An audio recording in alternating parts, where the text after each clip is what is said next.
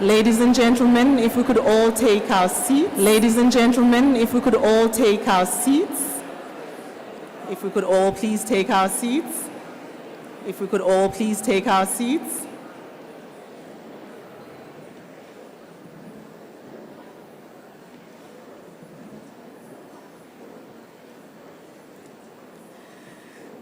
Thank you very much. I think we can start. Thank you very much. I'm loving the energy in the room, by the way. Start. If we can just keep I'm this loving the going energy for the in the room, whole by the 2 way. days, I'm going to be a happy lady. If we can just keep this going for the Thank whole you 2 so days, much. I'm going to be a happy lady. Thank you for coming to the Thank you so FSCA's much. Second Thank you for coming to the industry-wide FSCA's conference. Good morning to you all. Industry-wide conference. We really appreciate Good morning you being to you here. all. And a special We word really of appreciate welcome you being to our here. online audience. And a special Thank word you of welcome for joining to our us. We've got online hundreds of audience people streaming Thank you for live joining on us. YouTube We've got hundreds and of people on streaming our live LinkedIn on page. YouTube and on My name is our Thembisa LinkedIn Magele, page. And I am the head of communications. My name is at the Thembisa FSCA, Magele, and I am the head of delighted communications to to be be your your program FSCA. director over I the am next absolutely 2 days. delighted To be your Our program theme director for this over the year, next 2 days. I'm hoping will resonate Our theme with for this everybody. year, Because I'm hoping we will very resonate carefully with considered everybody. it.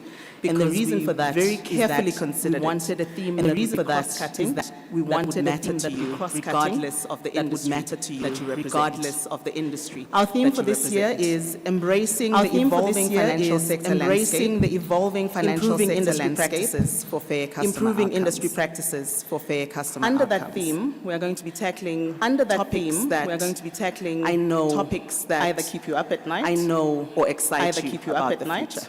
or Whichever excite one it you is, about the future. over the next 2 days, Whichever we'd one love it to hear is, from you. over the next 2 And, days, we'd get love a to sense hear of from you what it is and that get you are a sense thinking of around these what topics. it is You are some of the thinking topics around these include topics. innovation, some of the topics Financial include inclusion, innovation, the grey financial list, inclusion, sustainable the grey finance, list, sustainable cyber resilience, finance, and digital transformation.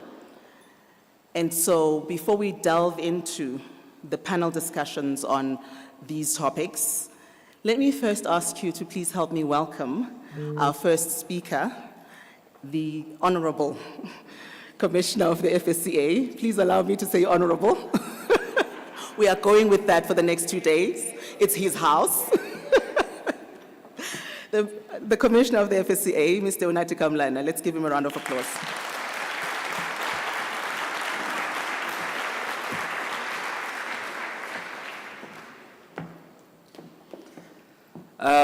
Thank you very much, Thembisa.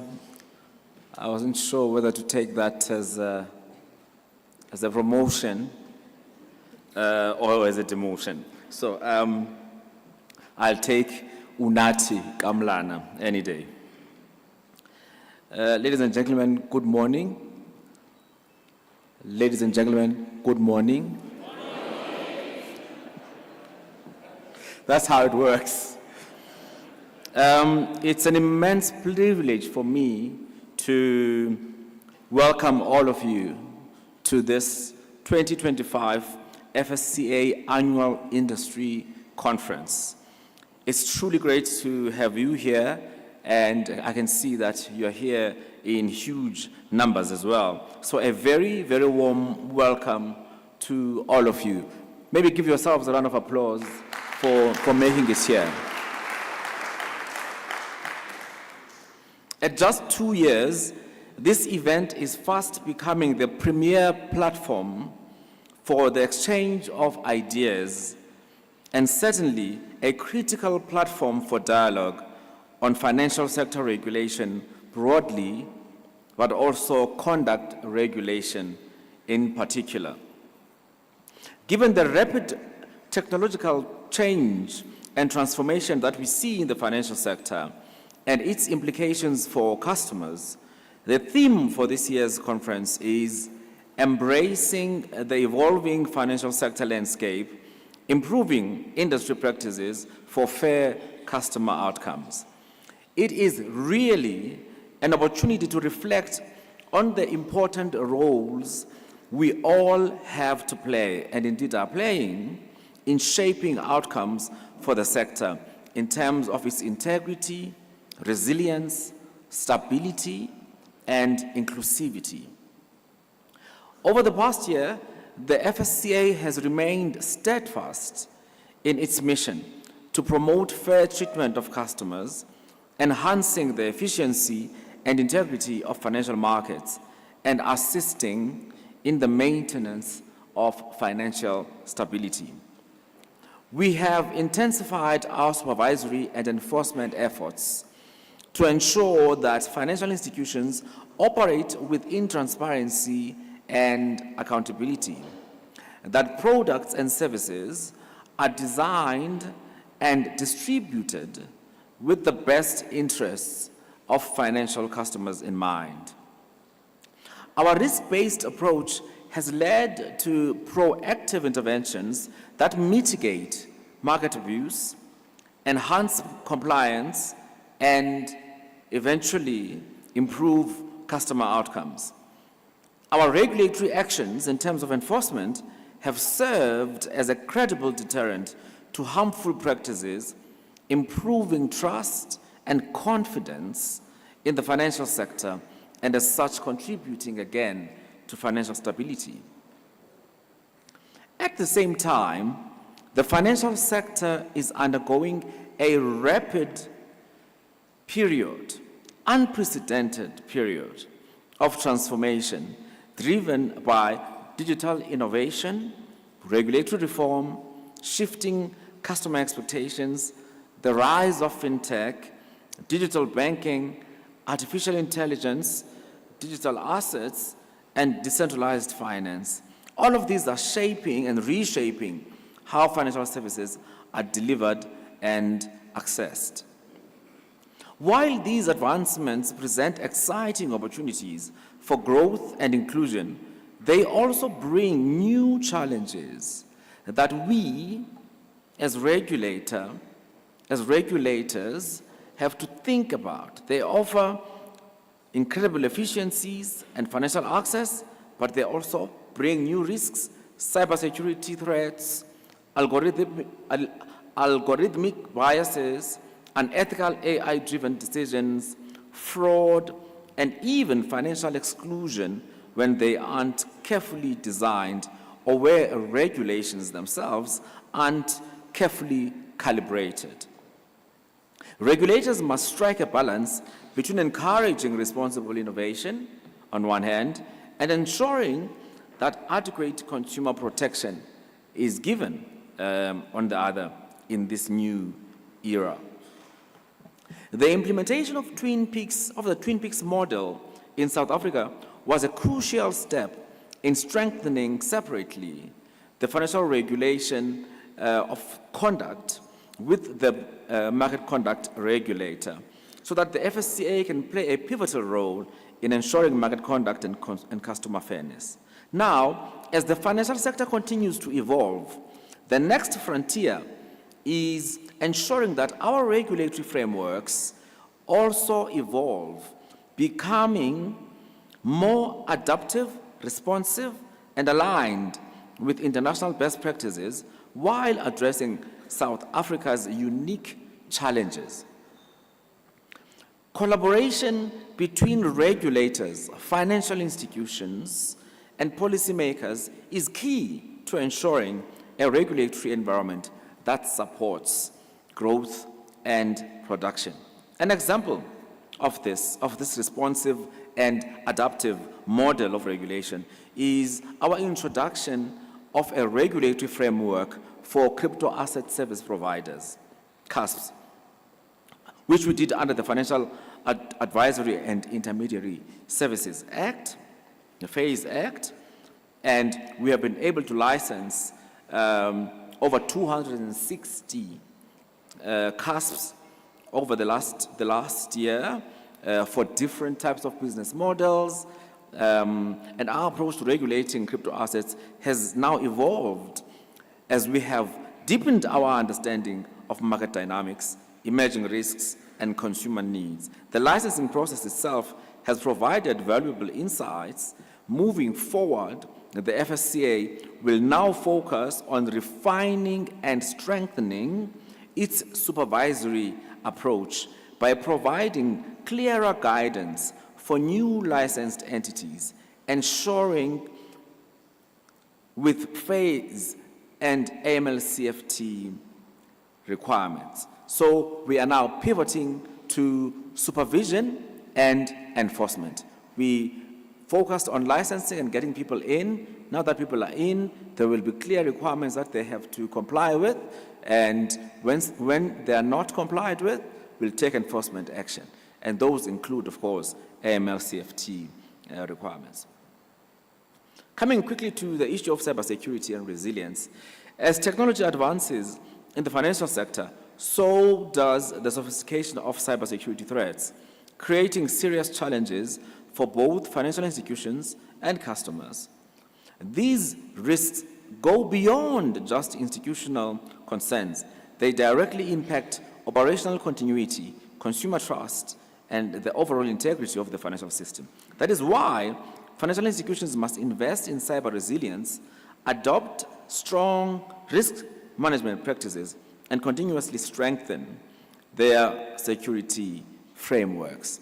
The joint standard on cybersecurity and cyber resilience, which we have jointly with the Prudential Authority issued, lays out clear expectations to ensure institutions are proactively addressing emerging cyber threats, safeguarding sensitive data, and strengthening the overall security of the financial sector. Cyber risk is not something that just can be ignored or handled reactively or privately. Staying ahead of emerging threats must be the priority. So, to my mind, the questions to address over the next 2 days are really, how do we navigate uncertainty while ensuring our financial sector remains resilient? How do we embrace rapid technological advancements while managing the risks that they bring? As climate risks become more pressing, how do we make sure financial markets aren't just resilient, but also are driving real sustainability efforts? And more importantly, how do we refine our practices to build a financial system that is fair, transparent, and truly customer-focused? These conversations are even more critical this year as part of the South African presidency of the G20. I checked this part over and over again so that it meets the standard of diplomatic speak. These conversations are even more critical this year as part of the South African presidency of the G20.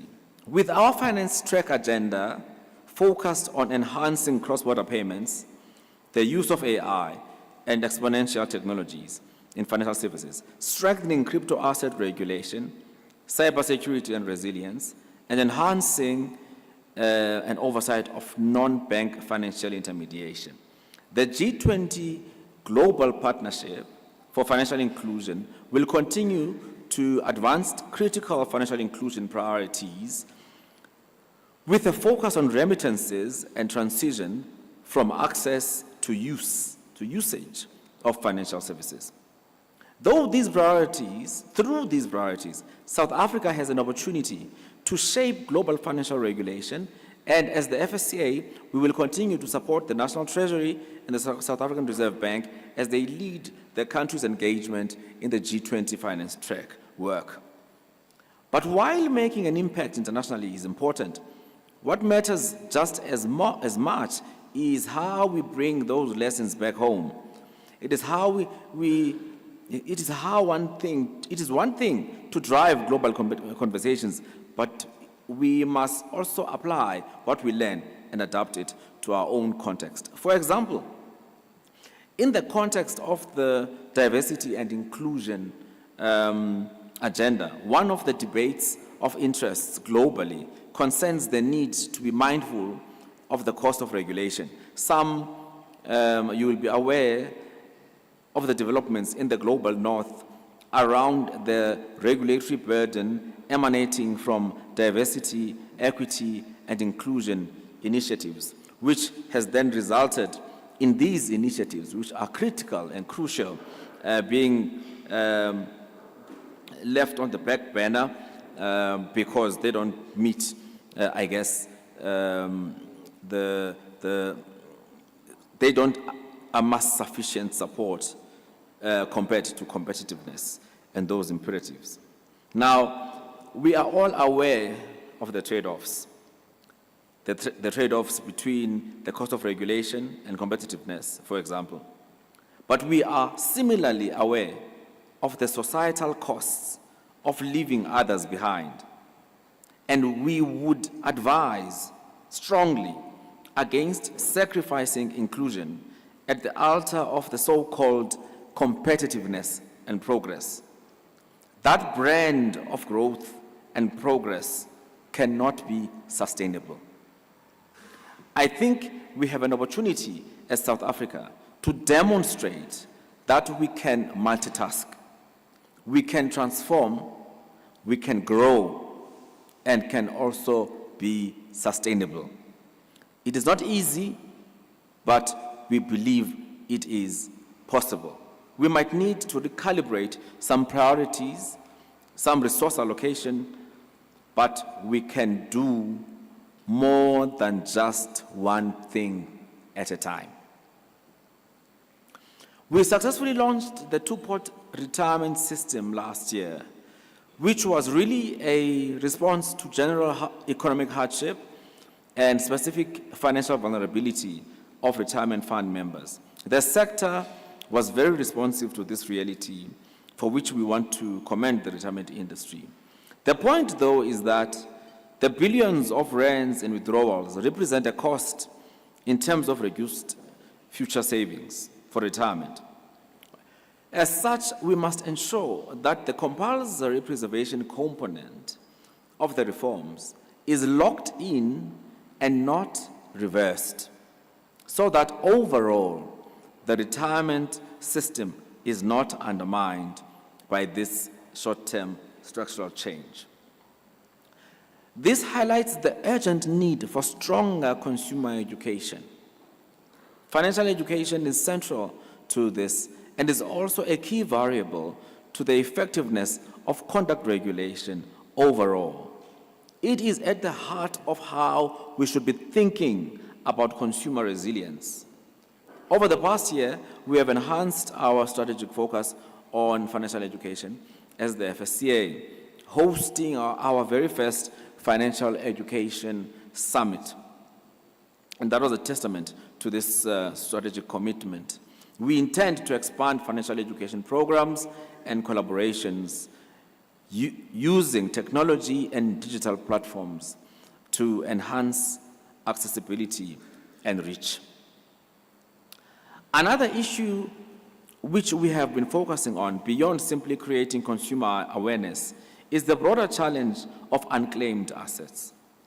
This is a significant issue in South Africa, in the South African financial sector, with an estimated 88 billion rand sitting unclaimed across various financial institutions and their balance sheets. The problem isn't just about numbers. It has real consequences for people who are often unaware of their entitlements, leaving them unable to access funds that rightfully belong to them, which they could use for education, for starting a business, for paying off debt, and so on. We need to get to a place where we find a solution which prioritizes that these funds be brought together returned to their rightful owners. And the FSCA is focused on taking this work forward. As the financial sector continues to evolve, so too must the regulatory frameworks that govern it. Improving industry practices is essential to ensuring that financial services consistently deliver fair customer outcomes. The coffee bill represents a legislative approach that encapsulates this vision. Unlike traditional rules-based regulations, coffee prioritizes flexibility. As communicated by National Treasury last week, the bill will be submitted to Cabinet for approval before being tabled Parliament sometime this year. The FSCA, on its part, we have been actively preparing for this transition internally, and we would like to also encourage the sector to do the same. Coffee Bill has taken a bit of a while to get to where it is, but Coffee Bill is the reality of how the financial sector in South Africa will be regulated, certainly from a conduct perspective. So it is not going away. Another key focus area for us has been to strengthen our supervisory capabilities for dealing with AML-CFT risks and taking firm enforcement action against entities that fail to comply with the AML-CFT regulatory frameworks. This work forms part of the South Africa's broader efforts to exit the Financial Action Task Force grey list. Led by the National Treasury, through collaborative efforts across multiple government agencies, significant progress has been made. Mr. Mwaniat, who heads our delegation to FATF, will provide later insights into the progress achieved and what remains to be done. But as for the FSCA, we are certainly confident that we are closer now than we have been to exiting the FATF grey list. I thought you were going to clap hands.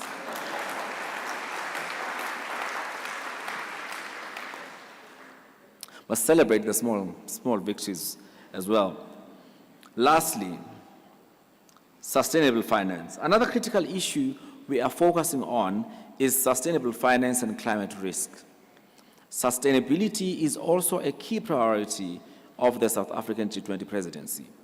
Climate-related financial risks are real and material, requiring financial institutions to integrate ESG considerations into their decision-making processes. However, as sustainability gains momentum, conduct risks such as greenwashing, where institutions misrepresent their sustainability efforts, have become an area of focus for the FSCA.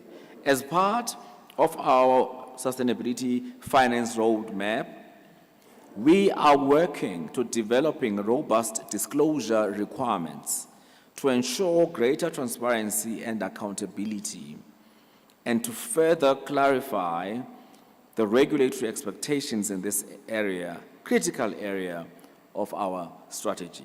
So watch the space. And in conclusion, as we embark on today's discussions, we encourage open dialogue, innovative thinking, and a shared commitment to shaping a financial sector that is not only resilient and well-regulated, but also inclusive and responsive to the needs of all South Africans, who will also share how we are creating an FSCA of the future. We will also share how we will be creating an FSCA of the future through the investment we are making into our SupTech solution that we are investing in, which will transform how we interact with the sector and how we analyze the data that we receive so that we can package it for insights from supervision to enforcement and other uses which make sense in terms of the mandate of the FSCA. So once again, I warmly welcome everyone to this conference, and I hope you will engage actively in the insightful discussions ahead. Thank you so very much.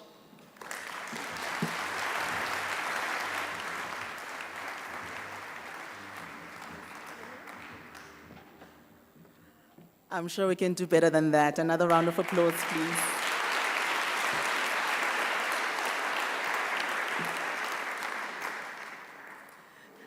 Thank you so much, Commissioner. You've given us so much to talk about and discuss, which will be the bedrock of our panel discussions and also our live polling that we will be doing both in the venue and also online over the next 2 days. If you would like to find us on social media, please do. Here are the hashtags. FSCA Con 25. Yeah, the pop, please. FSCA Con 25 and hashtag FSCA Talks. Those are the two hashtags. If we can please try and trend over the next 2 days so that the kids can also know we are cool, we are with it. That's the plan. The polls will be up on our LinkedIn page, but you can also see what's happening on YouTube as well. Underpinning everything that the Commissioner spoke about is our ability to transform digitally and to keep up with the times. And so our very first panel for today is going to look at that. But we cannot, as the FSCA, talk about the sector being digitally transforming and doing all of these things, and we ourselves don't do that. And so for our first panel discussion, we want to give you a sense of what we are doing as a regulator to transform and how that impacts you and what it means for you. And so I'm going to ask our first moderator, Deputy Commissioner Astrid Ludin, to come up with her panelists, and they are going to do a couple of presentations and then also take some questions from you. Later on in the program, we're going to be talking about financial innovation. We're going to be chatting about sustainable finance, and even for those panel discussions, we would like your participation, please. For now, though, let's put our hands together for our first panel.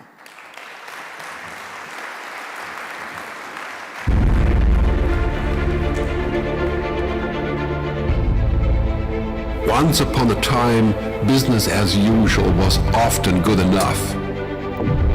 No more. Where we are going, good enough is dead. In a world where everything is connected, where everything is equally excellent, where performance is reaching perfection, there's only one space left to innovate in: you. Right now, you are a central point in the raging tornado of change fueled by digitization, mobilization, augmentation, disintermediation, automation. Well, the list goes on. Science fiction is becoming science fact. Think about self-driving cars or computers that can learn and think. The way we work will never be the same. The skills we need will be dramatically different. Winning or losing are now happening faster than ever before. So what's your response? How will you discover new opportunities in one of the most transformational times in human history? Are you driving change, or are you being driven by it? Disruption has become the new normal. With change, it's always gradually, then suddenly, well, things really have stopped happening gradually. This change is exponential. Everything that used to be dumb and disconnected is now wired and intelligent. Cars, cities, ports, farms, even our bodies will be wired with sensors and will talk to each other. These game changers are also combinatorial. They amplify each other, creating a perfect storm of change. Quantum computing fuels big data. The Internet of Things fuels artificial intelligence and deep learning, which fuels robotics. However, anything that cannot be digitized or automated will become extremely valuable.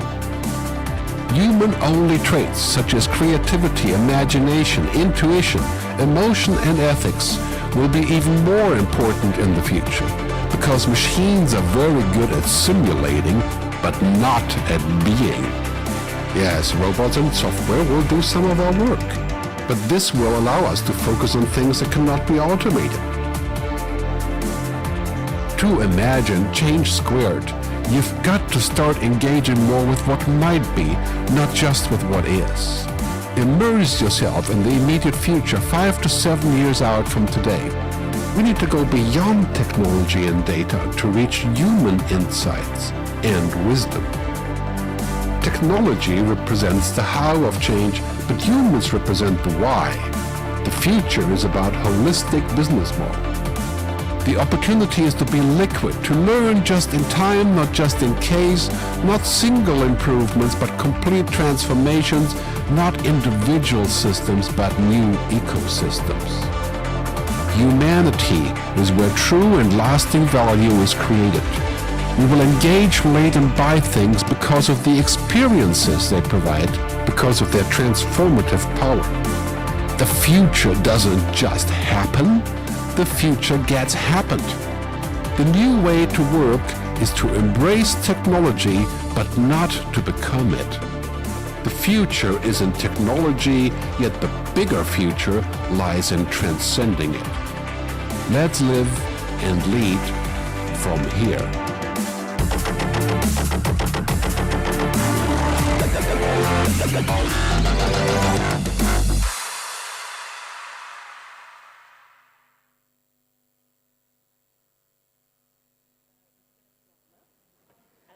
The mic is not off. Is it on now?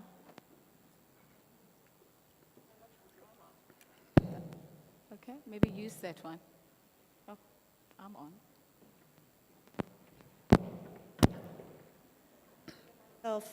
As I walk.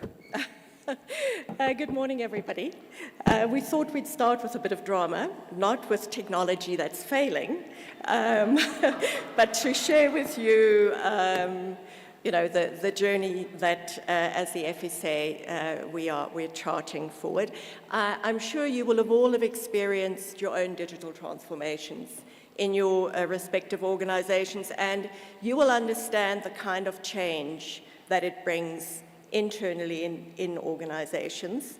And some of you may even have had to engage with your clients who were on the outside and had to deal with the changes that you went through. This morning, you are those clients on the outside, and we need to take you on the journey that we're going through to tell you what has informed our digital transformation journey, what the components of it are, and where we are in our process. So the FSCA's digital transformation journey, imperative, in fact, I think as the Commissioner mentioned earlier, is driven by our overall organizational objective, which is to become, well, one of our objectives is to become more responsive and more accessible. And it's something that our Commissioner has stressed from the beginning, and is also why he's taken such a keen interest in our initiatives. So let me now turn to introduce our panel. I've been privileged to work very closely with our ICT team over the past 4 years. And our team is led by the equally dynamic Phokeng Mogatse, who is our CIO, and I think shortly we'll also be introducing her as our Chief Digital Officer. So Phokeng has been driving our digital transformation strategically, not only from an IT perspective, but also because she has a deep understanding of the change and the kind of business impact that technology can have. And so it's not really surprising that she's currently completing an MPhil in change management. So today, Phokeng will give you an overview of our digital transformation strategy. Next to Phokeng, you have Mr. Setsedi Huma, who is our enterprise architect, and Setsedi will be taking you through elements of our transactional website. Setsedi has been with us it's been about 2 years now, hasn't it, Setsedi? And he's been absolutely key to the journey that we've been on. He is spearheading new approaches in the organization, and he's been thinking about the new capabilities that we need to develop, and he brings with him a very fresh and strategic way of looking at things. And then last, but definitely not least, is Lorraine van Deventer. She's our the head of our Supervisory Frameworks Department, and I'm sure many of you will have interacted with her in different capacities. Lorraine will take you through the elements of the soup tech that we're implementing. I've been working quite closely with Lorraine on this project as well, and I must say I've been struck and very impressed by the combination she brings to the group. She combines quite deep supervisory and regulatory experience with what I can only call an extraordinary eye for detail and an inquiring mind. And so she's been integral to developing the requirements for our new SupTech. So without further ado, I'm going to sit down and I'm going to hand over to Pukeng as our first speaker. Thank you. Good morning.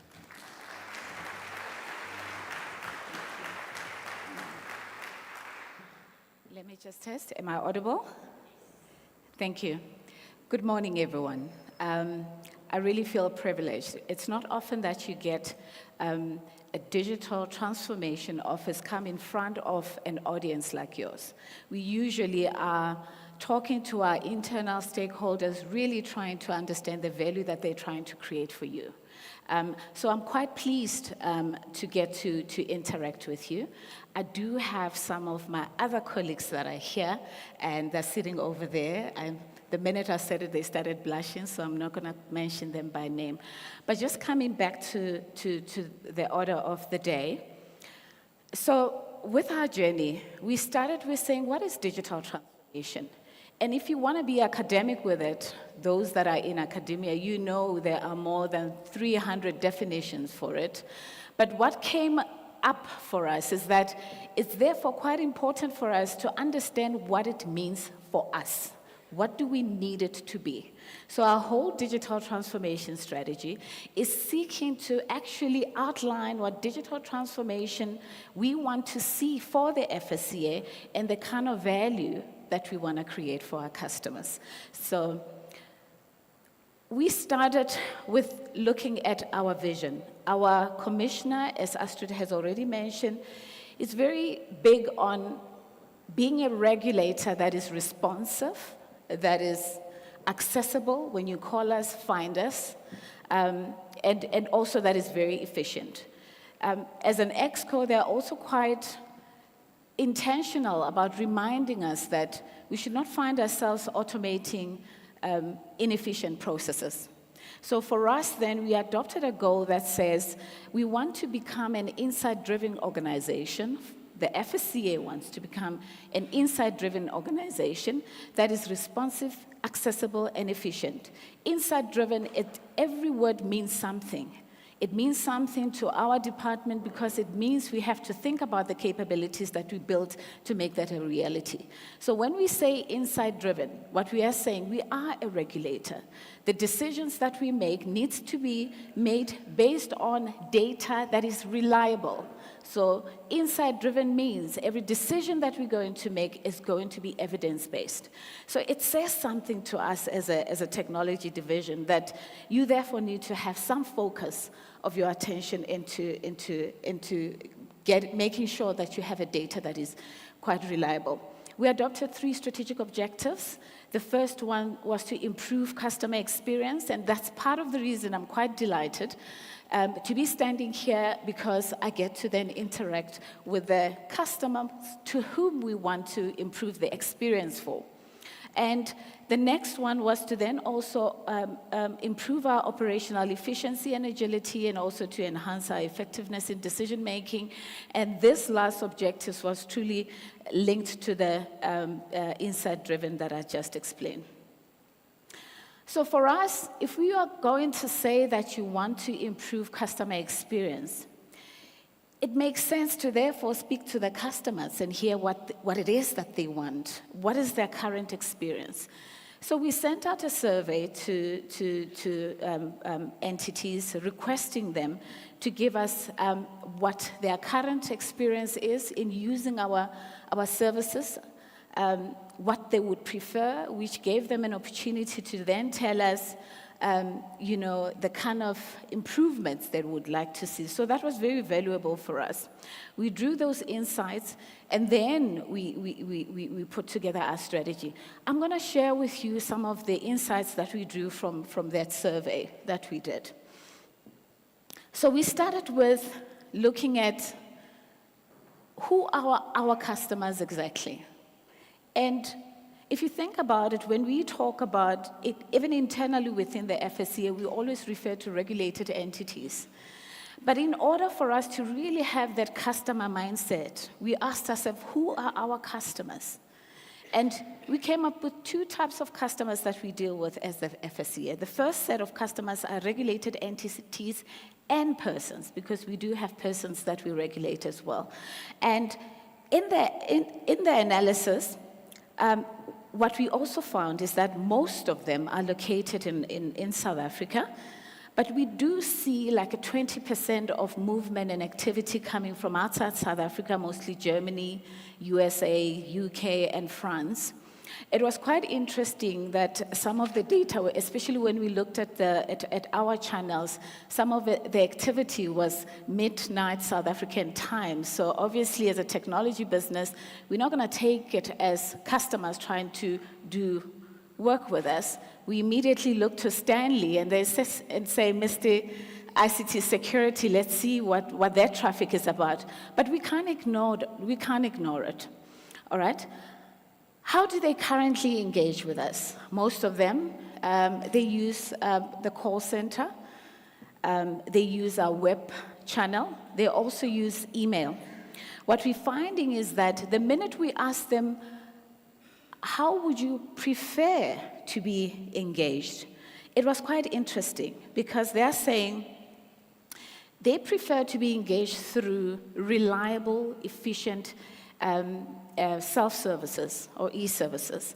Now, we do have some e-services that are there, which they use and they're quite happy to use. They're saying we want more of that, but we want it better, all right? They're also saying, you rely too much, Mr. and Mrs. FSCA, you rely too much on email. There are other channels that you could use. There's WhatsApp that you could use. You could have an FSCA app that you could use. And we would really like to have more direct engagements with you. It's not necessary that every engagement has to be a letter, but sometimes you just want to query something quickly. Give us that capability. So those are the suggestions that were coming from a regulated entities and persons point of view. Now, the second set of customers that we deal with is our consumers and investors out there. And they too currently engage with us through our call center, web, and email. But we also went a bit further to say, because we don't necessarily deal with this set of customers directly on a day-to-day basis, it was quite important to look at the traffic and understand when they do come through our channels, what do they come to us for? And what we find is that mostly it's for FICE verifications. They want to determine whether they're dealing with a reliable and compliant entity.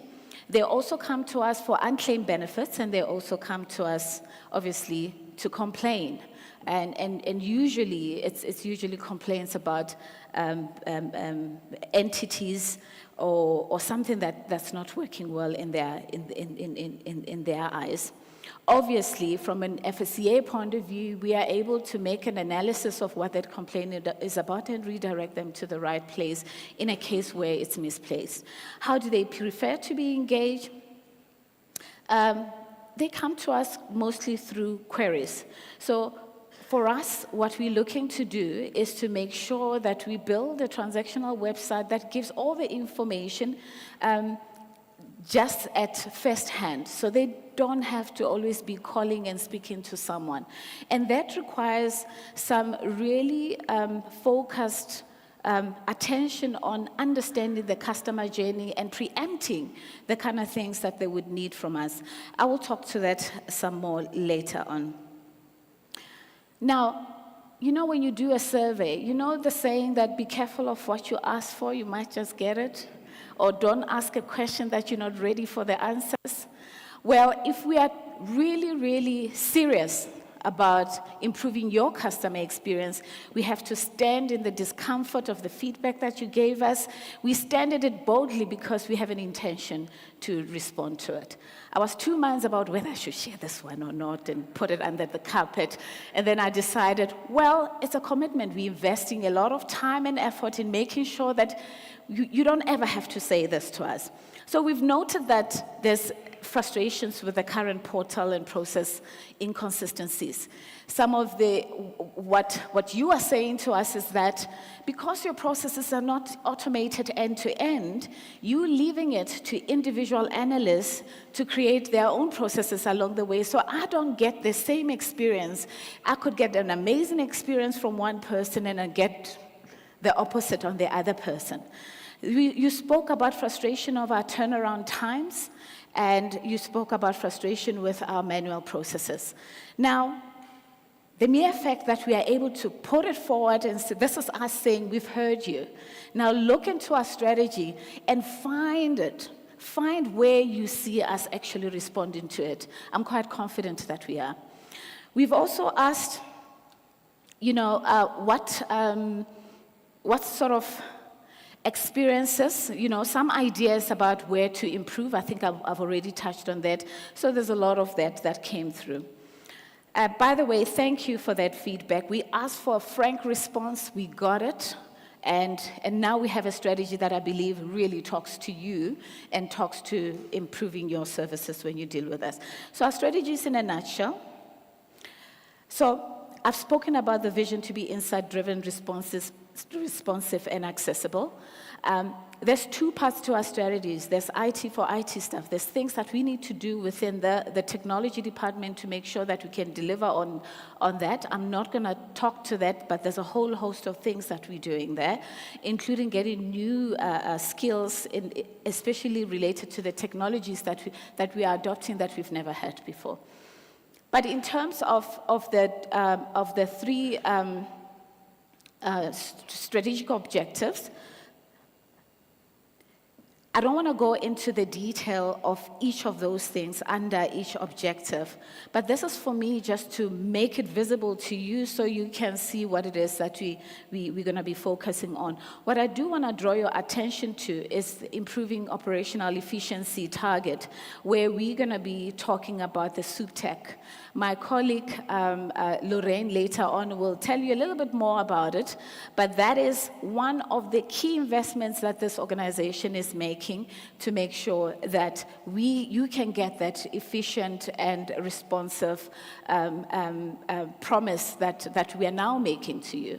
And then also, when we come to the improved customer experience, I want to draw you to the transactional website, which my colleague said will tell you. We'll start showing you some of the capabilities that we've started building, and hopefully we'll get time where he would be able to tell you about other things that you're not going to see today that are already in the pipeline. So this is us trying to show you that we've heard you, we are actually working on it, and we've got something to show at least today. The thing about it is, but for what purpose? All of these things are interconnected, and they're quite complex. This is not a walk in the park. But it's really important to hold on to the outcome of being responsive and accessible and efficient. The stop doing part, you see that chimney? It's more for my team. It's saying to them, you can't keep on putting more stuff and on top of more stuff. There's certain things we're going to have to stop doing, and that's an internal discussion, and I see the smiles. Okay, so what does it mean for you? Again, you're talking about all these things, you've heard it. Why? Why am I even listening to you? All right. From a transactional website point of view, we are creating capability to create that unified experience. Do you know how irritating it is that you phone, you speak to one person today when you call a store or something, speak to one person today, and then tomorrow when you call, you have to start your story from scratch, all right? We're trying to make sure that our channels are so interrelated, and when in such a way that when you come back 2 days later or the next day or the next 30 minutes, you don't need to be starting from scratch because we'll have the channels. At the top there, those are the channels that we are looking into, and Setsedi will show you.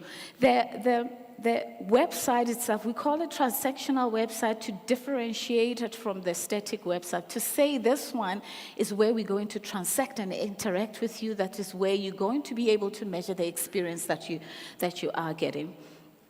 We've made it persona-driven. We didn't want to go for one-size-fits-all. you know? We come with different needs. So if we can segment the different type of personas that come with you as a customer base, then we should be able to preempt that a compliance officer may have something different, would need something different, a different experience from us than a job seeker. So we're quite intentional about that. So it's persona driven. So what it means, so what does it mean for you? Firstly, the voice of our customer is important from design right through to the time we start using these services. So my call is to request you that when we do make a call for participation in future, like we did when we did the survey, you responded, thank you for that. But we may ask you to avail yourself to test certain things with us, and so that we can get feedback. Please, okay, sorted. Please avail yourself when we do that. On the soup tech side, on the soup tech side, our main focus there is we're re-engineering our processes for efficiency, and we're automating them, obviously paying attention to that end-to-end so that your experience is tightly put together. We've broken down the soup tech project into 3 phases. We had done with phase 1, finalizing, we are starting with phase 2. But when we get to between phase 2 and phase 3, we plan to run a pilot phase. That pilot phase, what we would do, we would invite a sample, we'll get the right mix, a sample of customers that will come and help us validate the submission of returns functionality. Please avail yourselves, put your hands up when we do approach you for that. We will also start communicating information so that you are able to prepare for go live. We do understand that there are certain things that you will have to do in your own systems in such a way that you are able to then respond to work seamlessly with our soup tech. We are finalizing the communication plan, information of how to prepare, as well as communication on timelines, exactly when things are going to happen. We are finalizing it, and we're going to be communicating that soon. When we do go live, we will put together a support system in place where you will be able to log a call with us. There will be some training sessions that will be set up. There will be some infographic videos, support center, online meeting scheduler in the event that we're not able to help you remotely and you need that face-to-face kind of interaction. We will be providing that support.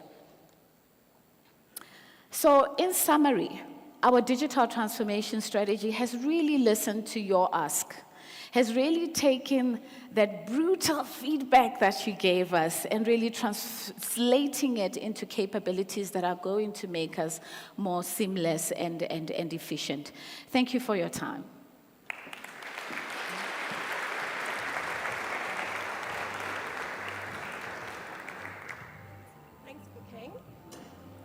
Can you hear me? Yes. Yes, excellent. I told you she was dynamic. Thank you, Phokeng. I think you've given a very good sense to everybody of what the scale is of what we are undertaking here. And I'm going to, before we go to Setsedi, I'm going to just ask Phokeng a difficult question. You said that we would communicate, you said that this is what we're doing, but what we haven't told anybody is what are the time frames that we're talking about. So the difficult question to you is, Phokeng, can we give some kind of indicative time frames? I thought she wasn't going to ask that. Okay. Well, she did. For the soup tech, we aiming for the 3rd quarter of next year. But you all know that technology projects are quite volatile and quite agile, but all hands are on deck towards a soup tech that is live around the third quarter of next year. Now, before she asks me another question of when am I going to communicate the timelines, because you guys need to prepare, we are looking within the third quarter, around September-ish this year, we should be sending you information around how to prepare for the system. Now, that would give you approximately a year, and we would also make sure that we set up a support center where you are able to ask the questions while you're doing your preparation. Thank you. Thanks, Phokeng.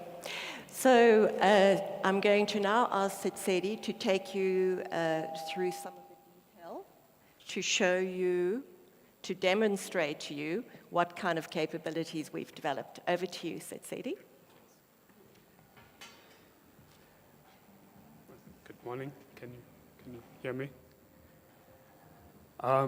My brief is slightly different. It's really to show the progress we've managed to achieve thus far after the digital transformation strategy approval.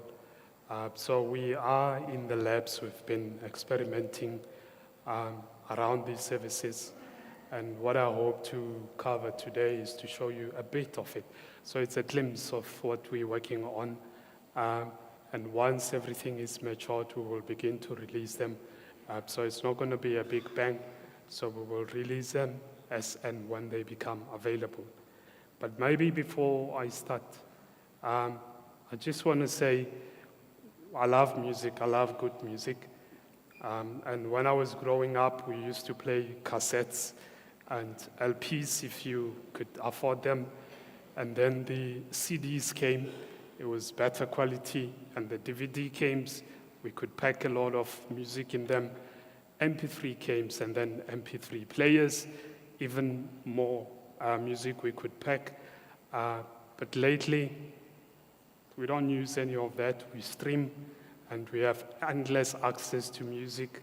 If you do streaming, they even know your preferences. You can change them.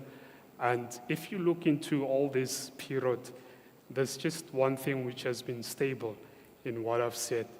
So it's listening to music. The solutions have been different, but the key thing is, for those who love music, how do you enhance what you do with music? So it's not doing music, but it's enhancing what you do, and it adds value to what you do. If you like reading, studying, you play it in the background. If you're cooking, for those who are cooks and chefs, whatever it is. And it's out of this that inspired us how to reimagine these services. We looked into what is stable across activities, goals, jobs, if you like, that the FSCA stakeholders, regulated entity, regulated persons, what is it that they're really doing that from an FSCA point of view, we could add value to them and enhance their experiences. So I will talk a lot around the experiences bit. Lorraine will touch on the hardcore stuff, which is subtech, but that's where the difference is. That inspired us, like I said, but I'll also cover the challenges that we've experienced. Our CIO has already touched on some of them based on the feedback that you gave us. But I would like to ground what I'm going to show on some of them. It's not possible to showcase all of them, but I'll just touch on a few of them with the limited time that I have. But the key thing that came out, and which is salient across all these challenges, it's the company's way of accessing the information we have. We have a plethora of information resources. Sometimes it's confusing to us as well. The access to the information, you sometimes have a language barrier. It's very legalistic in how it's written. Fortunately, for some of you are legal graduates, but for the rest of us, we battle to understand what it means, and we certainly share that experiences with other people. The other things was, how do we engage? We do have news, we do have newsletters, But if you look at them, it's that. It's content, you look at it, but how do you engage? How do we know if you like the content that we're providing to you? How do you share that content? How do you give us feedback that you think will enhance what we're doing? So that's an aspect that we will be looking at. And the other things is the notifications. The notifications, based on the feedback, we have lots of them. They're not working that well because the request was to go granular on them. So for instance, if you want to subscribe for notices, you would subscribe for notices, but I bet you're going to get a lot of notices that sometimes you're not interested in. So how do you then sieve it and only focus on the things that you're interested in? The other bit is the access channels. The CIO spoke about the access channels. Predominantly, the primary one is the web, our website, and different portals within our website. But we started to look into other channels. Chatbots. Yes, some people love chatbots, some don't, but yes, they're there. But there would be a lot AI-driven. But you also have a mobile app. Yes, you bet it. Mobile app, it's in the works, and in due course, we will begin to unleash it. And then we are also looking at other social access channels like WhatsApp, and we have the traditional ones which are email, website, and SMS. Okay, so that's what I just wanted to do an overview on. In this journey, we looked at the stakeholders as institutions. It's bank, it's insurances, and so on and so forth. But we came to realize that behind all of the institutions, behind all of the organizations that we serve, there's actually people behind it. And we looked into a way of how do we get to the people? How do we understand these jobs they're trying to do? I spoke about the music. How do we bring the music through to enhance what is it that they're doing? And would they like classic? Would they like jazz? Would they like, different genres? And which ones are we going to play for which audiences and when they do what? So that has been the philosophy that has driven us. And we then came up, the CIO said, categorize them into the personas that you see. I like job seekers because that's where I started, but our deputy commissioner made sure that stay away from job seekers. So I'm going to pick up on compliance officers. I'm told most of you would be compliance officers, but others would be key individuals within their organizations, and so on and so forth. So compliance officers, when we looked in them, they come in different shapes and they are from different organizations and they do slightly different things. But in the main, they're compliance officers. We look for the stable jobs that they're trying to do. And we then elevated them to a profile that we can deal with. And we're going to pick Busim Kize, and please do not be worried, it's a fictitious name, but she represents she's a representation of all of these. And we looked into the goals, the jobs they're trying to do specifically, and look into how do we play them, the jazz then in them doing that. But what it also did for us, it gave us an opportunity to look into how do we then improve the frictions that they have when they interact with us. You would see, it's difficult because it's at my back, you would see the information resources that they interact with, you will see the touch points, and it's different touch points, and we looked into the friction thereof. And based on that, we then formulate the capabilities that we will slowly bring out. The first one I would like to touch on, it's really our website. So I'm not going to do a demo because demos do break, especially when there's a lot of people watching.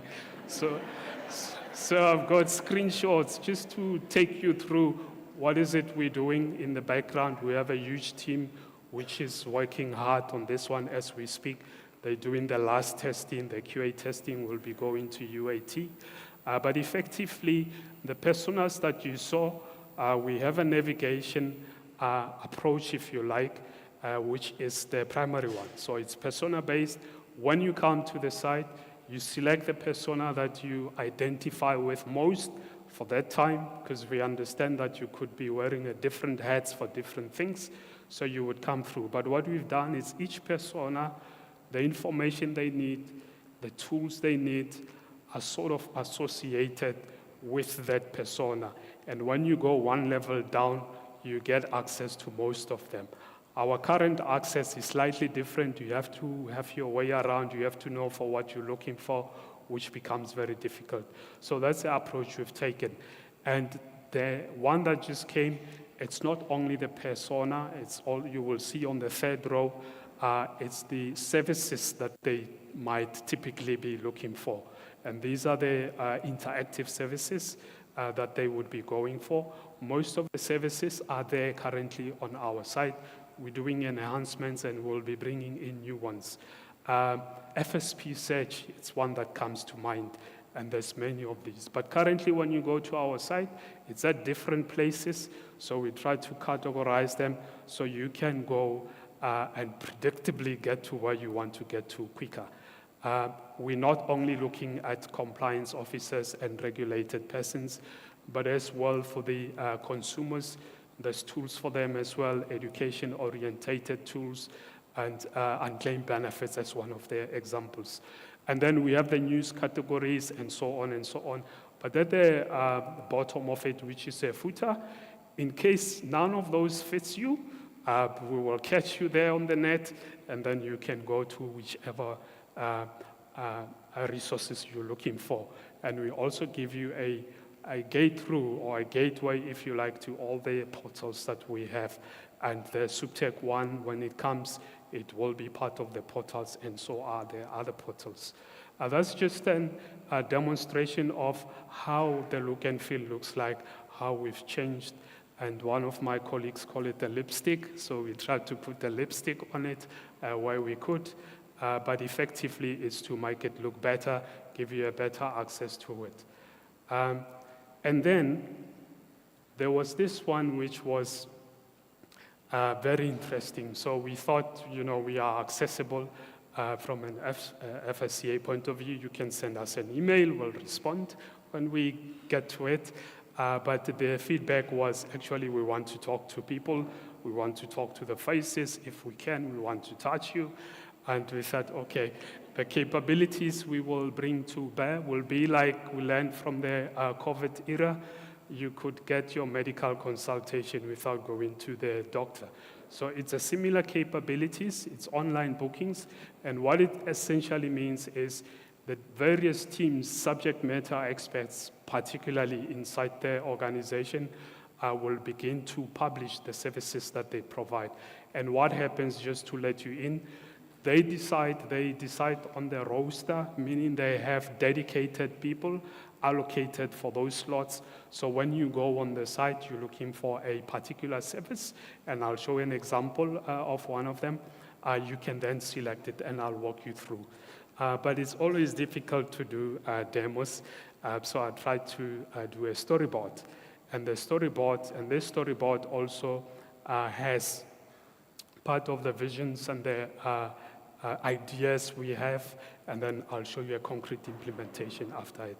So effectively, it's somebody who gets a notice announcement.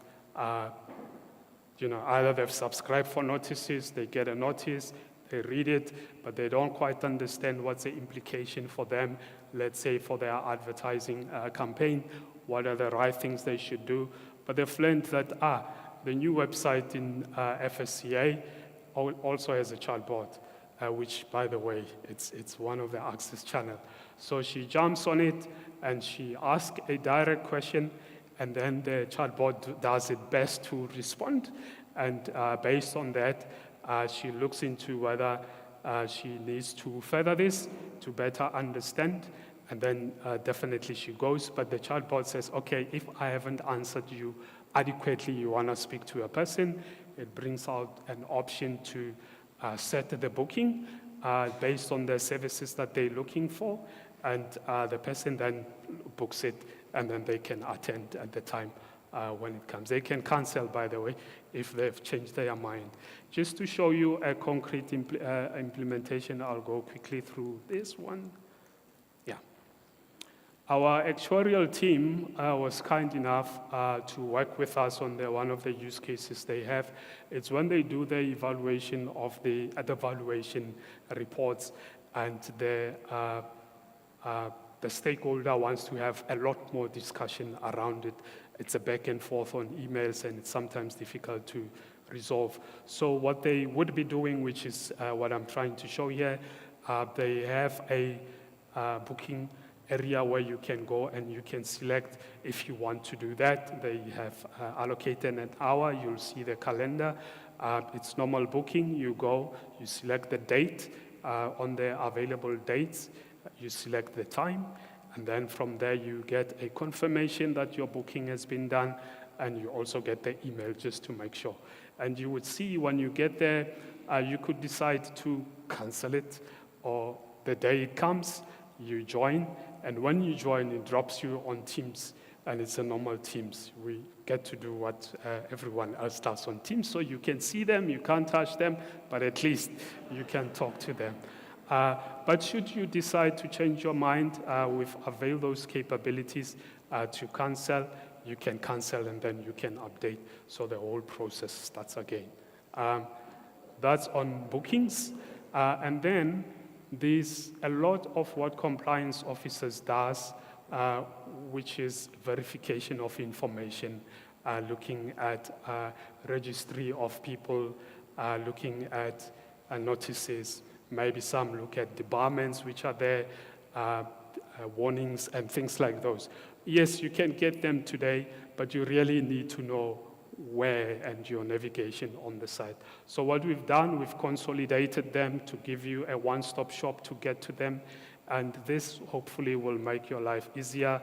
So it's an easy UI, so you would see its tabs of all that information in one place, and you get it as results that you can interact with. And in case you're not sure, we give you a drop-down list to say, okay, what information are you looking for? If you select it, it drops you there. You can do filters if you want to filter on all of that information. And if you pay attention, it's a lot of information. We even give you pages. You can get to the page you want to, but it's typically difficult. So what we then help you with is you can type. As you type, we have suggestions based on what you're typing to help you get there quicker. The last bit that we're working on, is not yet out, is for you to interact with it like a ChatGPT type interaction with this content. So that's what we're working on. We don't only have those, we also have enforcements. And on enforcement actions, the benefit as well is you will see the enforcement, you can search the types you're looking for, but you can go to the details as well. You can select it, you can look into what is the media release related to it, was there an order, and things like those. So you can still get to that content. That repeats, I'll jump that. Well, on the subscriptions, I've touched a bit earlier on the subscriptions, but for these, what we're bringing, which is slightly new, hopefully it will be well received, is to enable you to sign up, which you can today. But the difference is you can bring your social identities if you don't want us to keep your information. So you can, for now we're supporting LinkedIn, Google will be bringing in more, and then you can do that. But once you sign up, which I'll go to, you can get then the granularity that we've spoken about. But if you want us to keep your identities and passwords, we give you a service to reset your password if you've forgotten them, and made it easier for you to do your profile management. So I'll just build that up. As you would see, we've tried to make it granular. It's not the best looking UI, it's a lot of it. We're looking into making it better. But what I wanted to show you is what's in those categories. And if you pay attention, you would see that you don't only have emails now, You can do SMS, which we support. We'll bring in other channels as well. WhatsApp will be the next, and so on and so forth.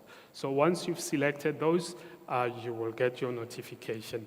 And your notification, as it is today, you'll get an email with the content, and then you can click it. We've brought in SMS, I said. The one thing we're working on, which will be an enhancement, is instead of just sending you this, we're looking at summarizing it for you. And when we send it, and this is AI-driven, we do the summary of the notification so you don't have to go back and read unless you really want to. So that's what we would be working on. I think the last part is the AI-powered search. Like everyone else, we have not escaped the AI hype, but we've been, as I said, looking into how do we make it tangible and suitable as a regulator on this information. It's a lot of it, and we're trying to look into how do we make it easier for you. I like saying ChatGPT-like, but we ground it on the information that we have so it doesn't go away and give you junk, if you like, and that's what we're doing. We haven't gone for those who are well versed in that area.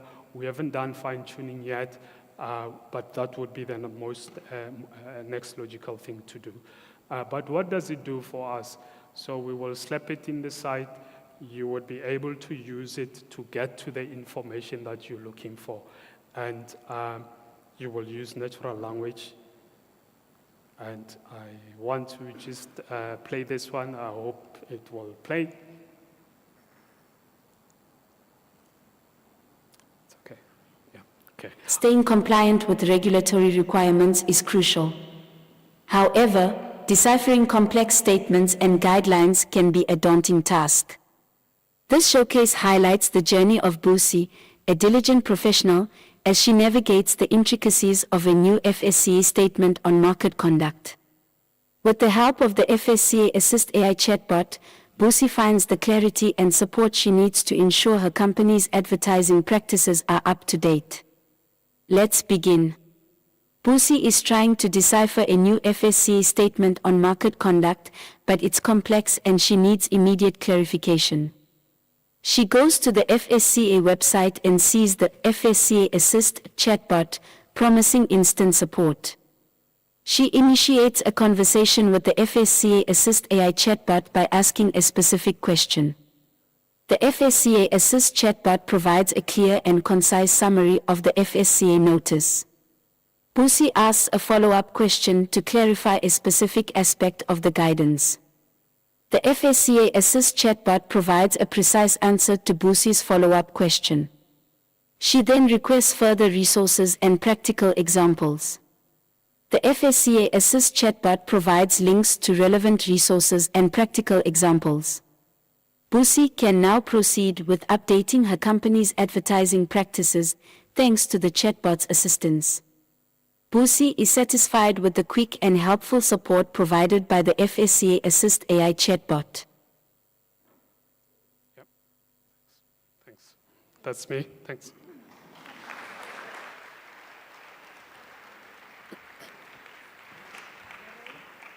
I'm always excited. No, it's fine, Lorraine. Yeah, I'm always excited when I see Setsedi's all his new the new developments. So Setsedi, is there anything else in addition to what you've shown us already that is in the pipeline? Yes, certainly. They are in the pipeline, and one of the biggest challenges was payment services and making payment services easier for our stakeholders. So that will be one of the next things to do. The other one that has always been a challenge has been profile management. So we've been waiting for the SUBTEC to finish off the profile management on the SUBTEC level. And once they're done, we'll be elevating it to the site and just making sure that there's a seamless access and consistency across. So those would be the key ones, besides the launch of the site when it's ready. Thanks. Great. Well, so there are lots of things that are going to be emerging over the next year, I think, slowly. Now, Lorraine is going to tell us about the SoupTech solution that we are in the process of designing and implementing. And yeah, let me not say anything, or let me leave it to Lorraine. Thanks, Lorraine.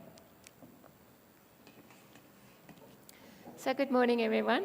So I have the pleasure today to give you an overview of the RS SoupTech solution, a game changer in how we are going to regulate, interact, and manage our data. So RS isn't just a system update or a system upgrade, as you have heard from Bekeng's presentation. It is really about optimizing our resources. It's about streamlining our processes, enhancing efficiency, and really transforming how we are going to engage with you as our regulated entities. For me, it's similar to like upgrading from the old fax machines to email. So I'm going to take you quickly through the system, its key design principles, and what this transition means.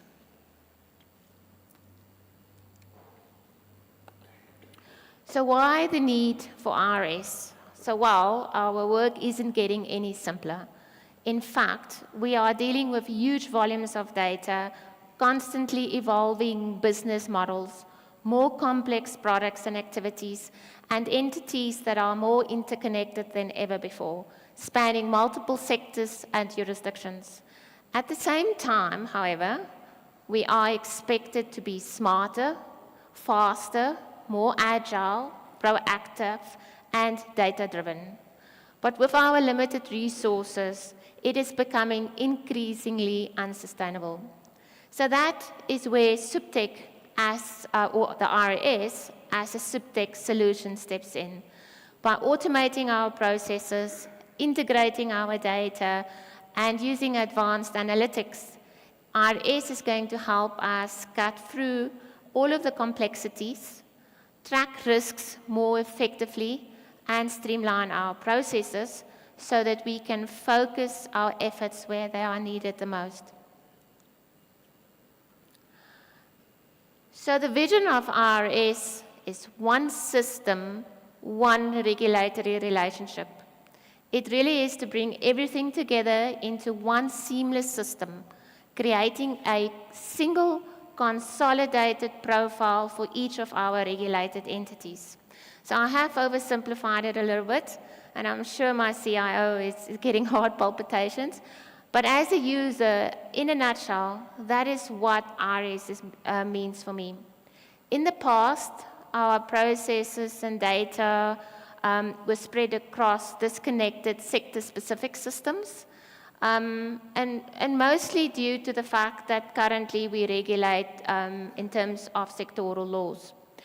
As you can imagine, this created quite a bit of fragmentation and inconsistencies and inefficiencies. Sometimes finding the relevant data, especially when it cuts across different sectors and it's contained on different systems, was quite challenging. It also resulted in entities, especially those who have multiple authorization, being required to submit the same information multiple times in different formats across different platforms. RS is going to solve all of these challenges by introducing a single integrated system covering all the sectors and providing for a single comprehensive profile for each entity, no matter how many sectors you operate in. Standardized. It will further introduce standardized regulatory processes that will reduce the complexity and to eliminate efficiencies. It will create a central data repository for all our regulatory and supervisory data, and like I mentioned, this will definitely reduce duplication and improve accessibility of information. And more importantly, it's going to provide for a single digital portal that enables you to interact with us in a more seamless and an efficient manner. So to achieve this vision, RS is designed as a comprehensive end-to-end solution, so covering all of the activities related to an entity. So what does this mean for you? It means that whatever, whether you are applying for a license or a variation of a license, a profile change, an exemption, submitting a return, responding to regulatory interventions, or just checking what levies you need to pay, it will all happen in one place, giving you full visibility and a more improved and user-friendly experience. So what does it mean for us? So it's going to give us a complete 360-degree real-time view of all our entities. So no matter which team, function, or division interacts with an entity, all the regulatory and supervisory data will be consolidated. And let me use as an example a bank that, apart from its business as a bank, it also provides financial advice and OTC derivatives.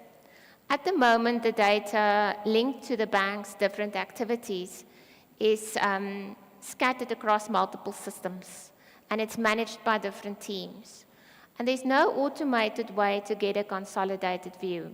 Currently, if we want a consolidated view of that bank's activities, we need to connect all of those dots through a manual process. And as you can imagine, it does take up quite a lot of resources.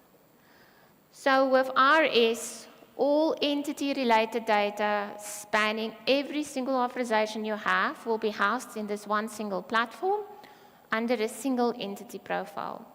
So currently, for those who have multiple authorizations in terms of the various sector laws, you have different profiles. So for each authorization, you have a profile. Under IRS, that will be consolidated into a single profile.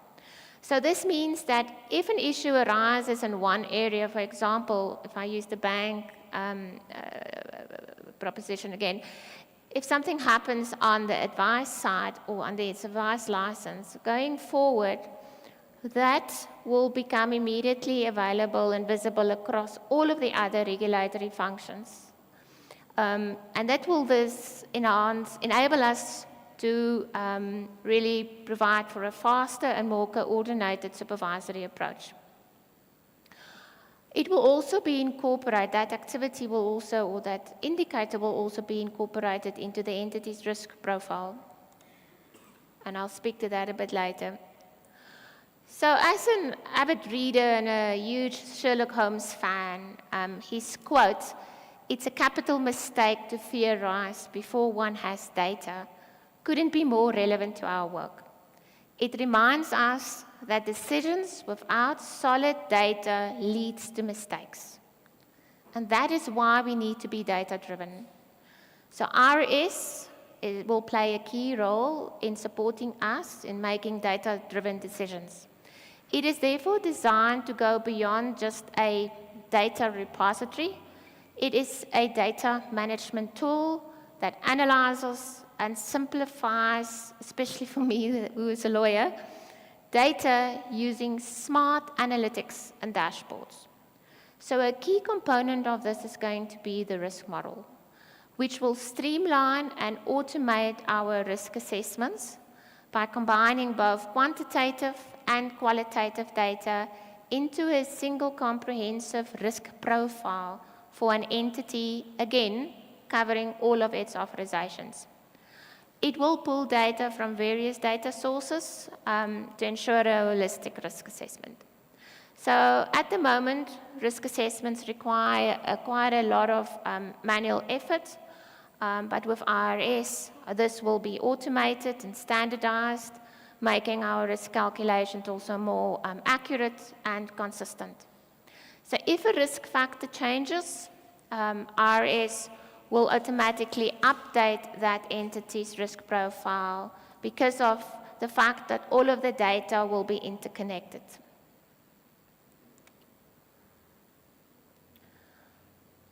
So as mentioned, the risk model is designed to consistently generate a single risk profile for each of our entities. It mainly follows a two-step process. First, it's assessing the entity's potential impact and then it will evaluate its residual risk. So that would be the inherent risks minus the control measures that you've implemented to mitigate those risks. The impact level of an entity will determine the level of routine supervision intervention. So for example, a high impact entity might be required to report more frequently than a low impact entity. The risk profile of the entity will also determine the level of supervisory intensity. So in other words, how often are we going to engage with you? The risk profile itself uses key indicators to quantify and assess risks across various risk categories and subcategories. So for example, some of the categories we would be looking at culture, governance, business models, your financial and operational resilience, business conduct, AML, to mention a few. As you can imagine, this model is heavily data-driven, drawing from multiple sources, with the regulatory returns, particularly the Omni, being the most critical. The Omni will be used to create the baseline risk profile, which will then be enhanced by other data sources. So what you can expect. So with the model now being finalized, there will be some adjustments to the Omni, not only to respond to the valuable feedback received from industry, but also to enhance its focus on the key risk matrix of the model. There will be consultation on these changes. We are also intending to review our regulatory returns to ensure that there are no duplication and requests for information.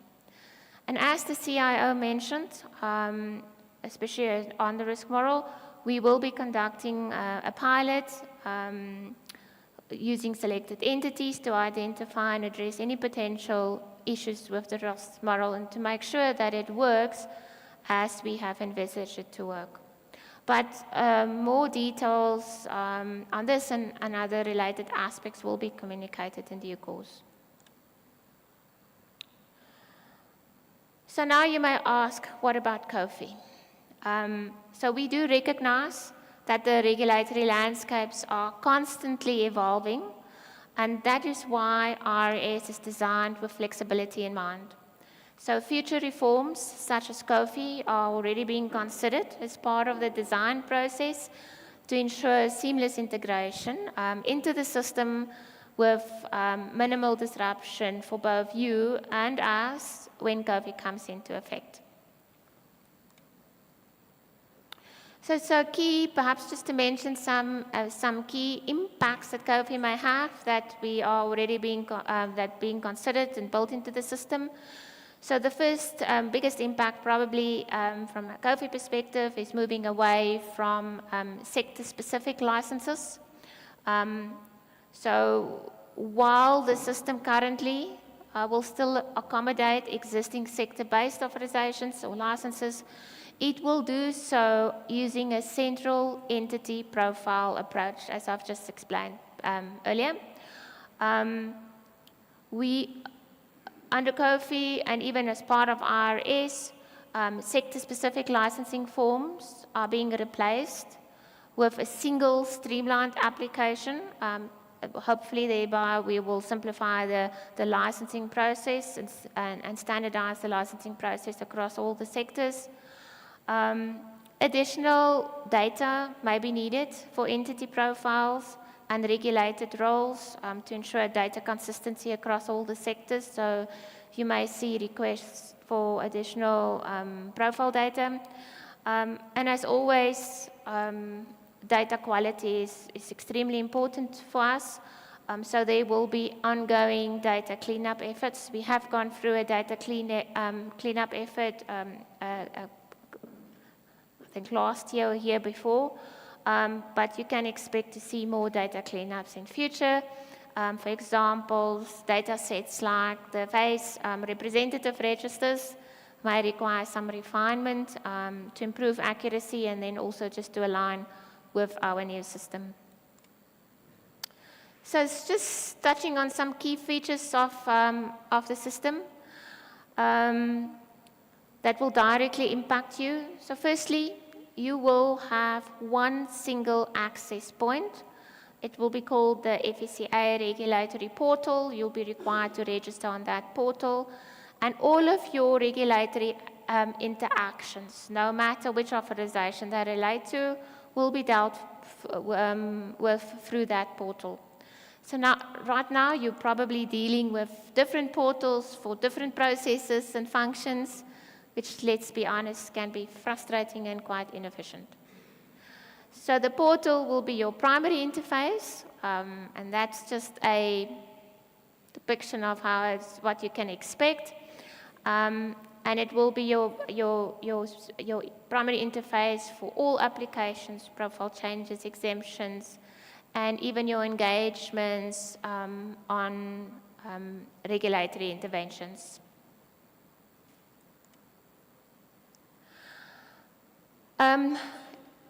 RS is further designed, or the portal rather, is further designed to keep you fully informed. So it will provide you, for example, with personalized dashboards showing pending notifications, upcoming deadlines, and also your outstanding submissions. It will thus give us a real-time overview of your compliance status. It will also provide for automatic email and portal notifications to ensure that nothing is missed. And perhaps just to give you an example of how the data integration is going to work. So you will be required to submit your return. If you fail to submit the return, that data is pulled from the portal right into the risk model, and it's incorporated into, because compliance status of an entity of which failure to submit submissions is a risk indicator. So the system in the background will calculate that risk based on various factors and measurements, and your risk profile will be updated automatically in the background if a submission is not submitted on the due date.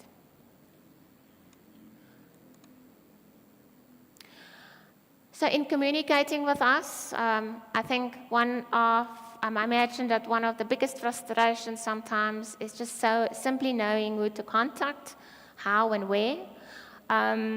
This is especially based on some of the calls that I get on a daily basis of people trying to look for somebody. With IRS, that all is going to change again. So every conversation related to a return or an application or an intervention will be directly linked to it in the portal. And you will have full access to that history of engagement with the regulator. So no more guessing who to email or digging through old messages. Everything you need is right there in one place on the portal. And lastly, the new portal has a modern interface. So it will make the submission and the completion of the returns a bit more easier. And will also provide you with immediate feedback on validation errors. So which means that there will be no more back and forth emails on the submission of your returns just to correct minor issues. So that is the end of my presentation, and I am looking forward to engaging further with you as we transition into the new system. Thank you.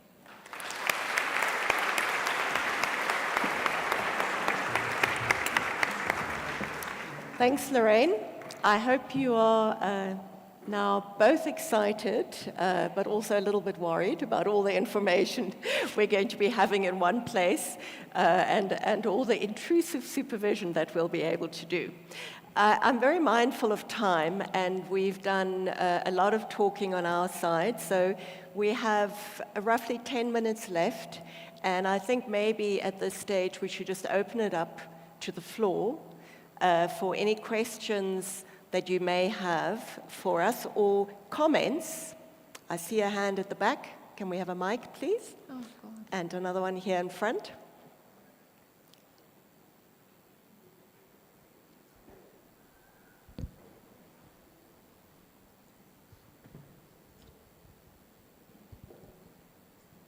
His Honour. Hi, thanks. Question for Lorraine. Thanks, Lorraine. Very exciting. Looks great. Just a question regarding the Omni CBR to do the base risk assessment. Are you going to do is the thinking to do a very basic type of Omni CBR to get the initial information in?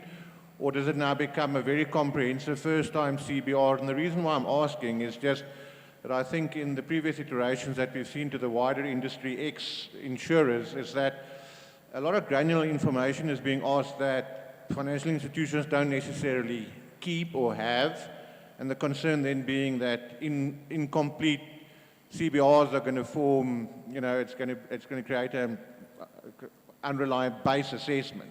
So just a question about when we start doing a CBR, what is that first iteration going to look like? Are you okay? No. Okay, let's take a couple of questions. Please. Hi, can you?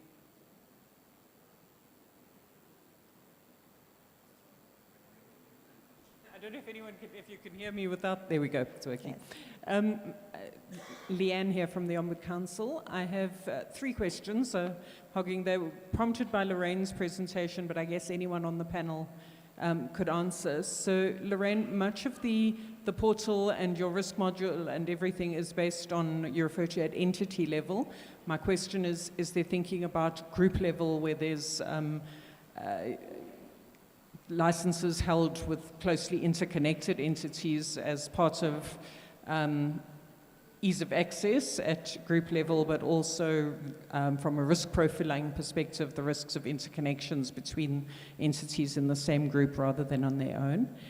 My second question is, you mentioned that one of your slides spoke about the risk being based on the impact on customers and the financial system. Does that mean the risk profile goes beyond conduct risk specifically? And if so, what is the thinking about working together with the Prudential Authority on risk more holistically from an entity? And thirdly, a more practical question, is the intention that the risk profile rating would be shared with the entity concerned? Okay, let's hold it at these questions, because I saw a couple of hands. Yeah, Charles Stein here. All right. This question is to Sechedi. On the chatbot, what is the legal implication of acting on the response from that AI chatbot? Okay. These are great questions. Let's deal with them one at a time. Okay, so I just want to answer the question on the CBR and the Omni CBR, and I'm actually going to ask my colleague, who's shaking her head in the audience, that she does not want to come in. So I'm going to put my head on the block here.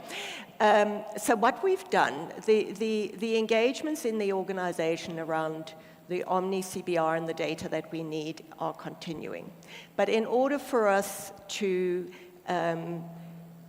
get the data we need as we roll out the system, if our system, if we go live next year, we need data. So what we've done is we've got a streamlined a set of data return that relates specifically to the risk model. So it of course, it doesn't deal with all the information that we need as a supervisor. And so what we are engaging on further is what additional information will we need over and above the information we need for the risk return. Okay, so that's where we are in our engagement on the Omni. I'm going to ask Lorraine to talk to the other questions, and then Setsedi, I hope you can answer the question. we might ask for some help from the audience. Lorraine? Yeah, so thank you. So on the question relating to group risks, so at the moment, the risk model is focusing on entity-specific risks.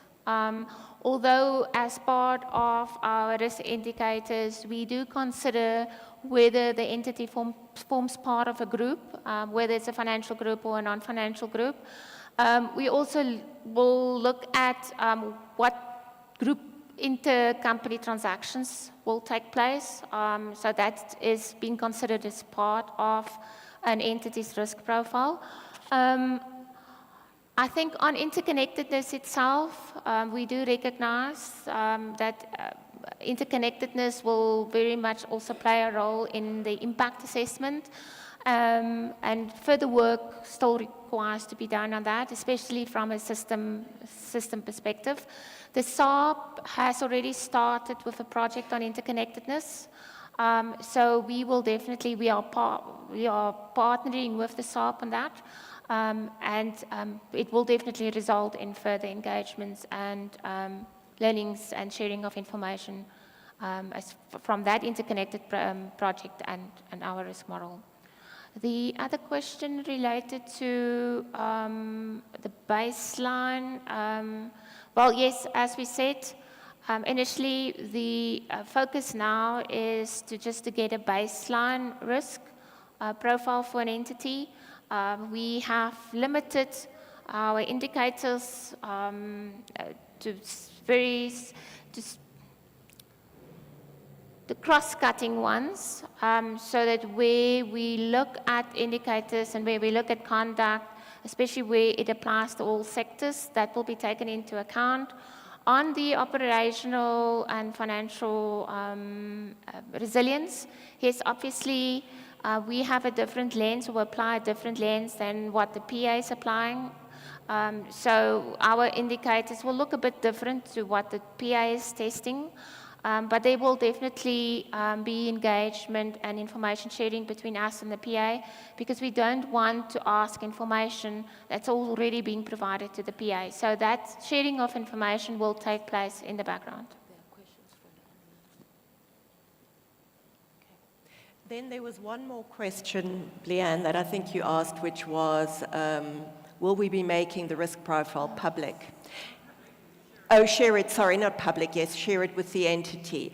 And it's not something that we've discussed internally. I know that some regulators do it, but it's something that I think we still need to have further discussion on. All right, let's ask about the AI question, and then we may have time for one more question. Yeah, thanks. This is, for AI enthusiasts, this is always a difficult question to answer, because it's actually a legal matter and a legal ramification of especially the recommendations and suggestions. I did, if you recall in my talk, say we haven't gone into fine-tuning. So the fine-tuning is when we curate the answers that comes, the recommendations that comes out of the data that we ground the chatbot on. So those that are recommendation-oriented would need to be validated by various subject matter experts inside the organization, and specifically the legal department to give a thumbs up before they go out. But the rest of the recommendations are mainly informational. But over and above it, we would have the disclaimers, which are terms of use for the information that we render. But it's a serious matter which often requires that the legal verify it and say, yeah. We certainly won't be giving you AI-driven legal advice. So I think that will be managed very carefully. I see that we have come to the end of our session. You've seen the team. Please ask them questions during the break, and let's give them another round of applause. Thanks.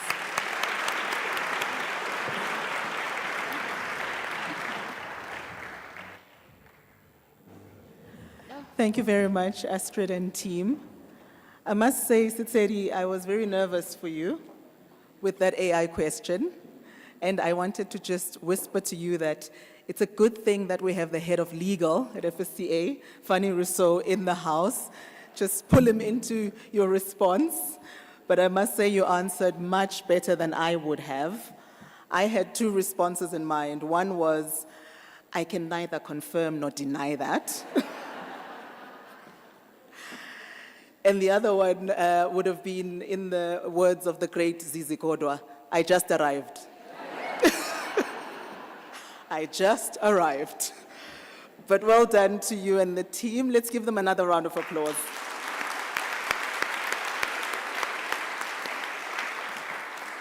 Ladies and gentlemen, we're going to break for tea now. It is 5 to 11. Can I please ask that we be back in the room at 11:15? We've got 2 more panel discussions after the tea break before we break for lunch. One will be on innovation and the link between innovation and financial inclusion, and the second one will be on sustainable finance. So please do stay tuned. Thank you.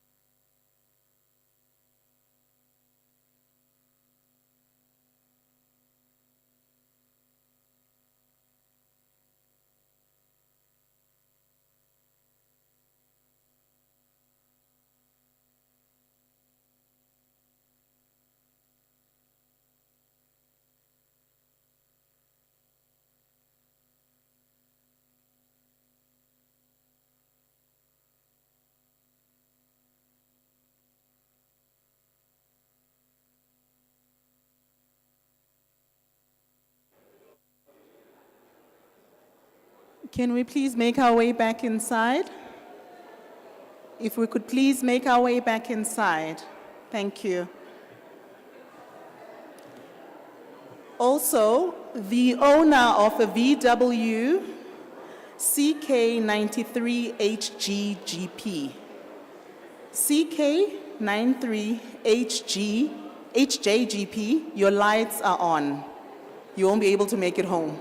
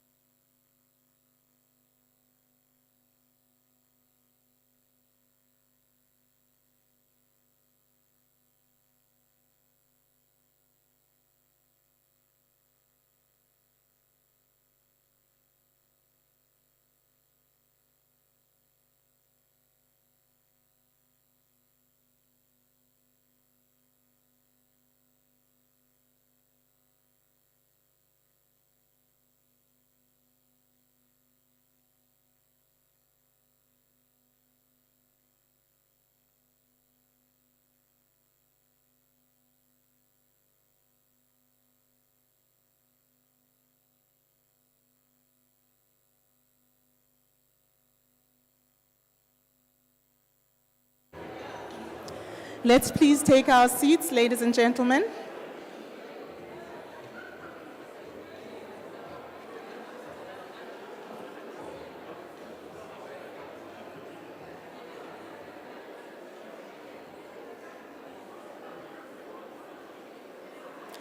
Our next panel is ready to kick off.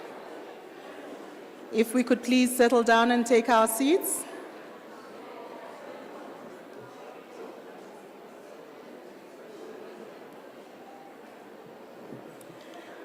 In the interest of time, I think let's continue as people are coming in.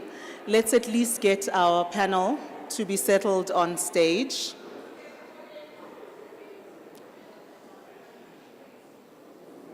Thank you.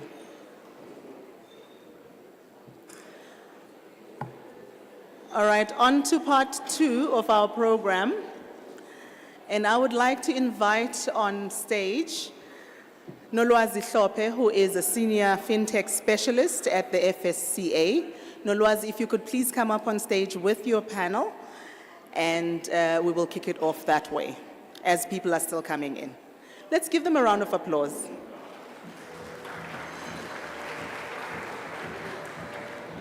And also, as they're coming up, another reminder, if your car has this registration plate, CJ93HJGP, CK93HJGP, your lights are on. Please, can you attend to your car? Thank you.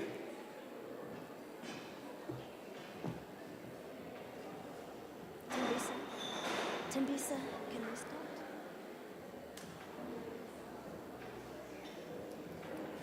Can we start? Okay. Okay.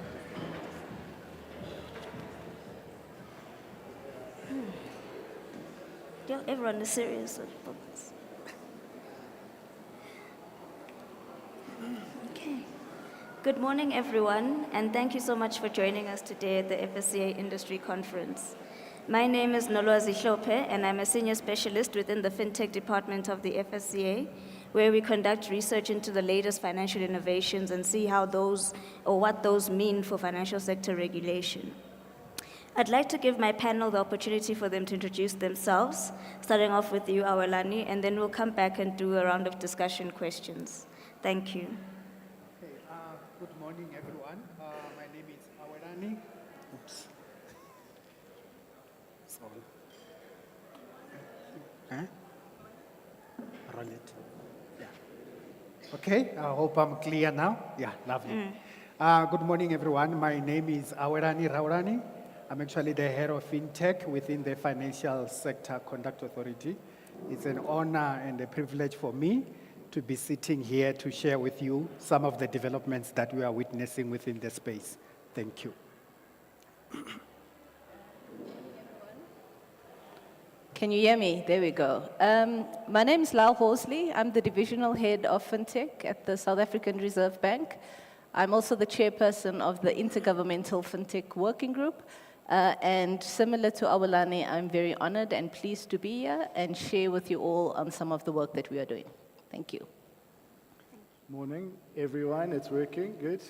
My name is Chris Becker, and I'm Managing Executive of Enterprise Payments at Time Bank, where we offer banking services, predominantly in the payment space, where our method or channel for these fintechs to integrate with it is a modern API. So nice to be speaking to you all today. Good morning. Testing. Testing. Good morning, everyone. My name is Alan Davids, and I suspect I'm the only academic in the room this morning. But I'm a senior lecturer at the University of Cape Town, where I'm also the director for the Financial Innovation Hub. The Financial Innovation Hub does three things at the University of Cape Town. We provide education in financial technology through our master's program in FinTech.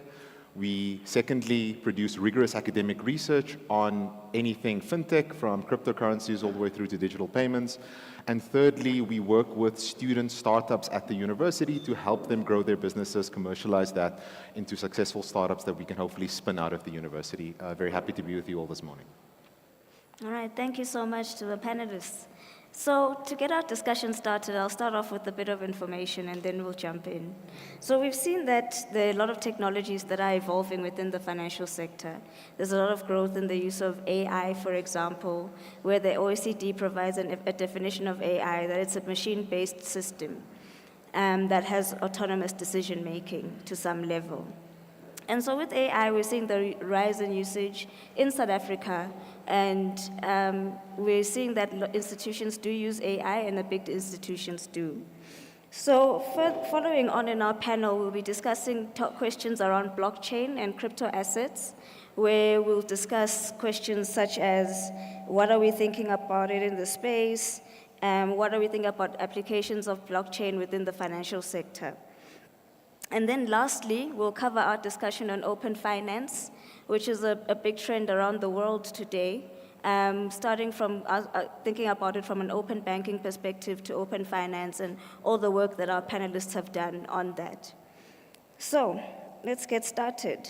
My first question goes to Lyle and Awelani, so you two can choose how you go forth. And I have 3 questions for you, so please keep those in mind. Let's start with the first one, though. What is the driving emerging trends in financial innovation? What are regulators and central banks doing to ensure that they fulfill their mandates, i.e. consumer protection and monetary policy and price stability?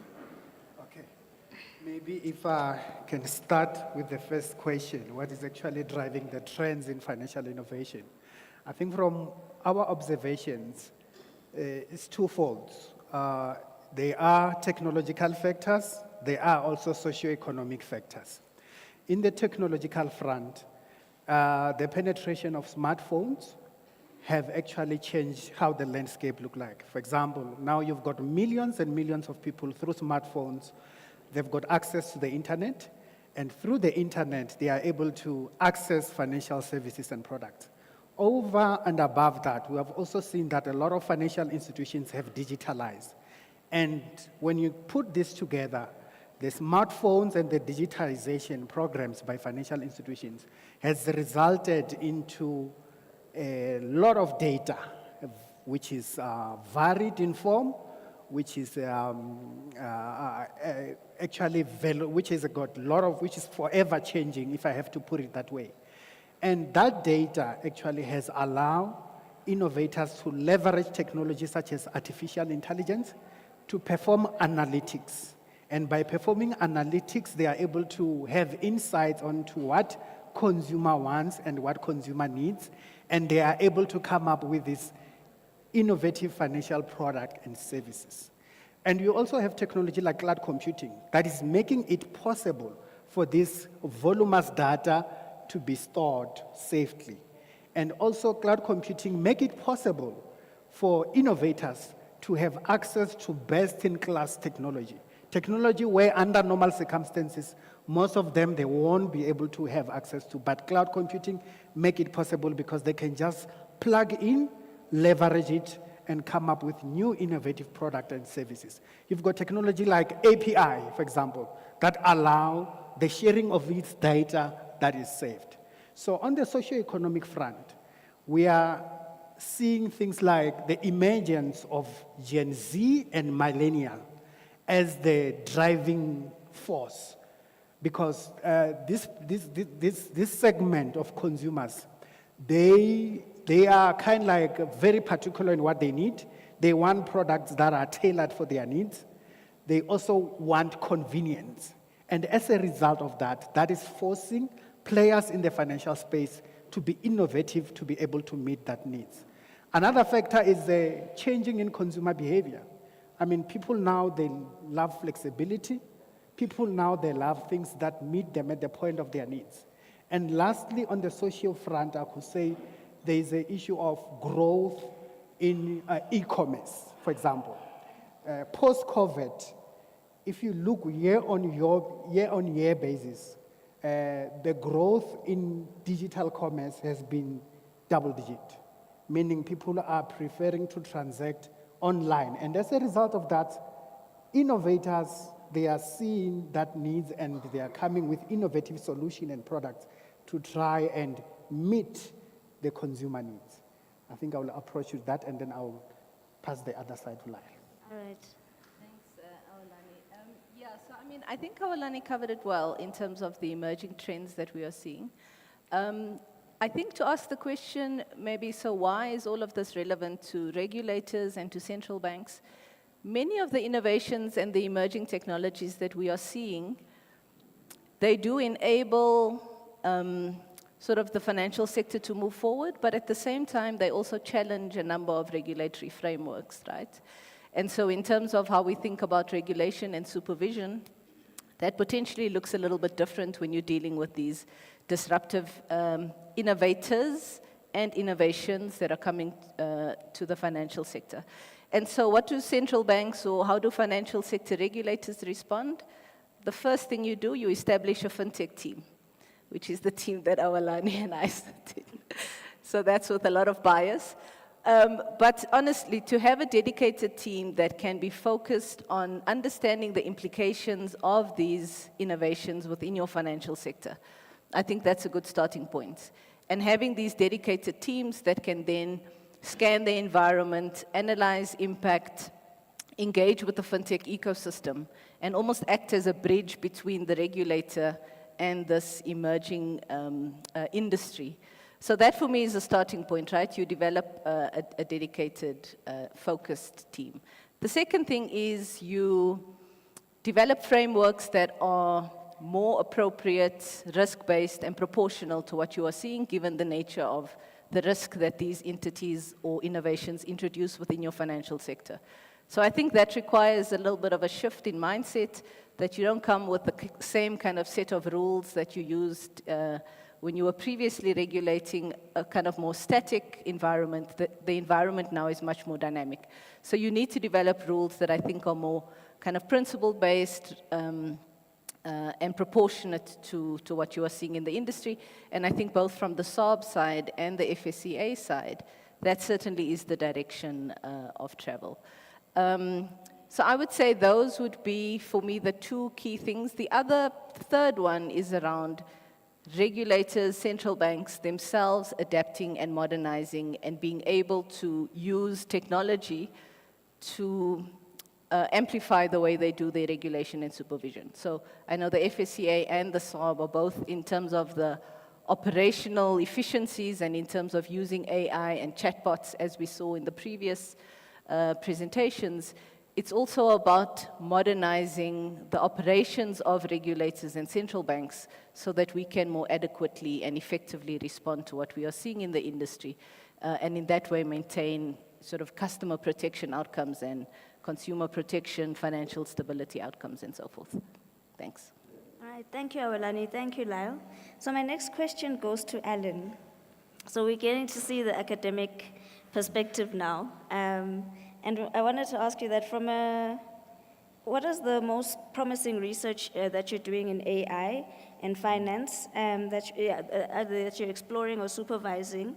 And is there any scope for it to consider financial inclusion due to the rise of usage in AI? Most certainly, yeah. Thanks for the question, Nolwazi. So I think we've all been caught up in this AI whirlwind, and it's difficult to sort of remember that this is really only a year or two old, right? So we're still very much in the infancy of the space, which means as a researcher, it's a very exciting time to be sort of looking into all of these emerging technologies. Now, I think that there are rightly a lot of opportunities with AI, but I think there are also going to be sort of some concerns in terms of financial inclusion. So I'll try to maybe touch on sort of both of those aspects. In terms of projects I'm specifically working on, and sort of I see a lot of interest sort of with students, is this idea of robo-advising. So what is the idea behind robo-advising? This is using generative AI to provide bespoke financial advice to individuals. Now, why is that important in a country like South Africa? Well, South Africa, as with many other countries, the cost to professional financial advice, professional financial planning and wealth management is rather expensive, which means that for a large part of the population, those types of financial management and advice services are largely going to be inaccessible. So sort of in addition to all the difficulties we face with respect to sort of reducing the wealth inequality gap in the country, sort of structural impediments like the cost of financial advice certainly don't help that as well. So in this respect, I sort of think the advent of AI and sort of having that be applied to providing bespoke financial advice to consumers, I think has a potentially high ceiling in terms of financial inclusion. Now, I certainly do note the point made earlier that sort of can we sort of constitute or can we consider that financial advice made by a machine is sort of certified financial advice? And I'm not necessarily saying we should move to a world where machines decide everything, but there could certainly be a world where sort of machines are able to give a first pass and then sort of a human is able to offer some insights here. And I also just want to clarify that when I speak about robo-advising, I'm not talking about really complex portfolio allocations, wealth management, ETFs, things like this. I'm thinking about really simple use cases that speak to the reality of a lot of people in this country, especially the financially excluded. So think of a mother that is trying to save for the future university cost of her child 20 years into the future, but has no idea what university is likely to cost. And how much you should be saving and where, right? Where does an individual like that find that financial advice? You could have a robo-advisor simply take in a lot of information on that person's sort of income and sort of let them know that, look, if you save 25 Rand a month for the next 20 years, that would mean that at a projected inflation of X amount for university tuition, you'd be able to cover your child's tuition. And that machine could do one step better and say, look, instead of putting that in a savings account where you're taxed on any interest, you can put that in a tax-free savings account and your child can pull that out at the point at which they enter university without any tax implications, right?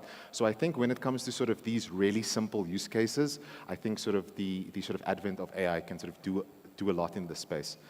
That being said, I think we also need to elaborate and sort of better develop this concept of what is responsible AI. And I think we have a duty as an industry to develop a unified framework that stipulates what is responsible and what is ethical use cases for AI, such that when these techniques are applied to individuals like the one in the case study I just mentioned, there isn't scope for any abuse within that system. Thank you so much, Alan. And so this is a lot of information that we're gaining right now, how the regulators view financial innovation and from what perspective they're coming from. Now we're seeing from academia and all the great work that you're doing. So now let's get another perspective in our discussion, which is from the banking sector, from Chris. So Chris, from a banking perspective, how can banks in South Africa leverage AI to enhance customer experience and operational efficiency? And can you share an example from Time Bank of how you've implemented AI, a use case of sorts, as well as how you're considering financial inclusion in your usage of AI? Sure, Nwazi, thanks.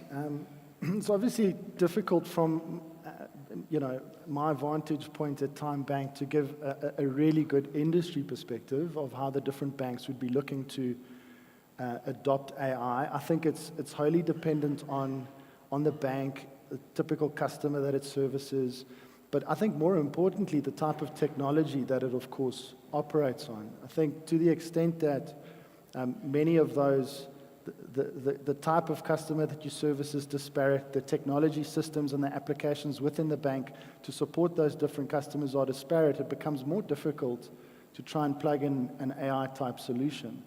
I think what's interesting and exciting from our perspective as Time Bank is that we're, of course, a relatively new bank in the South African market. We went to market 6 years ago. That comes with the benefit to us of having launched a bank on a very modern technology stack. And so we run fully in the cloud as it is. And we've used some of the more modern and modern best practices to the way that we've built the bank. And so as a result of that, it's become, I think, far easier for us to leverage some of these new technologies like AI and machine learning in order to ultimately deliver superior services to our customers, but also driving costs down while we do that. So some of the examples I'm happy to share. I'd love to share, in fact. I'll focus on like 4 areas at the bank where we're already actively using this. The first area is in customer support.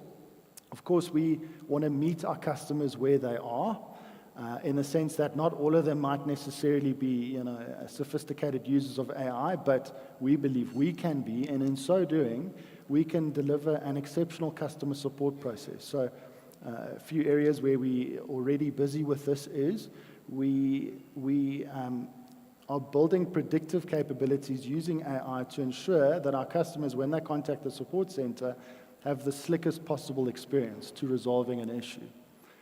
We're also working on natural language chatbots where we will be able to support our customers in a sort of discourse where it doesn't feel like you're needing to press a number and you get extremely frustrated to getting your issue resolved.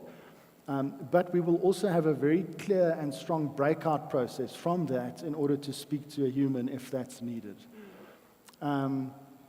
Those are sort of 2 of the areas in customer support that we're working on, and we're seeing some great success also in generating insights for the product development team. So that's on the support side. On managing risk and fraud, we have AI heavily embedded in our fraud management process and fraud risk management processes. So again, human supervised building these rules, but we are able to pick up on anomalies in transaction behaviors or on mule account type openings, we believe, quite quickly, and to manage that risk. And so AI is supporting us quite significantly there. I mentioned the fact that the bank already operates in the cloud. What it means is we have this highly scalable technology system, but we are using AI to predict volumes and loads so that our technology can scale in accordance with customer demand. And so there's a whole bunch of inputs that kind of goes into helping us achieve that. And then I guess lastly, something that's very exciting that we're working on in my area is we are using artificial intelligence in the product development process. So firstly, driven out of insights from customer support, we are putting together very small teams, development teams of 2 people, we'll be using AI in order to write code and new products.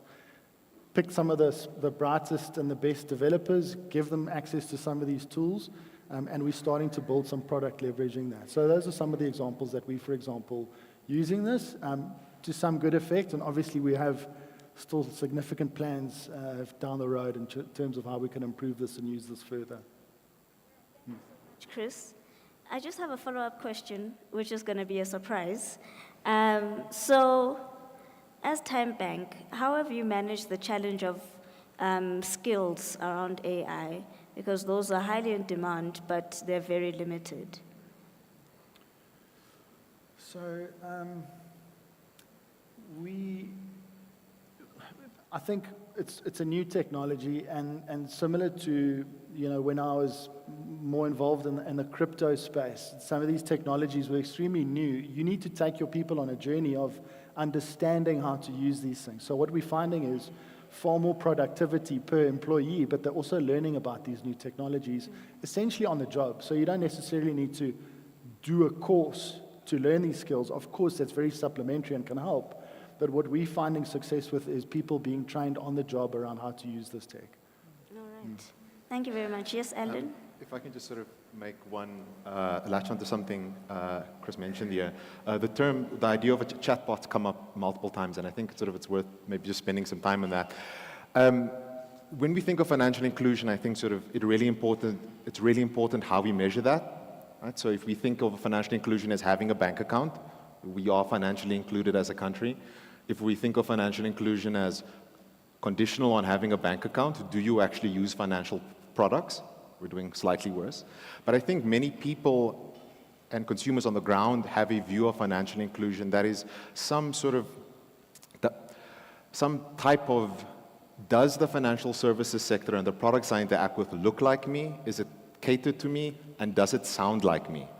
And we sort of have one student that's doing their dissertation at the moment on the use of generative AI to sort of offer support services through a chatbot in native languages and sort of in all the languages in South Africa, right? And I think sort of we have this idea of a chatbot, and obviously this is amazing. People can come to a site and they can sort of get advice. But imagine as a sector, we're now able to sort of offer that advice, that assistance on our platforms in any of the official languages in South Africa, right? And I think sort of, again, sort of a lot of these technologies are going to allow us to sort of make a lot of strides with financial inclusion on maybe the metrics that we typically haven't been targeting, sort of the bank accounts, the financial products, but trying to sort of create a sector that sort of speaks the language, in a sense, of the people that are using the platforms too. All right. Thank you very much. So I'm going to move on to our discussion on crypto assets and blockchain. So, where does our story start with crypto assets and blockchain, rather with crypto assets? This started in 2004 when National Treasury, the then FSB, which is now the FSCA, FIC, SARS, as well as the SARB, wrote an initial statement on crypto assets. Within this initial statement, they recognized crypto assets, spoke to the issues of consumer protection, amongst others. And so from there, we moved on to 2014, when the National Payment Systems Department of the Reserve Bank published their position paper on virtual assets. From there, we moved fast to 2020, where the FSCA published the draft declaration of a crypto asset, which was open for consultation, which closed in 2021. And now here we are in 2024, where the FSCA has licensed some CASPs within the country. Actually, a total of 256 CASPs have been licensed in South Africa at the moment. And so to start off our discussion on crypto assets, I'd like to go to you, Alan, and ask you, what are the most exciting developments in blockchain research that you believe will have a significant impact on the financial industry? And how can this technology also advance financial inclusion? Fantastic. Thanks, Mwazi. I'm glad we can speak a bit about blockchain, because I think in all of the AI hype of the last year, blockchain feels sort of like the forgotten oldest sibling.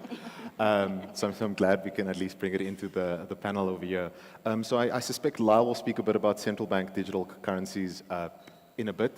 But I think sort of a very good companion to this idea of a central bank digital currency is this idea of a stable coin, which I think we're seeing a lot of traction in markets outside of South Africa. There are a few of these stable coins in South Africa as well. So if you think of a cryptocurrency, you can imagine this as a digital means of payment. What's the major problem with using things like Bitcoin and Ethereum to make payments? Well, the price is tremendously volatile, right? And anything that is sort of volatile as a medium of exchange, a means of payment, can't really be feasible as a way to replace fiat. Now, stable coins offer one alternative to this, and stable coins, again, represent a sort of digital means of payment, but where the value of that digital currency is fixed or pegged with respect to a currency, right? So the idea is you would get a digital stablecoin version of a South African rand that is always worth one stablecoin to 1 rand. So in the same way, if you think sort of back in the day with the gold standard or many sort of countries that had fixed exchange rates, for countries to be able to, or companies to be able to ensure that, they obviously need to sort of keep as much capital as they're giving out. So if I'm giving out 100,000 rands worth of stable coins, I need to obviously make sure I've got 100,000 rands sitting in an account somewhere in case everyone comes to me and gives me their stable coins and I need to give the money out. But I think sort of stable coins are a necessary precondition to a lot of the innovation that we see in the blockchain space. I think I've been bullish on blockchain for many years, but not bullish at all on cryptocurrencies, primarily because I think that they're a speculative asset and offer very little transactional value. But I do think sort of the advent of stable coins, provided that there is sort of sufficient regulation to ensure that when a company is telling you that they're holding enough capital to protect your stable coins, that sort of there are the regulatory sort of guardrails and safeguards that sort of ensures that that is indeed the case. So sort of in a world where we sort of have these stable coins, I think that there are a lot of interesting applications that start to really offer an alternative to what we've up to now sort of known as the sort of default financial system, which is a financial system that is facilitated by intermediaries who charge a fee. And I think the sort of most exciting application of this is DeFi, or decentralized finance. I won't go in too much about it now. If you're interested in this, Nolwazi has a policy brief on DeFi for the FSCA that she put out, I think, a month or so ago, so feel free to sort of read that. But the idea behind DeFi is that we can sort of take a credit market or take a market for capital to a decentralized level, where I no longer need to go to a bank to get access to credit, or a business that needs access to capital no longer needs to go to a capital market. They can go to a completely decentralized market where they can find sort of capital from sort of any individual player. And again, we sort of need the regulatory safeguards and guardrails here, but I think that this is really important because it's potentially going to address a lot of the sort of access to lending concerns we have, where there are a lot of individuals that maybe are potentially reputable borrowers, but maybe have thin credit files such that, you know, banks are unwilling to lend to them. Or, for example, we have many micro businesses and SMMEs in this country who really struggle with access to capital funding. And if we're going to call SMMEs the engine of the economy, we certainly need to make sure that they have viable capital financing alternatives. So something like decentralized finance moves us away from this traditional model of intermediary-based finance, and I think that that really has the potential to open up both lending and open up both sort of capital markets to the people in the economy that sort of most desperately need access to those markets. All right, thank you, Alan. Your question leads nicely, or what you've said leads nicely to my question to Lyle around central bank digital currencies. So I'd like to understand, Lyle, what are the implications of central bank digital currencies in the financial sector? And how is the SARB preparing for this? Also, do you see scope as well, again, for financial inclusion through the use of CBDCs, and how would that look like? Thanks, Nolwazi. Yeah, so in terms of a central bank digital currency, I think you can potentially think of it in kind of two ways. The one is that it's a new payment system that you would introduce, right? So it's a new way for people to move value from one person to the other person. And that's more at sort of a retail CBDC level, where I now want to use the CBDC to make my payments at a shop or transfer money to a friend and so forth. And at the next way to sort of look at it is if you use it in a wholesale CBDC, from a wholesale perspective, you potentially have something that looks very similar to current settlement infrastructure. So you could have a CBDC that looks a lot like some existing settlement infrastructure that the SARB operates, where you can then settle balances between financial institutions using that as a means of settlement.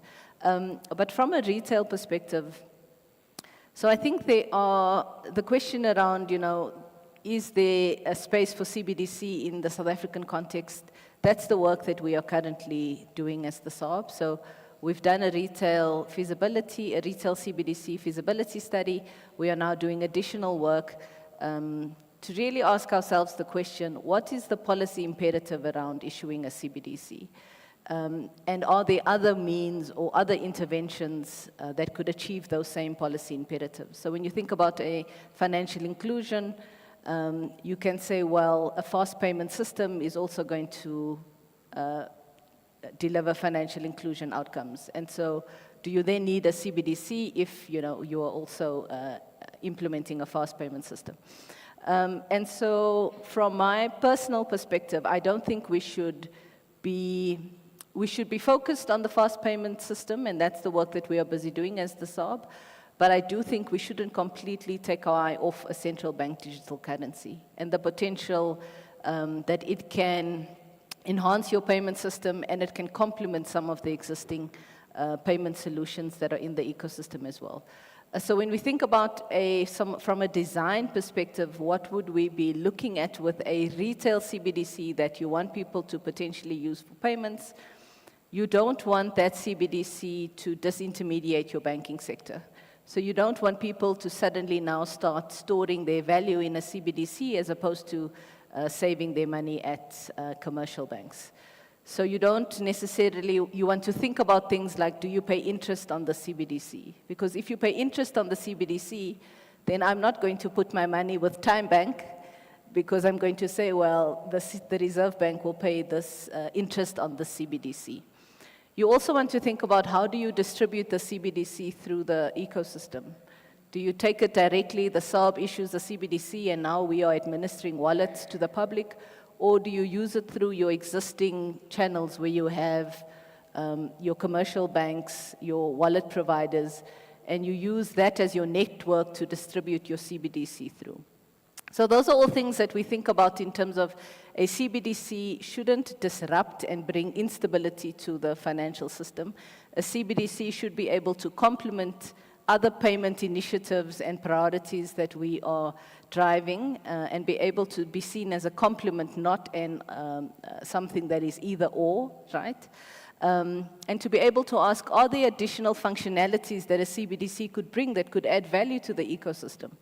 So if you think about an offline capability of a CBDC, that is potentially a financial inclusion enhancing component, right? So that you don't need to be online to be able to transact with this instrument. If you think about things like being able to program the CBDC in a way that you possibly couldn't program some of the existing forms of payment instruments at the moment. So are there new functionalities that this instrument could bring? And then you start articulating a clearer kind of policy imperative that then makes you say, well, yes, we have these fast payment systems, but in addition, we could be thinking about a modernized public form of money, which is like digitizing cash to support this digital ecosystem that we have in South Africa. So those are some of the things we are thinking about and the research that we are doing. And we are hoping to possibly publish our thinking on these aspects around a retail CBDC quite soon. Thanks. Thank you so much, Lau. I'm glad to hear that the CBDCs definitely do have a dimension of thinking around financial inclusion and access to be able to use them, particularly with the offline feature that you've mentioned. And so I'm glad we're having also this discussion around blockchain and crypto assets and decentralized finance, because they are emerging in the economy. South Africa is one of the top 20 countries in trading crypto assets in the world. And so this brings me to my question to you, Awelani, on what are some of the financial innovations leveraging blockchain that you've seen in the South African market? Sure. So without repeating what Alan have already said, I will highlight specifically decentralized finance over and above the crypto. So I think we just recently published a market study on decentralized finance.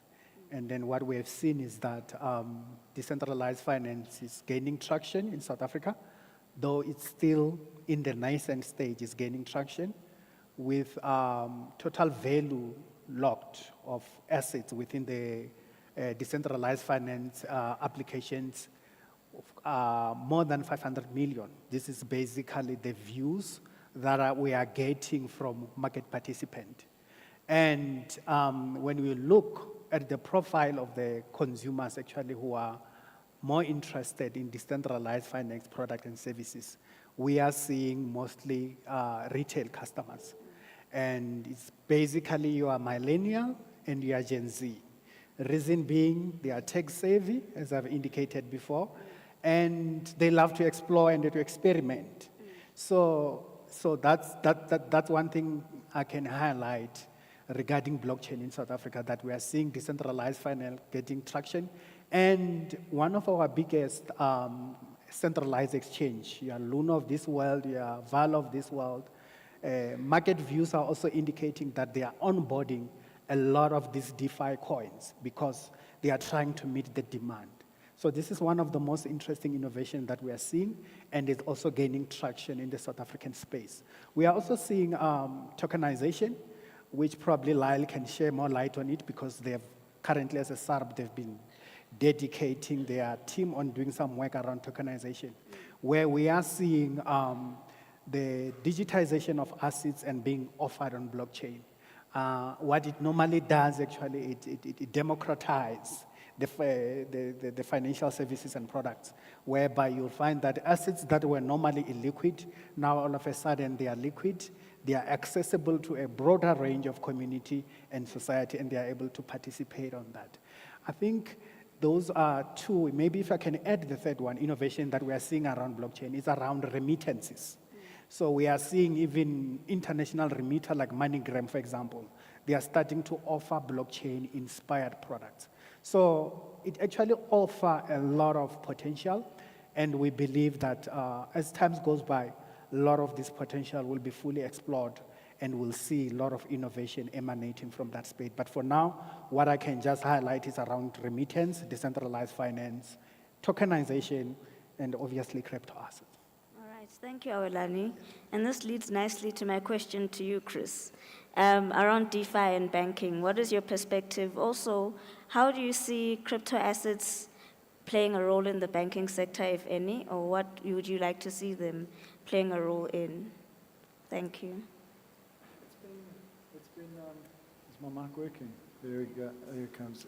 It's been obviously interesting to monitor the appetite of traditional banks to adopt some of these new technologies, but also offering these assets on their platforms. Obviously, the appetite hasn't really been there historically. I think with some of the regulatory changes afoot in America, under the leadership of someone like David Sachs, who's part of that crypto task force that's been implemented, we've already seen some bank movement in the US, for example. I think some of the banks in South Africa have largely been waiting for international banks to give an indication of how to play this. And there's been, a holding back at this stage. I think also until there's a level of regulatory clarity. Of course, as we've discussed through a process we worked through at a former bank that I was at with these esteemed panelists of mine, there was a bank product in the IFG regulatory sandbox, where an environment like that is actually the place where a bank puts a product on the table for regulators to understand what it is that needs to actually be regulated. We probably haven't seen enough of that type of activity from the banks in order for the regulatory community to understand what level of guidance and regulations to form around this. I think where this ultimately goes is the way that banks will think about crypto assets, but also blockchains as technologies. Blockchains are just technologies. No one asks questions around which type of database you're using as a bank. Is it Oracle, SQL? What does that look like? Whether it's a blockchain doesn't really make a material difference. It's a technology decision within a bank. But obviously, blockchains are also extensible in that you can now collaborate with other industry participants to create a new payment rail. And so in essence, a blockchain technology amongst banks becomes the type of service that Bank Serve Africa offers. It becomes a new payment rail. So these things aren't too radical in the context of traditional banking. I think when you think of, again, the types of services that banks offers with foreign currencies and the like, and investment products, different types of assets on their platforms, crypto assets in time likely are just going to be distributed to bank customers through their channels, and banks will find ways to integrate these products and services into their customer offerings. Of course, what's held, as I've mentioned, the banking industry back at this stage, is uncertainty around whether something like Bitcoin or a dollar stablecoin will be treated as foreign currency, an offshore asset or an onshore asset. And as a result, no bank has wanted to move on this because they have regulatory obligations with financial surveillance. But at the end of the day, a dollar stablecoin is really just a stablecoin. It's a unit of value that tracks a dollar, and it should just be treated like a dollar. And there are efficiencies that it introduces to introduce remittances and international payments at a far lower cost to consumers. So us as Time Bank obviously are very interested in that aspect of this. And so we are actively looking at ways to integrate this, but nothing formalized and fully developed at this stage. But that's an area that we are excited about to help drive a level of affordability and financial inclusion, at least as far as international payments are concerned. Thank you. Yes, Alan. Just like to maybe latch on to one thing that Chris mentioned about sort of this idea of sort of you'll have crypto assets and banks are going to incorporate this. That I probably believe is the single biggest challenge at the moment with respect to sort of more widespread sort of adoption of sort of like blockchains, cryptocurrencies in combination with sort of fiat currencies, is that there's an interoperability challenge. So if you sort of speak to any bank and you speak to any blockchain provider, it's not the simplest task to get money from a blockchain to a sort of currency conversion and get that into South African rands. And very often sort of where internationally you see these partnerships between these blockchains and banks, they are building essentially a custom payment rail that works on a very specific use case. So this rail only works for this blockchain to this bank. But obviously there are many banks in the world, there are many different blockchains. So currently, sort of I think why you've not seen the space take off is because every single time you look to do an integration like this, you face an interoperability challenge. And I think sort of what the sort of, I almost want to say conventional payment system has done well is to standardize what payments and what payment infrastructure looks like, has been to sort of standardize APIs. So when banks are sending payments to one another, that sort of payment looks the same in terms of what an API sees. And I think sort of where a lot of research needs to go into the next years, if we really want to sort of realize this future where blockchains become viable, is to look at sort of better standards for sort of the standardization of payments and payment instructions, especially between blockchains and fiat currencies as well. I just want to add one comment to sort of from a banking perspective and the options, existing payment rails as options versus blockchains as options to promote financial inclusion. Trying to deal with a crypto asset or a blockchain is like trying to deal with a raw, simple mail transfer protocol. You need Microsoft to build the Outlook client to package it nicely. And the moment you start to do that, you add costs. And so the cost benefit to this isn't that clear at this stage. But we have a new payment rail called PayShap, offered by Bank Serve Africa, and all the banks are integrated into that. And we're quite excited about, firstly, the level of interchange on those rails, give us the ability to make it free to our customers to make real-time credit push payments from our bank to other banks. I think a focus there might actually help financial inclusion more in the sense that if we can have other banks come on this journey somewhat faster, I think that can drive inclusion faster. So I just wanted to kind of make that comment. All right, thank you so much, Chris. That is so true. You know, we had planned to have a much longer discussion, but time is against us because we wanted to discuss a bit more and share the work that we've done on open finance. But I'd just like to open the floor to questions so that we keep within our time limit. Thank you. Wow. Okay. Okay, can we have someone with the mic? Sorry. Oh.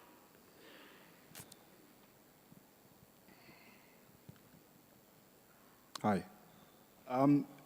A question for Alan. So given that from a research perspective, and I suppose from an academic perspective, Okay, there we go. you're kind of at the forefront of financial innovation, given that you do research, and through your innovation hub, then there's the practical component of applying that research as well.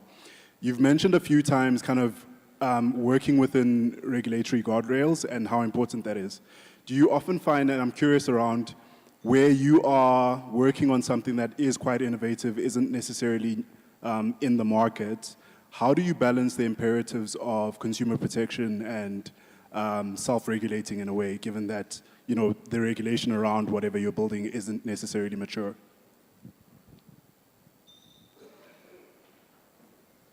Should I answer? Yeah. Okay.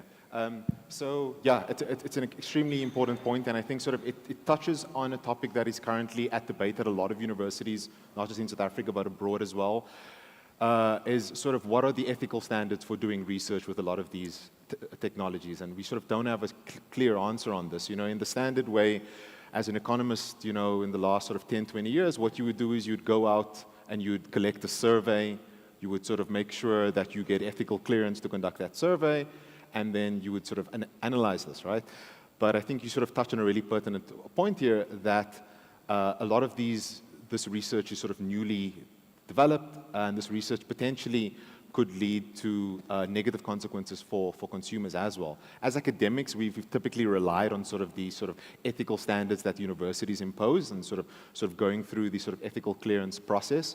At UCT, and this is certainly happening elsewhere, there are sort of robust discussions, and we'll probably see amendments in the next few years to sort of what university ethics looks like with respect to this. So as an academic, sort of my first point of call is to sort of make sure that from an academic perspective, this is ethical research. And then I think sort of once we've sort of cleared that hurdle, sort of forums like the FinTech Working Group certainly sort of are sort of these sandboxes where sort of we're able to go, look, we've sort of found something, we think that there are going to be sort of major implications for the sector, we'd like to sort of show it to you first before we potentially put it out. So I think we'd sort of want to make sure that we're academically ethical and use our internal ethics mechanisms to deal with that. And then sort of if we still do think that there is some ethical component, we typically have very good relationships with all the regulators as well. So looking to sort of share that research before we put it out in the public. So my question is to Lyle. Wow. You spoke about all the things that you are looking at and what you're taking into account when looking at the CBDC. So one of the comments you made was to avoid disintermediation. Have you guys taken into account the post-trade services environment, settlement cycles, etc.? And what is your prediction will happen in that space if you were to use a CBDC for that environment, for settlements? Because I can only see this as being immediate settlements, and it will automatically disintermediate. Yeah, so that's a good question. Okay, there we go. So we looked at a wholesale CBDC in the post-trade environment in the context of Project Corker 2. So that specifically looked at how the settlement cycle potentially changes if you introduce something like a wholesale settlement, wholesale CBDC. And as I mentioned, if you assume a distributed ledger technology on which you issue that wholesale CBDC, you potentially have a new settlement system, right? And so you could have the asset and the money on the same kind of infrastructure, and then it does have things like immediate settlement and so forth, which does then raise questions around the current market infrastructures that you have in the ecosystem, the role that those infrastructures maybe traditionally played versus the roles that they would play if you have a wholesale CBDC. So this is part of the ongoing work that we are doing within the IFWG to move from sort of thinking about these things at a proof of concept level to potentially taking one step forward in thinking about them now in terms of a live kind of transaction or kind of progressing from proof of concept into sort of what's the next steps. But I do absolutely take your point. I think there's a potential disruption that comes with it. It does, I think, collapse some of the traditional functions that we have that sit under sort of licensed intermediaries. And you could potentially have a post-trade environment that does look different. But there also, I think, needs to be a market push to go that route, right? So we could issue a wholesale CBDC and no one uses it for settlement. So I think it needs to we need to understand from the market side, is there a need to move in this direction? Is immediate settlement something that, the market would be interested in? Are there maybe some other operational concerns that, make it so that the market doesn't go in this direction? And then the costs, the interoperability issues with legacy systems and so forth. So I think there's a lot of further work that we need to do, but I think you absolutely are spot on in identifying the potential disruption and now to understand whether that is the way that the South African market would want to go. Thank you. Yes, we'll take our last question with you. Can you hear me? Thank you. Yeah, Ann Cabot-Alexhauser from Gordon Institute of Business Science, and this is a academic to academic question for Alan. Let's go back to our topic, financial inclusion, and let's take that perspective from the person who needs to be included, which is South Africans. So what's my biggest challenge? I go back to your comment about robo-advice. Biggest challenge I have is not that I have a bank account, but how do I navigate the decision-making in the financial system to get from point A to point B in terms of my financial journey? And your challenge with robo-advice is that robo-advice typically is given from the service provider, not from the perspective of the fact that there's tremendous heterogeneity in South Africa. Yeah. And therefore, if I'm dealing with trade-off decisions, it's not about how do I save up to, if I'm lower income and I don't have access to good education, it's not about how do I save to pay for my college education. It's how do I pay for early childhood development early on so that I can even have a chance. So you're looking at decisions that shouldn't be made from a financial perspective, but almost from a social developmental perspective.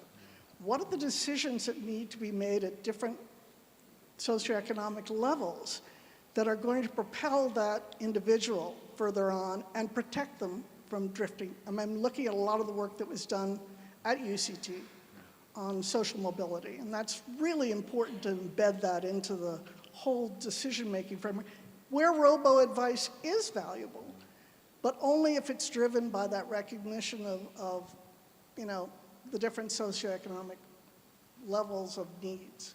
Completely, and I mean, I could not agree more with you.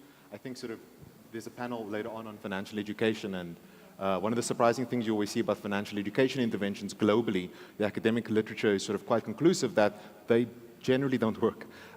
They will not increase access to credit. They will not change post-lending default rates, any of that. And I think a large reason why the academic literature concludes this is exactly your point, that there's heterogeneity amongst individuals, right?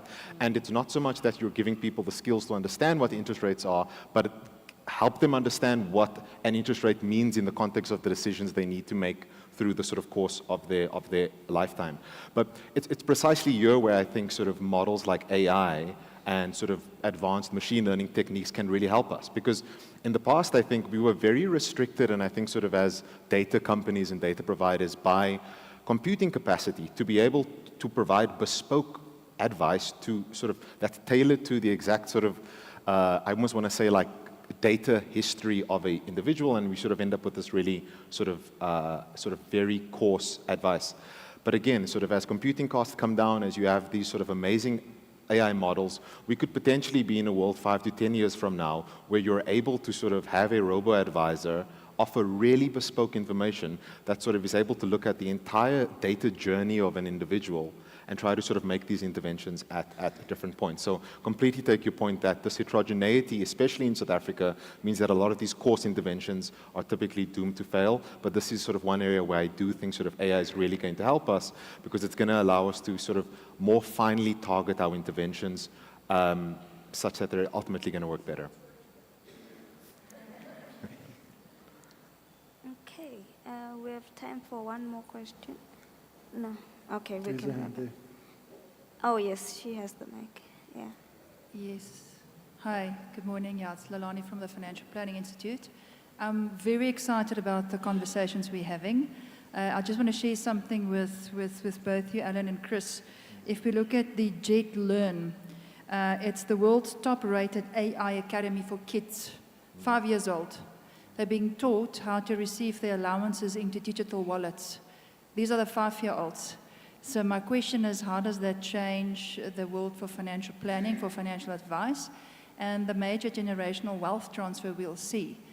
Because these kids are not going to take a 50 Rand in the future. They're going to want to have it in their wallet. So just interesting to see what type of research do we have for the 5-year-olds, which I think is most probably the betas, because they're the children of the Zoomers. So the 5-year-olds, I think, is going to be a major disruptor for us in 10 years from now. Thanks. Okay. I'll maybe hop in first. I mean, I think this is a really good point, and I think this problem is especially pronounced in South Africa, simply because of our sort of population pyramid. So we always speak about this demographic dividend, but I'd argue that it's a digital demographic dividend as well, right? In that majority of our population is sort of on the younger end of the spectrum, which means that they're growing up technology native. Technology is as fluent as maybe their mother tongue is, which means that the financial services sector in 10 to 20 years, the users there are going to be digitally native individuals. And I think it's almost very difficult to imagine what the financial services sector will look like, certainly in that era. But it certainly means that a lot of these sort of big investments into technology infrastructure now will maybe not pay off in the next 5 to 10 years, but these are certainly viable investments given the sort of demographic shifts that we're seeing sort of in Africa that are a lot more pronounced elsewhere. But it's very difficult to know what the world looks like when sort of 5-year-olds are making investments. Yeah, I mean, to mention a challenge, of course, to us is we've built the bank with that view in mind. We're trying to position for that future and to essentially offer services to that demographic over time. The challenge in the here and now is most and many of our customers would still like to see a bank ATM with our name on it. Even though you can take a Time Bank card and withdraw money from any ATM at essentially the same cost that you can withdraw as other banks charge you, people still would like to see our name on that physical ATM. We have this phygital model where we can originate customers at kiosks and they're distributed throughout Pick and Pays and TFGs and some of our partner networks. But over time, we obviously want to scale back on that as far as possible, and then keep in mind, how do we build digital products that's going to appeal to that type of customer, that when they click a button, there must be a bit of haptic feedback and money must hit the friend's account almost instantly. And that's where we're excited about things like PayShop and trying to help drive adoption of these things to move things forward. Okay. Thank you so much to my esteemed panelists. I really appreciate you taking your time to join us and have such an interesting conversation. I'd like to thank you as well for listening to us and engaging with questions with us as we continue with this exciting conversation that we couldn't finish, but we'll take it offline as we continue with the day. So thank you so much, and I'll welcome back Tembisa to the floor.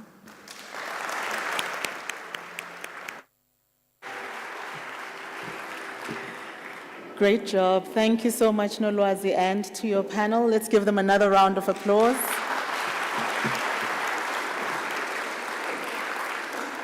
I gotta say, I really like the idea of us collaborating on some kind of framework or standard on the ethical use of AI. I think that's an opportunity for us to collaborate as a sector and come up with something really quite useful. And I also wanted to ask, what was that about 5-year-olds getting digital wallets? Hi, Stan. All I saw was a sea of sweets and chocolates. And I thought maybe the one positive from that is that you might be able to keep track of how much of these sweets and chocolates are being consumed by a said 5-year-old. But I must say, it didn't leave me feeling good about the future. So hopefully somebody's going to put me at ease that this is a good thing. We're not going to waste any time. We're going to go straight into our next session. And so just to give you a little bit of background into how we're going to do this next session, as the FSCA, we conducted a survey recently looking at how investment providers specifically were dealing with sustainable finance, how they were approaching it, what their thoughts were around certain topics concerning sustainable finance. And we would love to share the results of that survey with you today. And so, before we get into the actual panel discussion, I'm going to invite to the stage Twaedam Tebele, who is the head of our investment providers department at the FSCA, to give you the results of that survey, and then we delve straight into the panel discussion. Let's give a round of applause.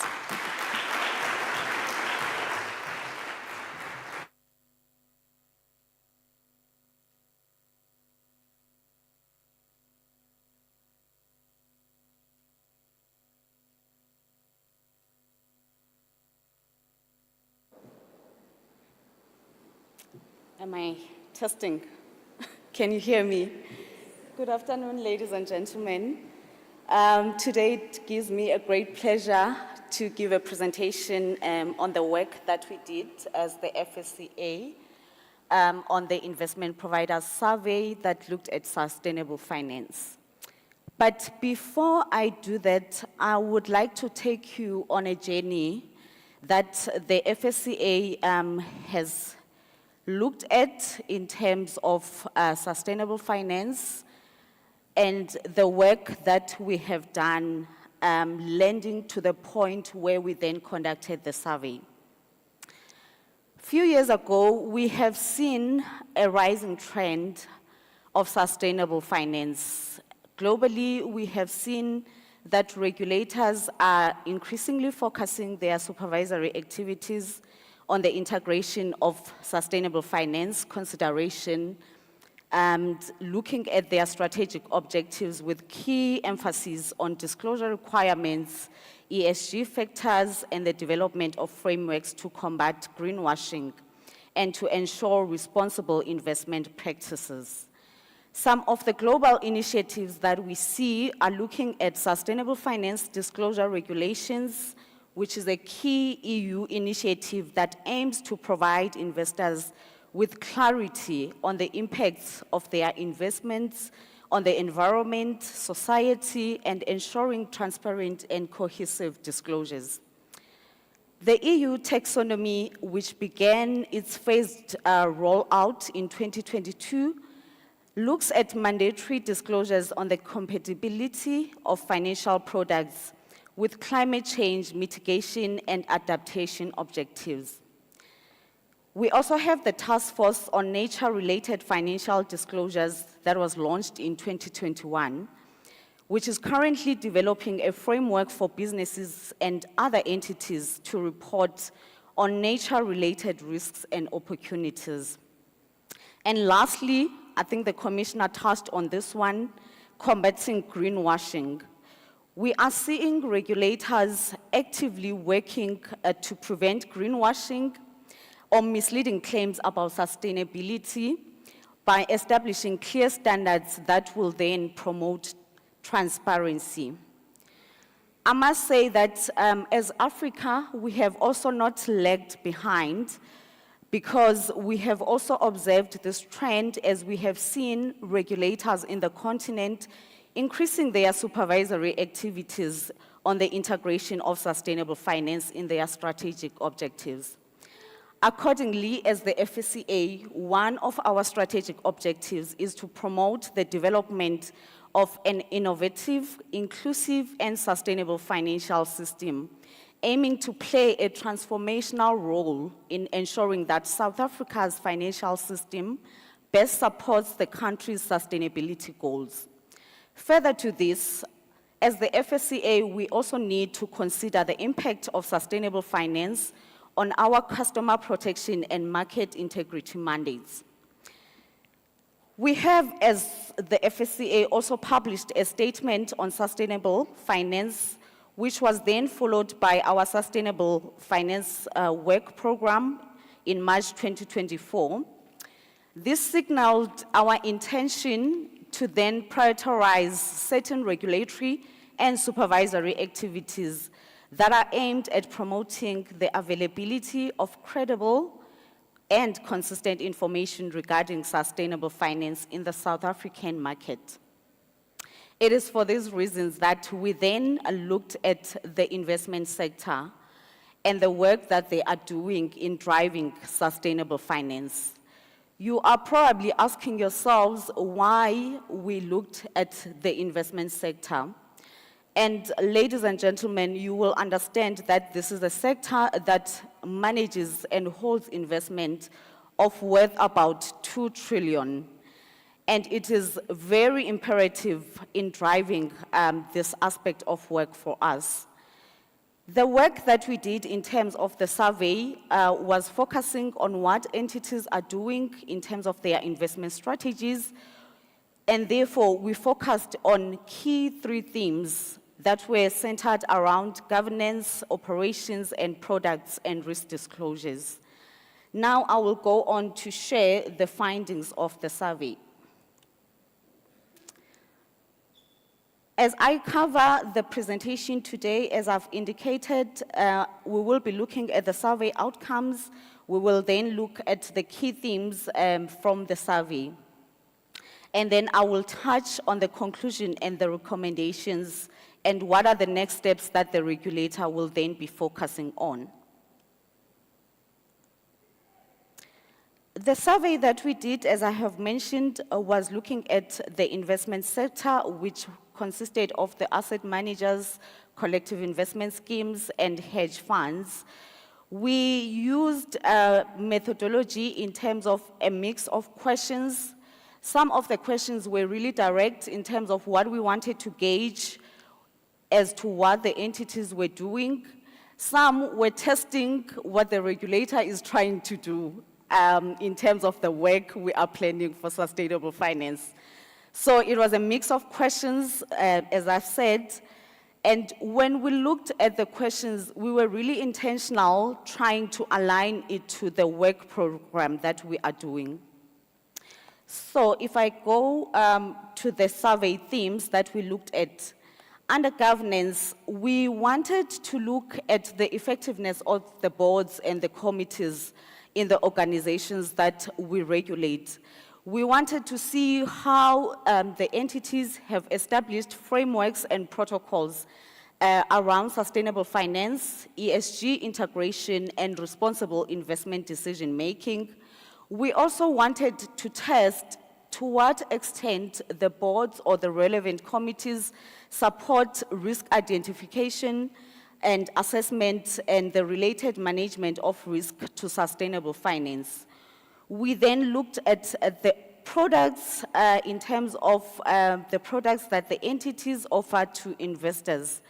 What we have seen globally is an increase around investment products, and we just wanted to test the market in South Africa, whether investors are calling more for sustainable related investments and whether there are enough products even in the market to support this call from investors.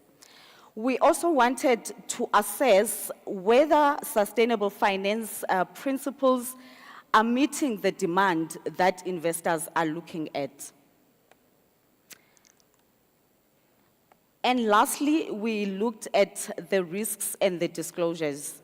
Here, we were really intentional because the work that we are doing at the FSCA is going to be driven a lot towards retail disclosures and what we are putting out there for transparency.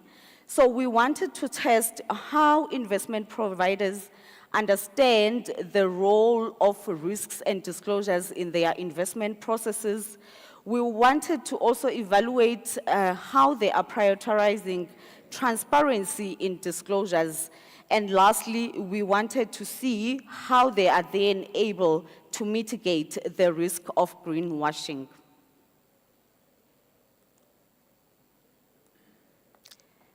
When we look at the key themes that come from all the three aspects that we looked at, if we look at governance, we saw that many organizations are still behind in terms of governance and integration of ESG in their operations.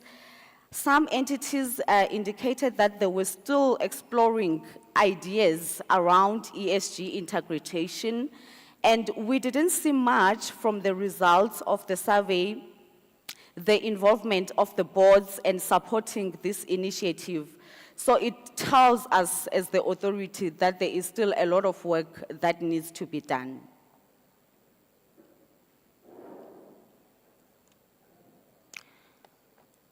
On products and operations, we saw that ESG demand has shifted from just exclusionary factors to broader sustainability. I've already touched on this, that we have seen investors calling out more for more sustainable related products. We also see that portfolios in South Africa do integrate ESG consideration, even though from our regulatory perspective, there isn't mandatory requirements, but we are seeing a rise in terms of some of the products that are coming through in the market, that there is quite a lot of ESG-related portfolios that are coming through. And lastly, we saw that in terms of the initiatives from ISB, TCFD initiatives, there is really an aim to improve products that are out there in the market.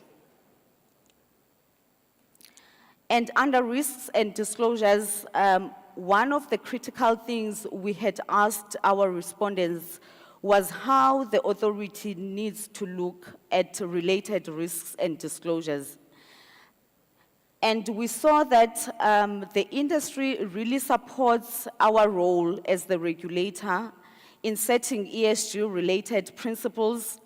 One of the key themes that came across was how we then need to standardize some of the principles that we would look at, and also improving the clarity for entities in terms of what they would need to disclose. We also see that entities called out for more flexible principles and guidelines in terms of reporting other than stringent requirements. And with this, ladies and gentlemen, we are really taking the work that we have done and the responses that you have given us into account.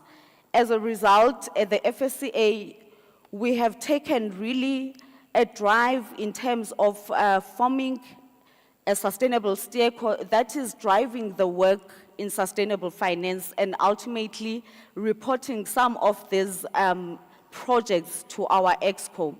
One of the things that we are critical about and looking at is the learnings from other regulators, because we have seen how in the EU and the US, for example, they are looking at strengthening their regulatory requirements. However, they've also been criticized in terms of stringent requirements. And what we need to consider from our side is really setting a goal for us to establish clear regulatory frameworks that are aligned to global standards. We're also seeing a lot of collaboration that is coming through from our side. And with this, we want to intensify our efforts in collaborating internationally to ensure that our regulatory capacity will then inform a lot of this work that has already been done.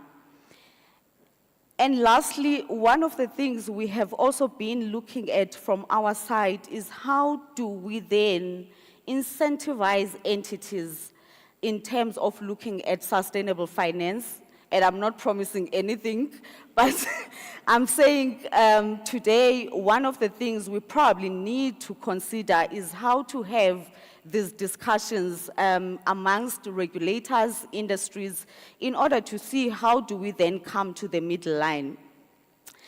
Going forward at the FSCA, we will then continue to engage on the results of the survey, we will be hosting a roundtable discussions with various stakeholders, industry experts, and supervised entities in order to ensure that we are coming up with principles that we would have all agreed on in terms of how we are looking at sustainable finance. And I think this is really an opportunity in terms of the work that we have done to really showcase what the authority is also doing in terms of sustainable finance and the key objectives we have set for ourselves. And lastly, we do aim to explore regulatory interventions. I know that in our regulatory plan, one of the things that is coming through is sustainable finance and the work that we intend to do around that. Thank you so much, ladies and gentlemen, for your time.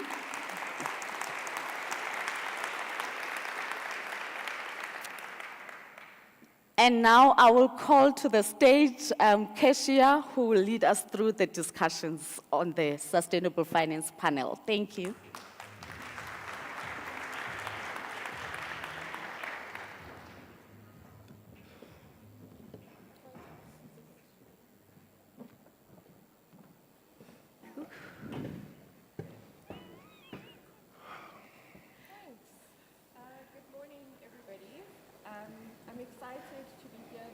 Moderating this panel on very interesting, sorry, can you hear me? Okay, they're telling me to wait. Hi. Good morning. Morning. No. I'm sorry, I'm getting tech support.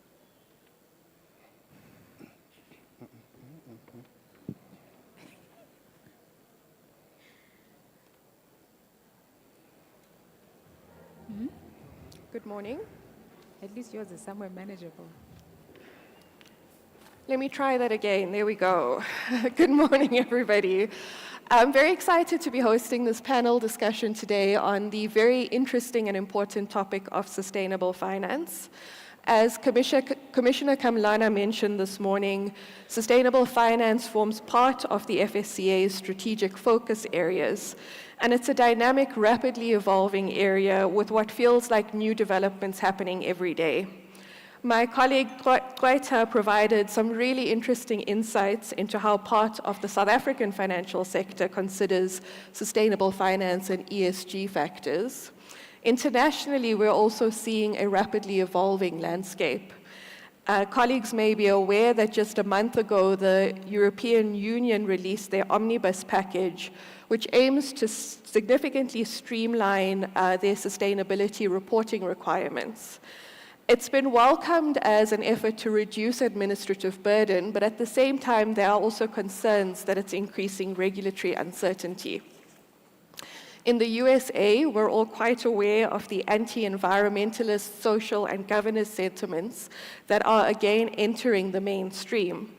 Despite this, just over half of US executives surveyed say that they expect new or expanded sustainability regulations this year. In Britain, that figure is 60%, and in Singapore, it reaches 80% of all executives. So as a country, South Africa really has to consider how best do we navigate these dynamics to appropriately support our sustainability objectives in the best interest of the country.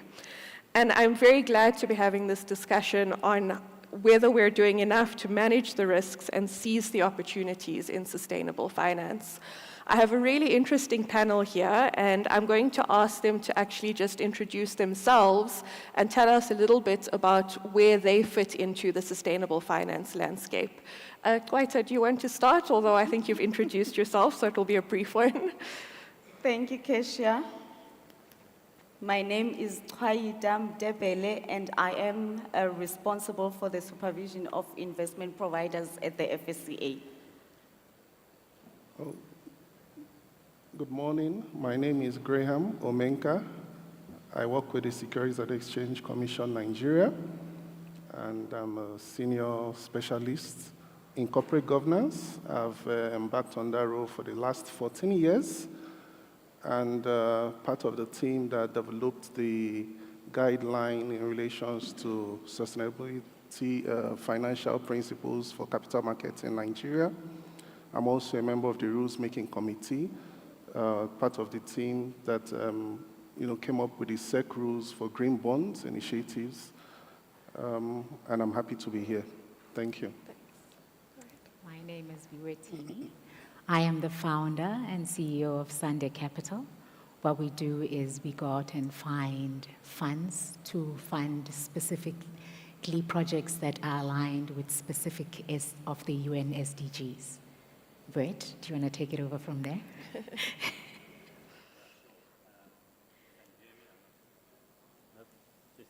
1, 2, 3. Can we hear you? No, nothing. Hello, testing. Could we just get some help with Brett's mic? Hello. Is it on? It is on. Testing, hello. All right, Brett, while we get some assistance with your mic, maybe we can just kick off with some of the questions, and when I come to you, you can do your introduction. Thanks so much.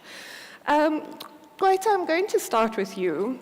Your survey revealed varying degrees of commitment and readiness amongst investment providers. Some respondents also expressing doubts about the feasibility and accuracy of ESG information for effective product-level assessment.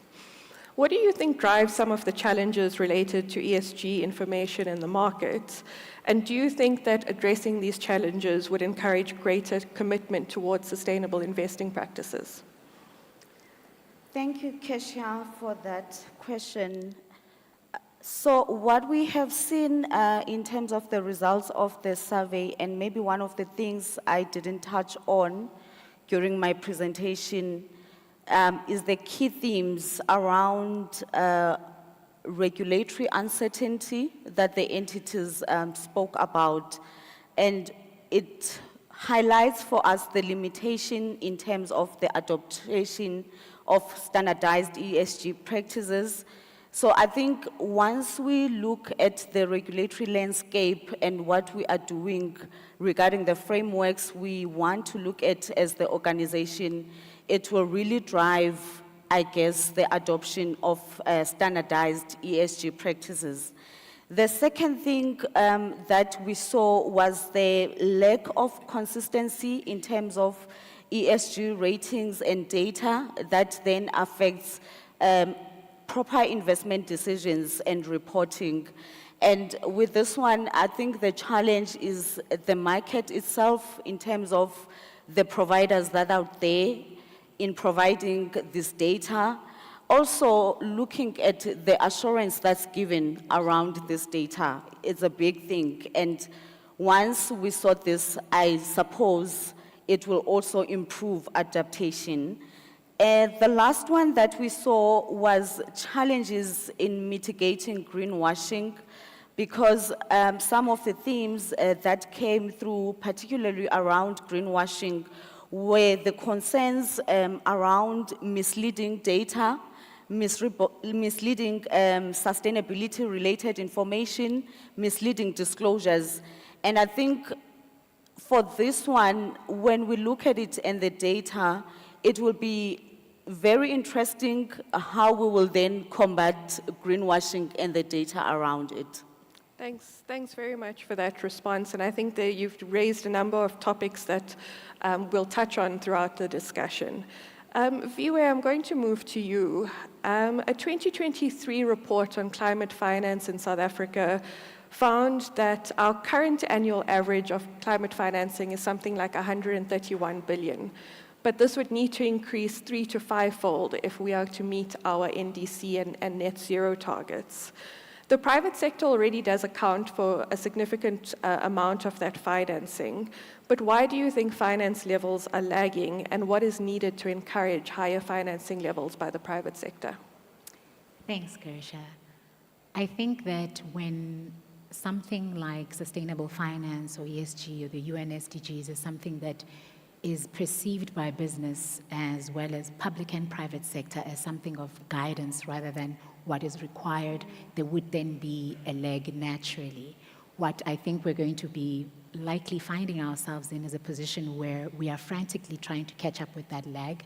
And I think that what would be absolutely key in trying to make sure that we catch up with that leg effectively is being cohesive in the way that we maneuver our way through the information.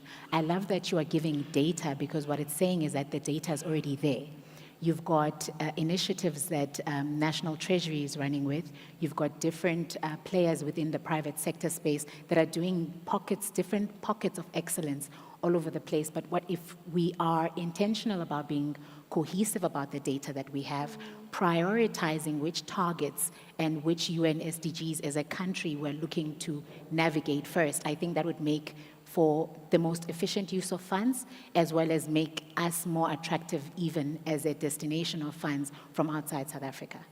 Thanks very much. And I think that brings into consideration, we talk a lot about international alignment of frameworks and standards. But it's also really important to make sure we're driving towards South African objectives and goals. Graham, I'm going to come to you for a regulatory perspective.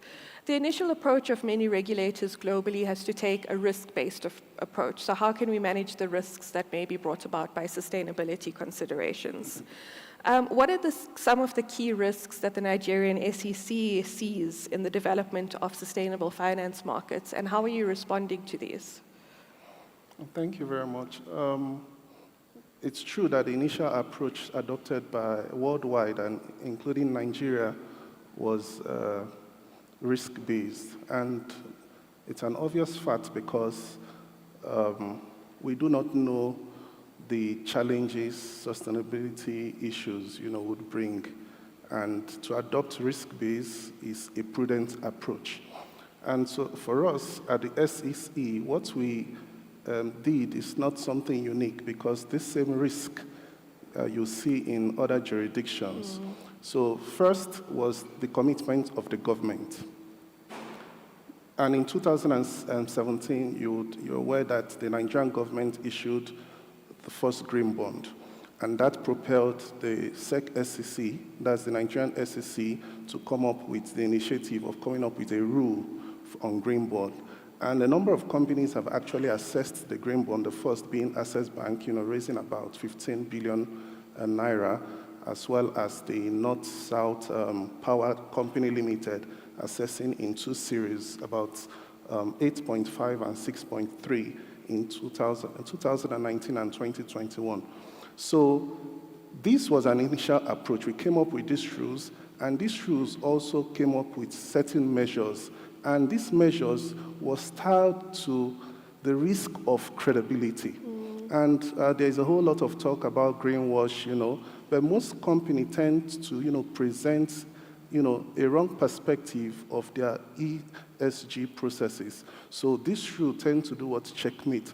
Beyond coming up with these rules, which perhaps focus more on, products, green bond products, we also took the initiative to come up with the Nigeria, financial sustainability financial principles, for which we in the SEC tailored to suit the, capital market uniqueness. So this also ensured that companies begin to, disclose more on ESG.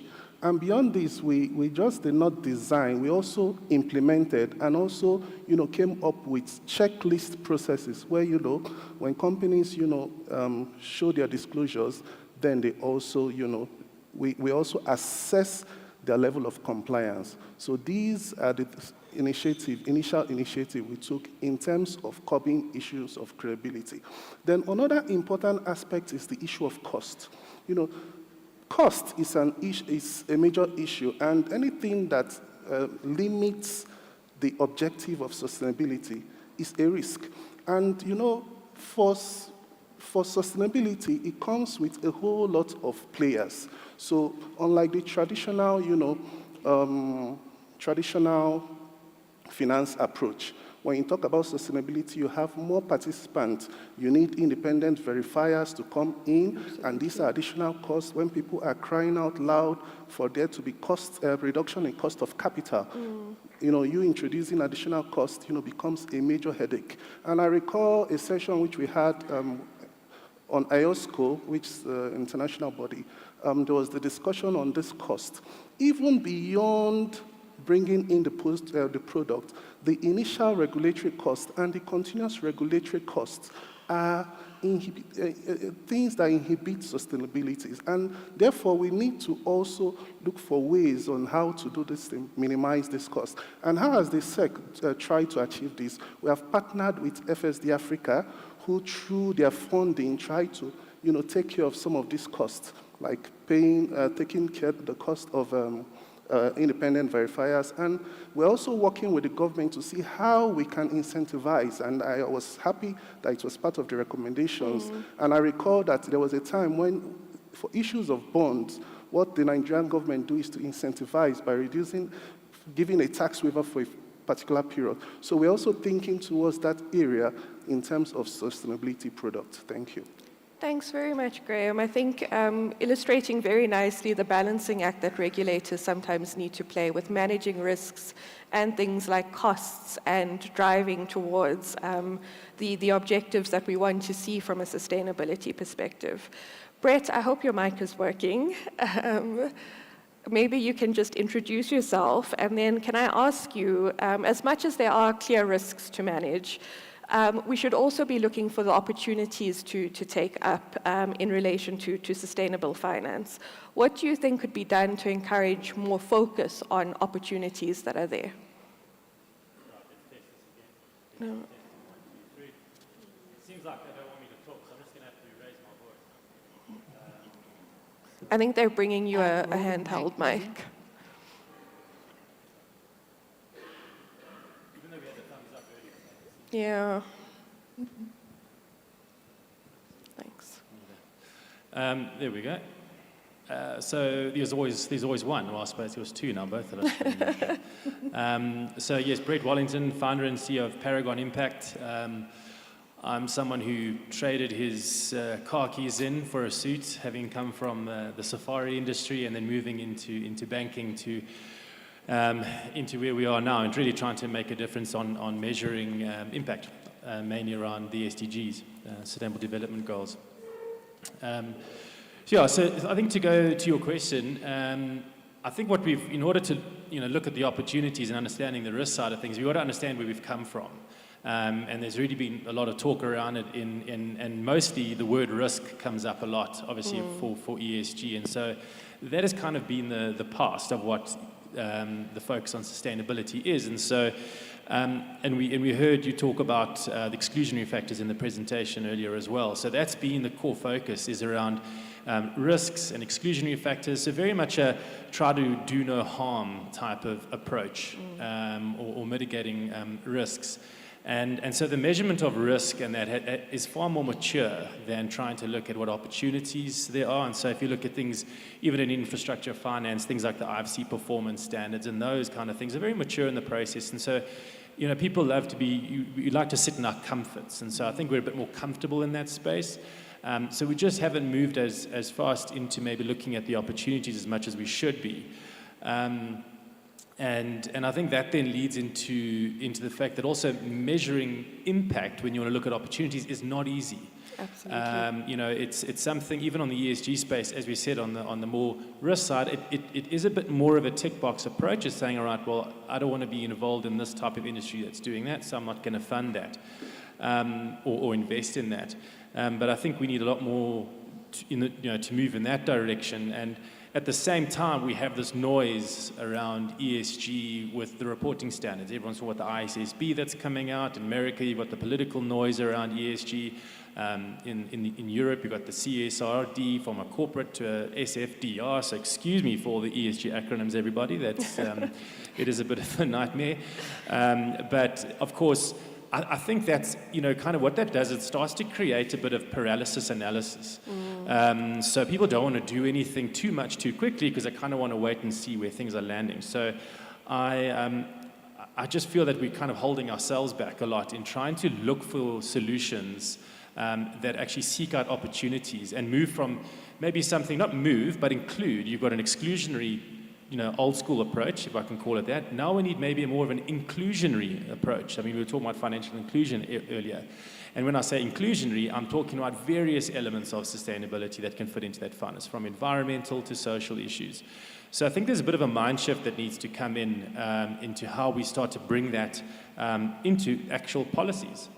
So how do we move from just a purely risk-focused kind of approach to saying, right, let's try and figure out ways, and again in the presentations they were talking about, there were some incentives that you mentioned there as well. Yeah. So I'll be watching you closely for those incentives.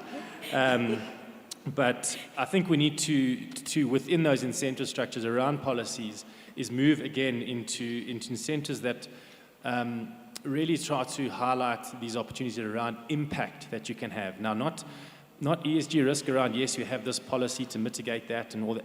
What we're missing out entirely is the implementation factor.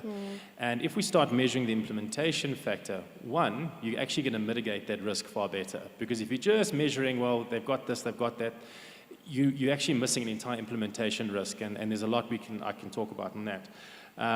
So I think really where we are now is we've got an opportunity here to bridge the gap between compliance and really strategic value creation, and shifting this sustainability or sustainable finance, which is this first start of seeing sustainability, I think, as a strategic benefit or a strategic value driver, or even profit area, rather than a cost center that is seeing something you've just got to tick the box on.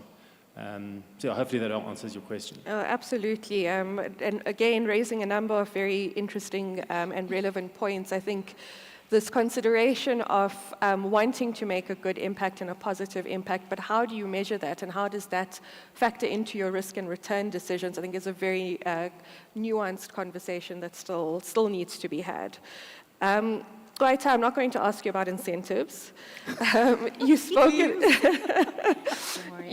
a little bit about the EU's sustainable finance framework and the fact that it's going through significant reform.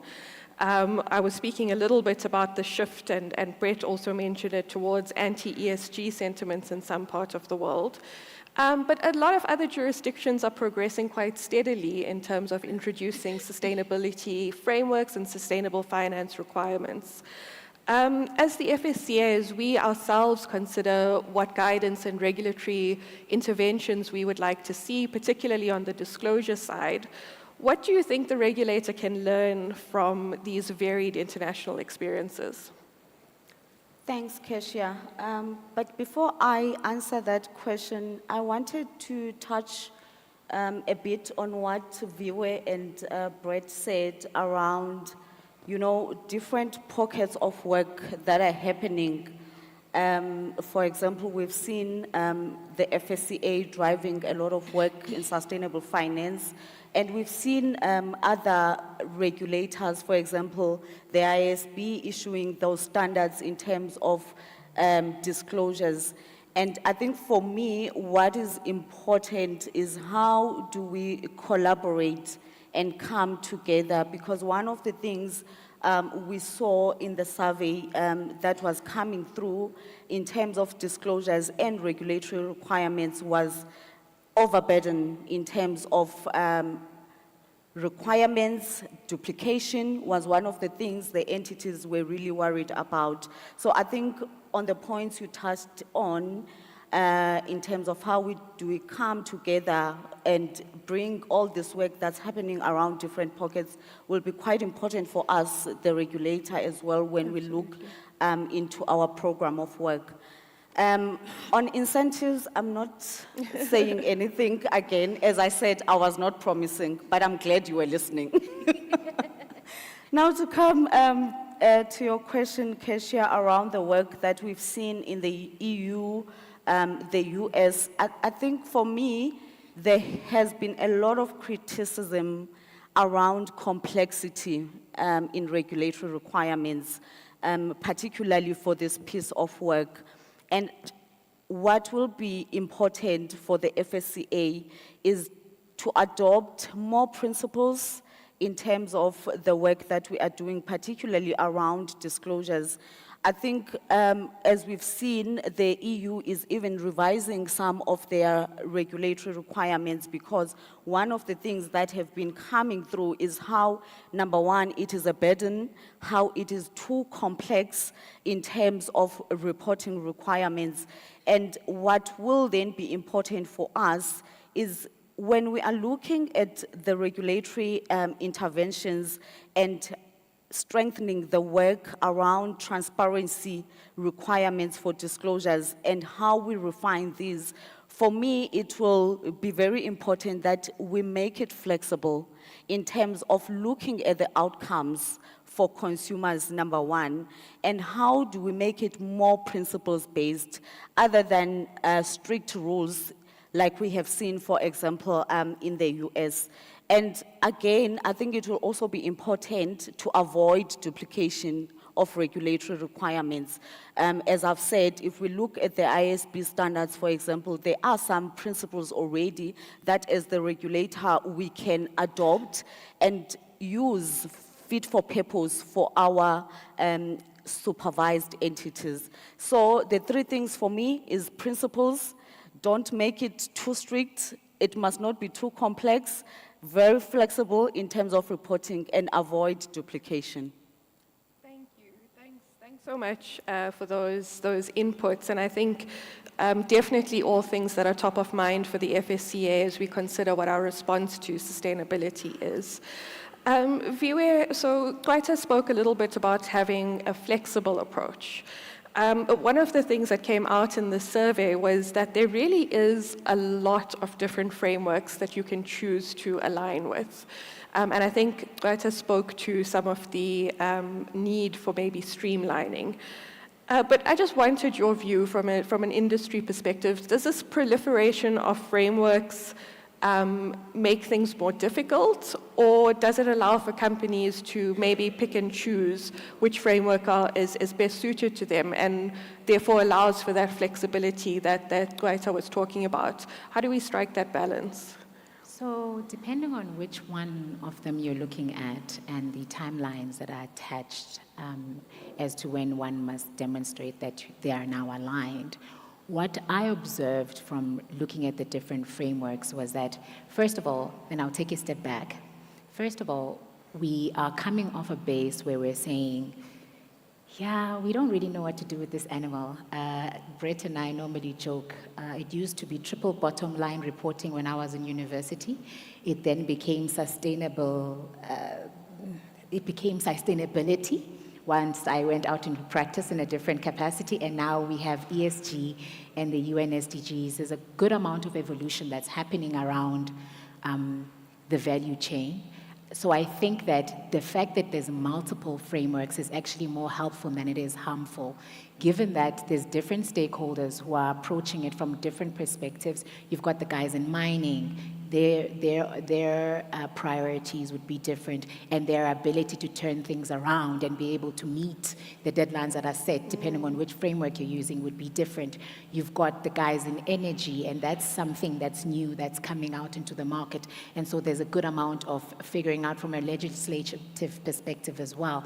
You've got the guys that are in water that will also then have an impact on the risk. So I think what it does is it lends itself well to what Kwaita was just saying on not being too stringent, but rather making it principles.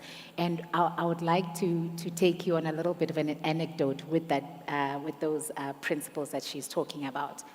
When I looked at sustainable finance and I started doing research around it, and I looked at what the offerings were in different parts of the world and what the different people that are in different parts of the value chain are trying to achieve, I noted, and this is why I think it's really important that for a South African conversation, it is important to bring the conversation to a South African perspective.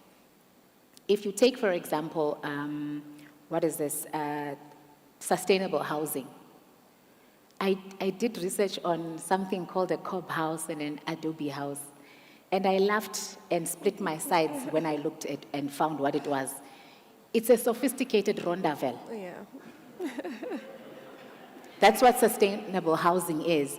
And so from a South African perspective, we do have a lot of solutions to the problems that are already at play. And to speak again to what Brett was saying earlier about the exclusion versus inclusion, we've got skill sets that are outside of the mainstream that could benefit from coming onto the mainstream and thereby drive our economic growth and contribute positively towards our GDP. So I think it is really important that the approach of legislators such as yourself is very much principled rather than let's hammer this thing down, as well as seeking to create opportunities rather than let's box things out into what is comfortable and keep the status quo that is exclusive.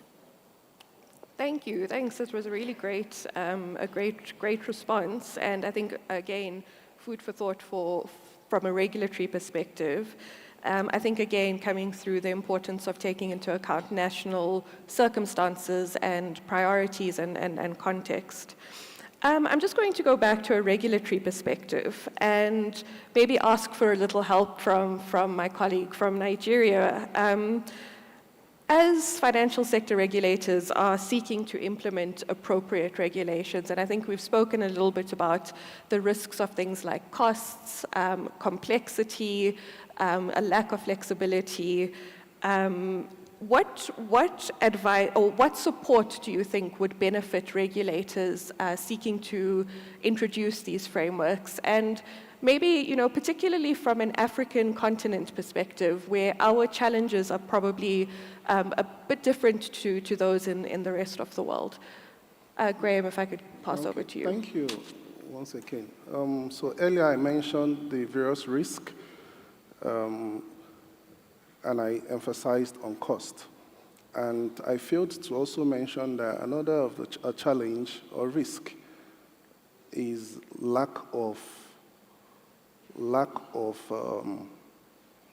information or knowledge or awareness.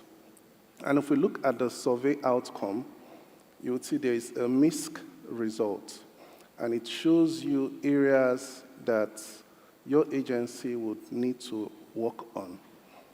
And it's critical. And I'm delighted that you have adopted a digital transformation project and introduced a chat box, because the chat box can actually also be a platform where you also enlighten the unawares. Now, for the SEC Nigeria, what we did as early as last month was to come up with what we call the SEC podcast. Okay. We launched the SEC podcast, and every now and then we keep speaking about capital market issues. And one of the front burner there is issues of what? Sustainability. So you could also think about other areas where you could, push the market to become aware of issues relating to sustainability. The survey may not have given a true picture of the percentage number of people that are not aware about issues of sustainability. So it's something that we should take seriously. And I think from regulatory perspective, we need to focus on technical assistance. And when I talk about technical assistance, we're looking at how do we develop the local expertise. That's critical. If we want to develop issues relating to sustainability, then we need to develop and enhance the capacity of experts locally. And this we can do through, technical partnership with perhaps international organizations and body, and even the government. So like for the FSD Africa, they have set up a fund, to take care of issues relating to sustainability. The government of South Africa can as well be thinking towards that light. Now, for FSD Africa, what we achieved is a whole lot, because in terms of even training the verifiers, they've taken it upon themselves. In terms of assuming certain costs of verifiers to that project, they've taken it upon themselves. In terms of also training market participants, they've also taken it upon themselves. And to date, we have actually seen a situation where up to 1,000 capital market participants have been trained through this partnership. So we could begin to look at these particular areas.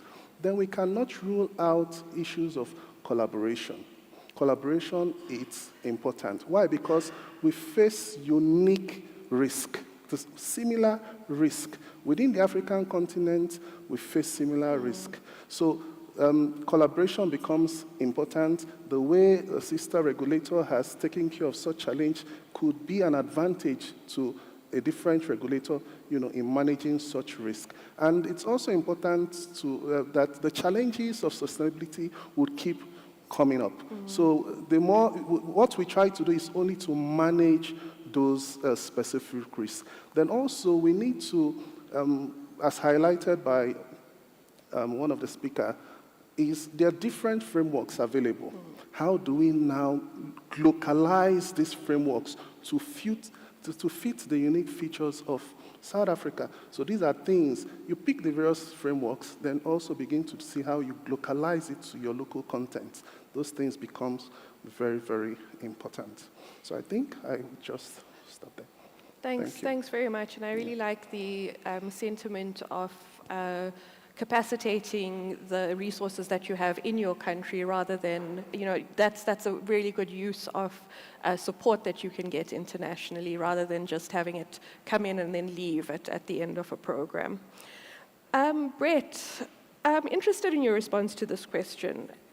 So 52% of investment providers in the survey say that they see no evident trend that highlights demand for ESG products from retail investors. So South African investors aren't really looking for these products. What do you think is required to drive greater demand for sustainability-related investments in South Africa? Yeah, you certainly saved a hard question for me. Okay, so the first thing I'd say, I think that data is all about context. So if you're saying 52%, I guarantee you 5 years ago that probably would have been 75%, and you go back even further, it probably would have been 85%. So what you're seeing is the trend is moving in the direction of more interest, because whilst it's 52% that say none, there's 48% that say you are. So I'd argue there's half the market almost saying that we do demand it, especially as the younger generations are coming into being your investor community. So I think we've got to look at that number cautiously. It's not as high as someone like me might like, for sure, but I think, again, the trend shows that it is moving.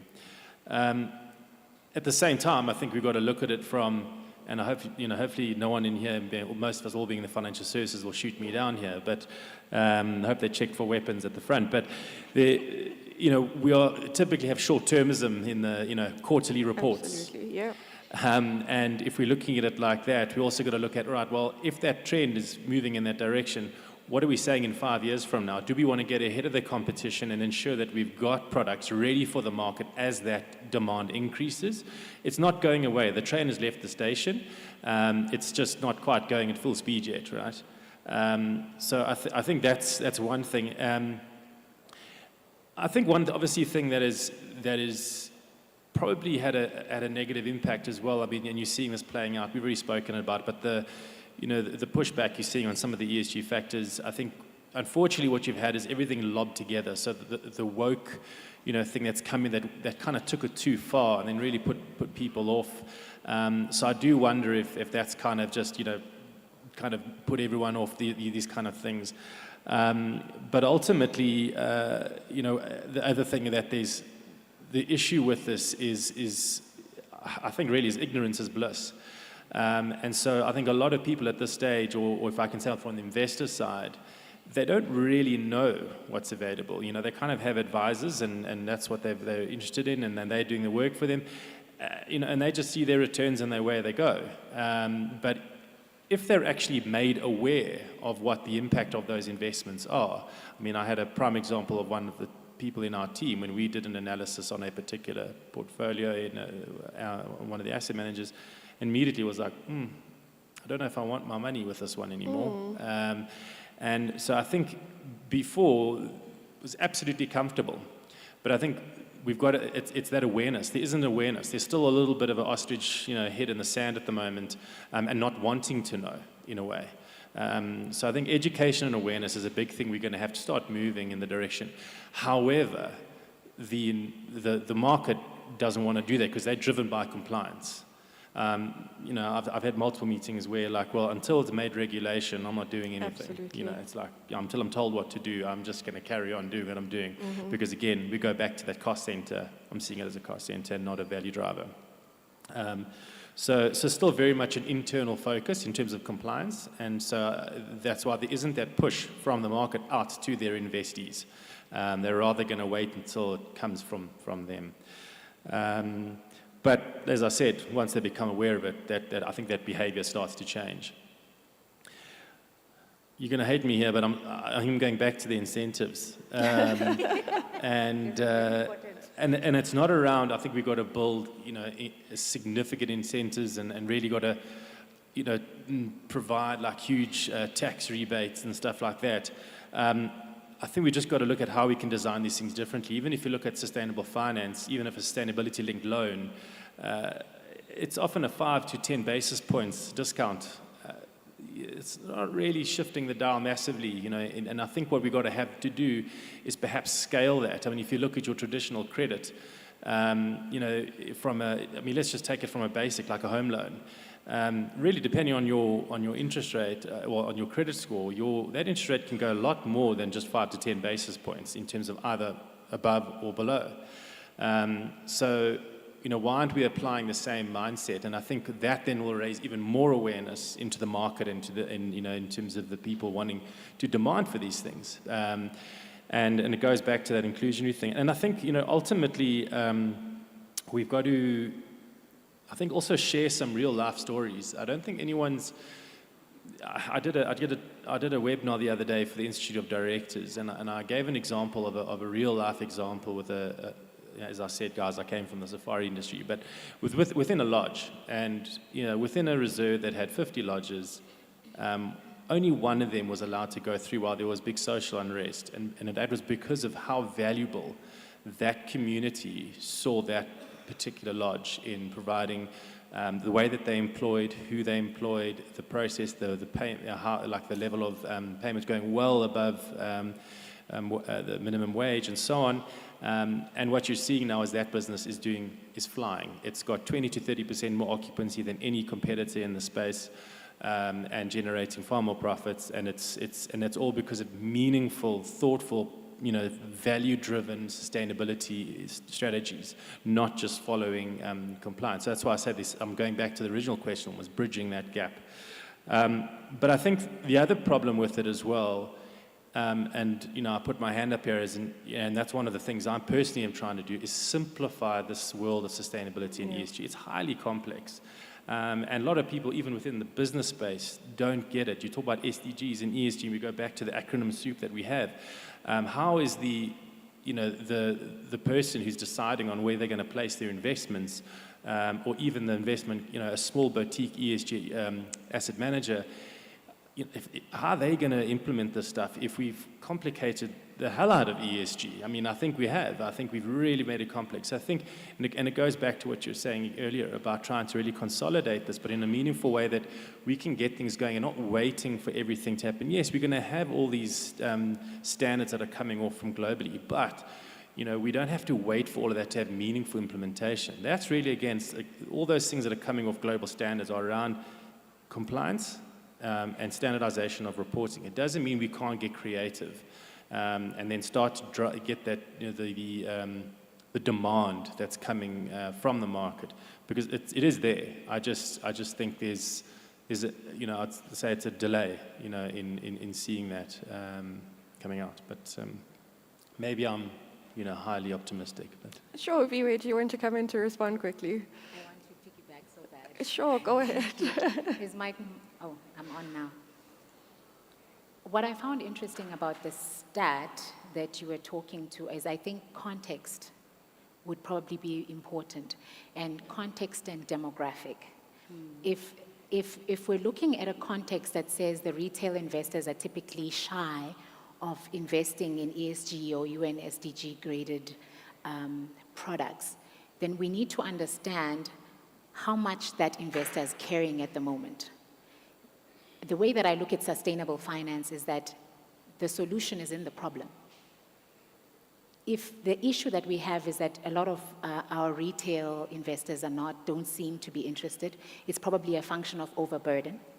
You've got the SASSA lines, you've got tax, you've got more recently VAT, and then you've got the overarching factor of the youth unemployment that we have. And a lot of the, help me with English, a lot of the big speech around ESG and the UN SDG does in fact come from the youth. And largely, those are people who are not actively participants. A large number of them are not actively participants in our economy. And so using sustainable finance, I think this is where those incentives become very important, right? And so using sustainable finance to actually be more innovative in bringing the kinds of solutions that would provide solutions to the country's existing problems, rather than a scenario which I suspect is more likely to happen, wherein we, in our capacity as financial services, we go out to the market and we sell what we have, rather than seeing what are the opportunities that sustainable finance gives us? Where can we innovate? And which of our national programs and national priorities do we then hit that way? It will allow us to hit multiple prongs, as well as be more cohesive in creating that value chain and making sure that we have impact that we can, in fact, measure. What I love about Brett's offering is that there's a lot of talk in the industry about greenwashing. And what Brett's offering actually does is it gives you an SDG grading rather than an ESG grading.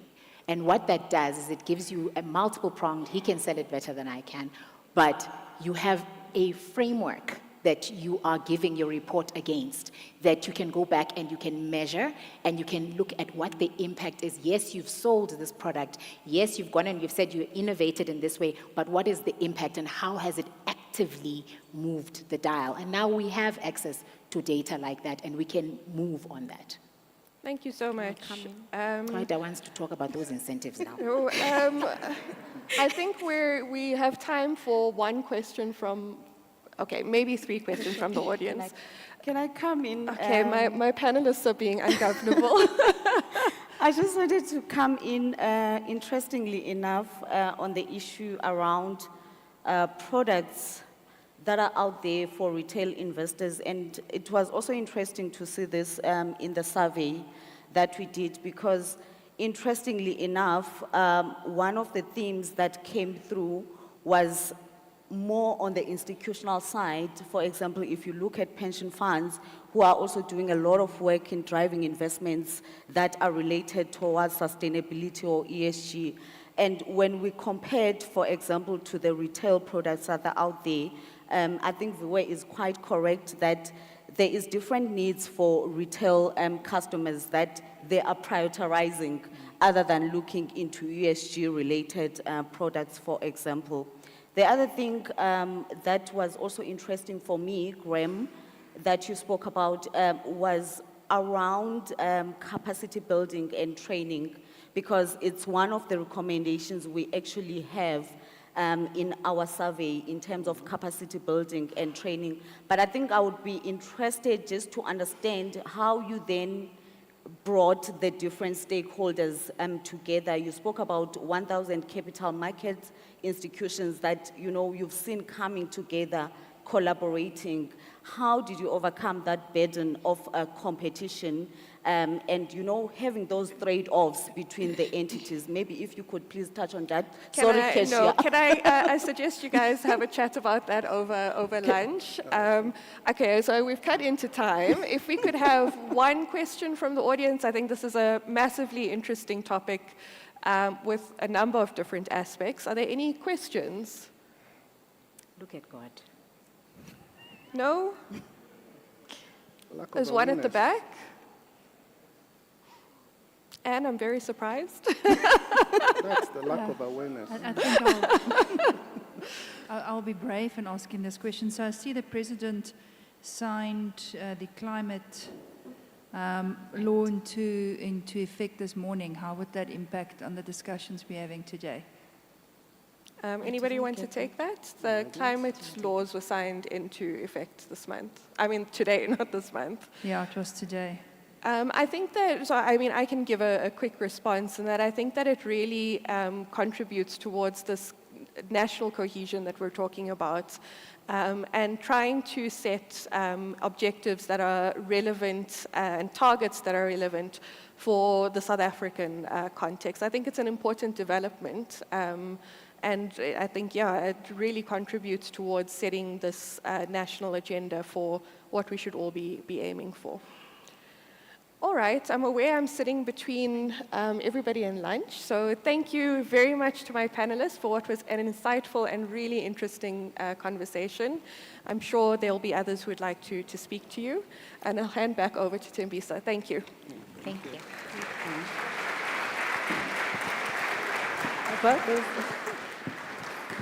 Thank you very much, Kersha and Kwaita and the rest of the panel.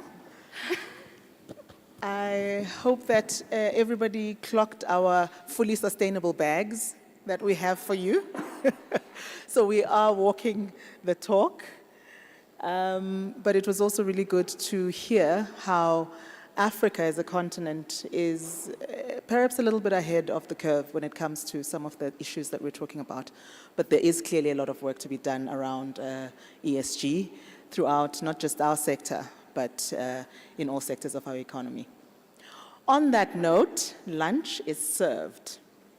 And so how we are going to break for lunch is we've got 3 stations, 2 right out these doors, and another one if you go up the stairs and actually not up the stairs, right through these doors and towards my right, your left, that is where lunch will be. And can I please ask that we be back in the room by 2:30, because at 2:30 we're getting an update on grade listing, and then we are going to be chatting about consumer education and specifically around financial literacy. Thank you, ladies and gentlemen. We're back at 2:30.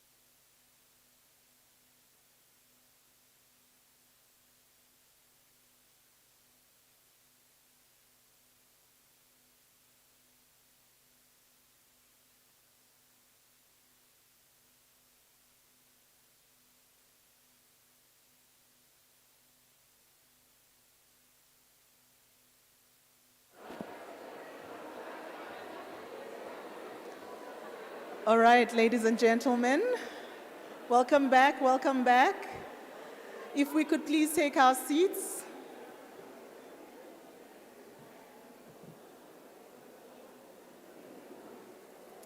Please can I ask that we take our seats?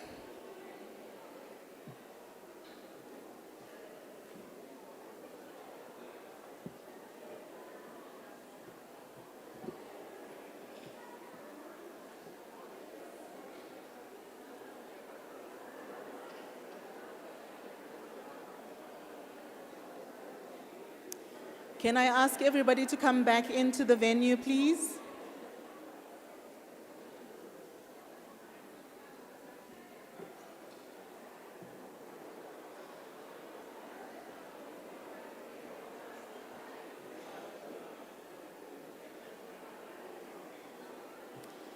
Thank you, thank you. I'm going to ask that we start because I would like us to have enough time for the networking session later. Sing a song, funny. I only do that when I get paid. Fagi maluzobona, fine. All right, I know that this next session is highly anticipated. I know everybody is waiting to hear about the progress we are making as a country when it comes to grey listing. And we have just the right people in the room to give us that update. Before I hand over to them though, I want to just remind everybody that we are on social media and we are looking forward to hearing your thoughts on there. Just giving you the hashtags again. FSCA Con 25, that's our main one, and the one that we've always used is hashtag FSCA Talks. That's on all of the platforms. And we are also running live polls on LinkedIn. So every now and again, during the session or after any of the sessions, you just pop on there and see what questions we are putting up and then just vote, and we'll use that information in the sessions that we have. All right. And now it is my absolute pleasure to hand over to our next panelists or presenters in this case. And we're going to be talking about South Africa's progress in exiting the FATF grey list. And we have from National Treasury, maybe not anymore, we have the head of South Africa's delegation to FATF, Mr. Ishmael Momoniat, and we also have from the FSCA, Charles Gill, who is the head of the FICA Supervision Department. We will allow time for questions. I know we'll have lots of questions on this one. If you've got your questions already, you can also just pop them on any of our chats on social media so that we can know what's coming up. Thank you so much. Momo, over to you. Thanks.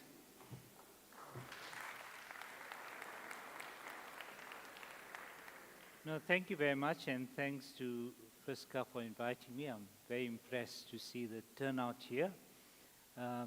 It shows that FSCA has really developed to be, I think, a very important regulator, and certainly won't, I can assure you, not that I can assure anything, but what happened in the US won't happen to FSCA. Okay? But anyway, and if you think that was serious, it's no longer a crime for US firms to do corruption overseas. So that's how clean the government is in the US now. So anyway, with regard to grey listing, I mean, the good news is that we're now in the last mile, and we've only got what I call 2 action items to do. So I'll get the good news out first. We report every 4 months since February 2023 to FATF assessors called the Joint Group. And they upgraded 4 items when we went down in January, so, and gets formally confirmed in February. We were actually hoping to get all 6. We did so well, in my view. So we were a bit disappointed, although we always expected that we won't get all 6 in one go. So we left with the 2 that we always anticipated were the toughest, IO7 and IO9-4. And in a sense, these are almost like the end objectives, the final type of consequence if there's any of the more serious crimes and where it requires prosecutions. So, so we were fine, and there were, all in all, about 3 that related to investigations and prosecutions. There was one for IO, what's called 341, on money or value transfer services. That we also did quite well on. And we were upgraded on 2 beneficial ownership action items, and we were also upgraded for one that relates to dissuasive administrative sanctions and financial penalties. Basically, FATF expects that FSCA and SAB must, to put it in South African terms, really murder you, okay? With admin sanctions, financial penalties, they have to be tough. This is before any criminal actions, okay? So they need to be really tough. They said that we weren't tough enough. So anyway, we've passed those tests, and if we now address these 2 action items, and we'll actually already submitted a draft report. We go down in the 2nd week of April to Tanzania to report to them. And hopefully, inshallah, that will be, those will be addressed. And if that's the case, then FATF in June will authorize us an on-site visit, where they'll then check progress on all 22. It won't be like a heavy audit, but just to make sure that we weren't lying when we reported, okay? That we spoke the truth, which we have, okay? I think the bigger question for us is that really we can now almost, not quite, we can't count our chickens before they hatch, but the bigger question will be, what do we do beyond grey listing? How can we sustain and strengthen the improvements that you've seen? And there have been real improvements over the last 2 years. And in that sense, that's why grey listing was actually a good thing for South Africa, because it's forced us to do things which are good for us as South Africa, not because of FATF, just for us in South Africa, okay? So I'm not going to go through these. You know, if you don't have the history, we got grey listed because the Financial Action Task Force, which is an international anti-money laundering body, is 40 members. They do a peer review called a mutual evaluation every 7 or 8 years. They came in 2019. The results were only published in 2021 because of COVID, and we did terribly. We failed 20 of the 40 on the legal framework, and we also failed all the effectiveness of implementation measures called the immediate outcomes. All 11 we failed, okay? Some we failed really badly, and others we failed, they call it moderate, whatever, but moderate means you got 30%. It's still a fail, okay? And we had 67 items to deal with. They gave us a year. It's impossible to do all 67 in a year, but we knuckled it down. It's not strictly comparable to about 22. And so we were grey listed in February 2023, and we had to agree to an action plan. Okay, it's jointly agreed, but we didn't have a choice. And there were 22 items that we had to deal with. Action items, they call them, okay? If you haven't seen these diagrams, this is just a list. If you get the slides, you can see all of those. It's published on our website, just all the action items. The 2 red ones, and I'm going to deal with them, are the ones now that are outstanding.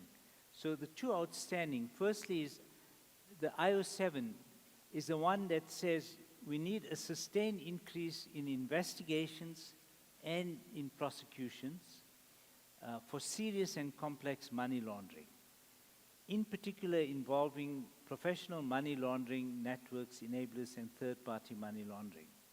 And I'm going to explain that in a moment. And then there's one for terror financing, where we also have to show a sustained increase in effective identification, investigation, and prosecution as well. I really think that our team did quite well.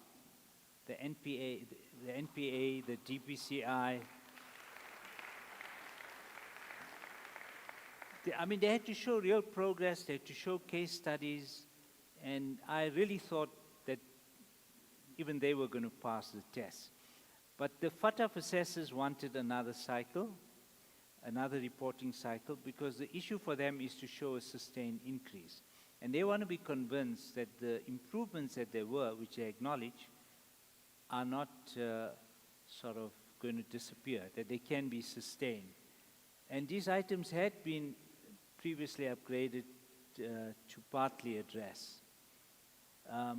So it's the same slide effectively, but just to point out in this one, it's not just to show before 2000 and the mutual evaluation, we had cases of money laundering, but they weren't complex and they weren't serious. They were the easy stuff. So we had to first do the serious and complex. Go for the politically connected, no matter how high up. Go for people who were really influential, people who did sophisticated hiding of monies that they stole. But in particular, they also wanted us to focus on professional money laundering networks and enablers, or what they saw as third-party money launderers. So not just those that committed the predicate crime, but those that assisted. And that's really been hard to prove, by the way, because it is also hard to find. And then we had to show that the progress is sustained. So that's the big challenge we faced there. And with IO9, it's a bit easier. Well, it's easier, but I don't think you find people who want to commit acts of terror through the financial system. I personally think FATF has gone overboard, okay? But you had 9/11, the US put it there, and so we have to do that. And so it's really hard to deal with that through the financial system. And before we've dealt with the investigations and prosecutions, there were 4 items linked to terror financing. We had to update our national risk assessment on terror financing, for which a summary was put on the website, and we had to update and implement a comprehensive strategy as well.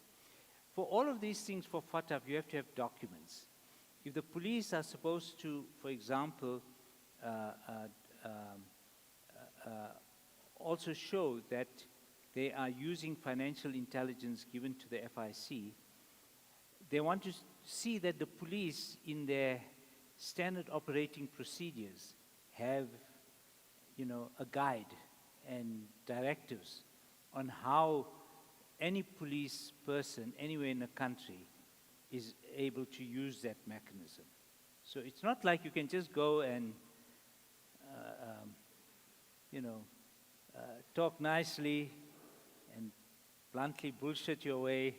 You have to have documents, you have to, excuse the term, but honestly, you can't do that, okay? Just for the financial sector, just for your information, there were 3 action items in the list of 22 which you had to address. So you had IO3s 1 and 4.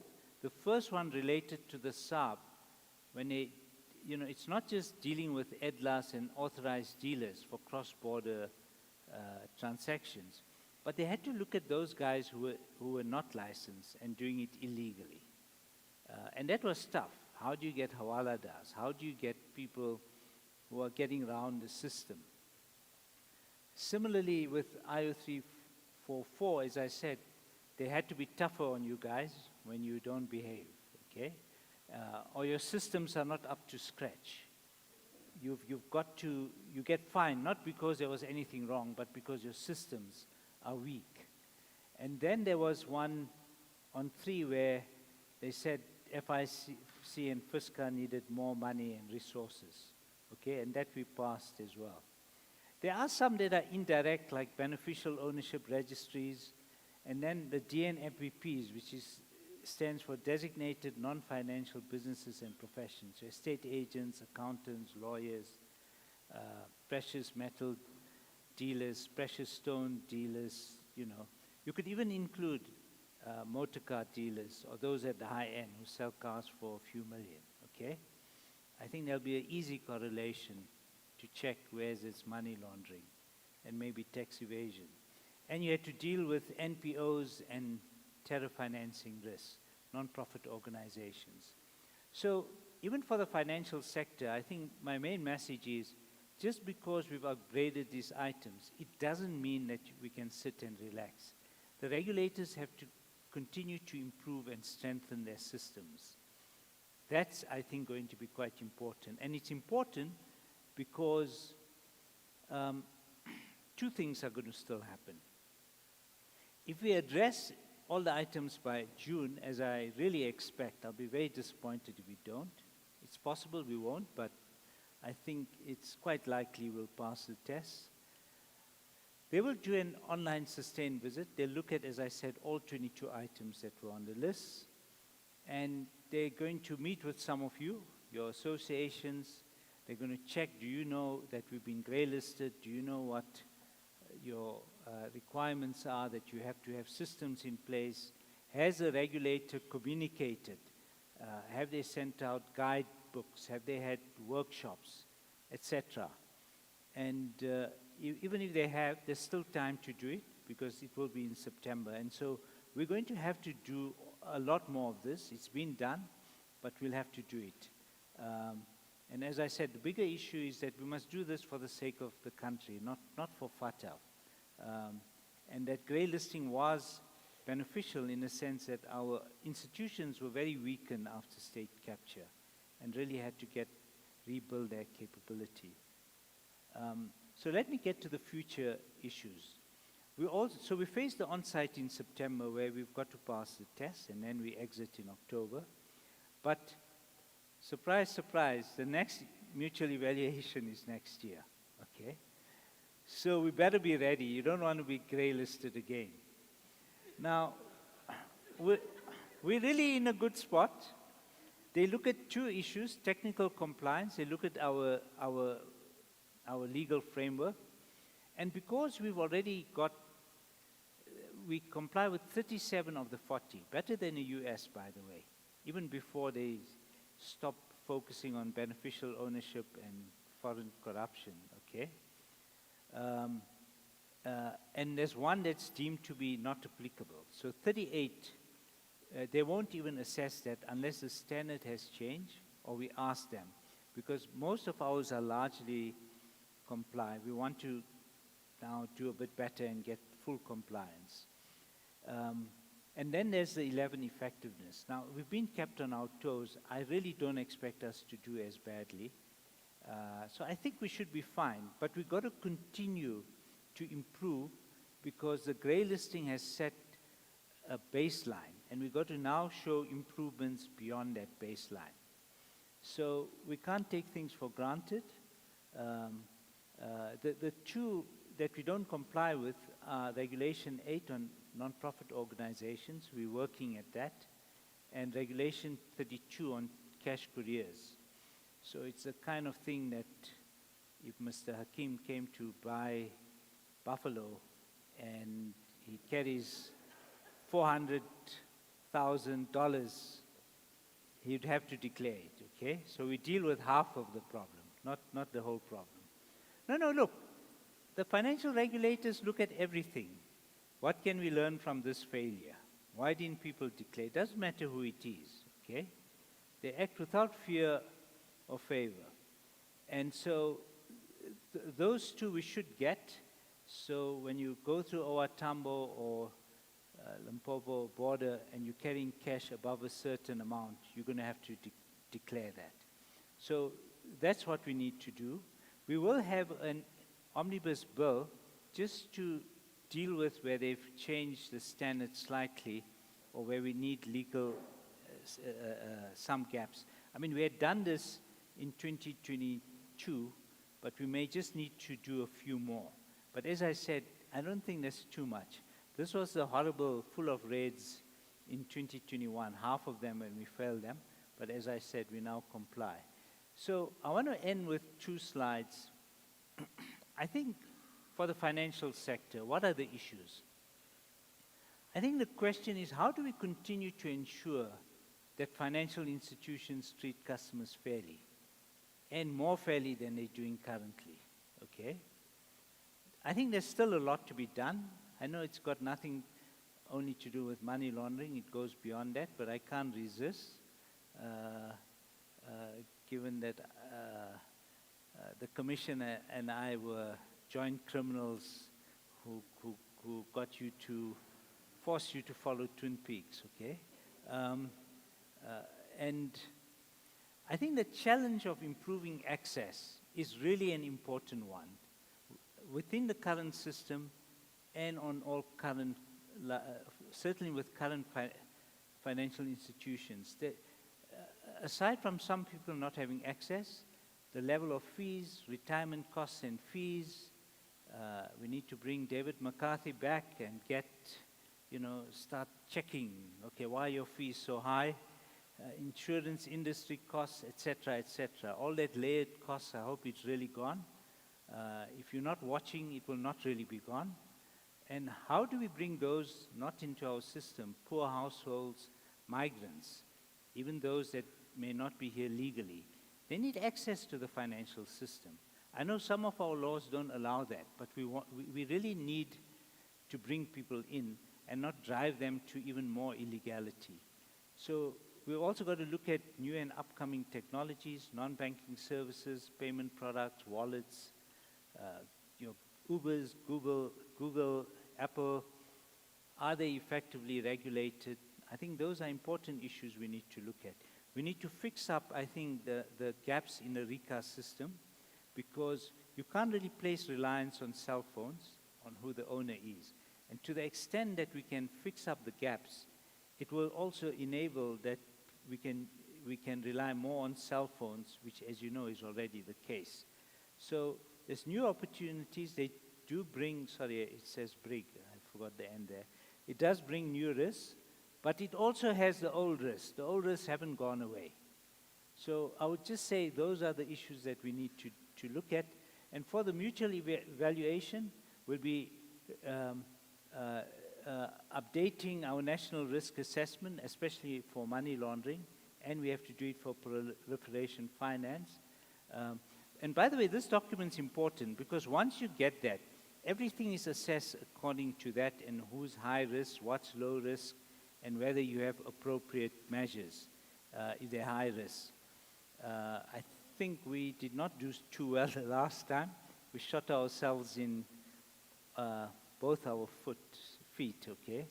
And we got to do that. So how do we improve and strengthen our regulatory system? And there's a number of sectors we need to look at. Crypto assets, both cross-border and domestic, new payment systems, unlicensed money or value transfer services, they're still an issue. We've got to focus on the non-financial sectors still.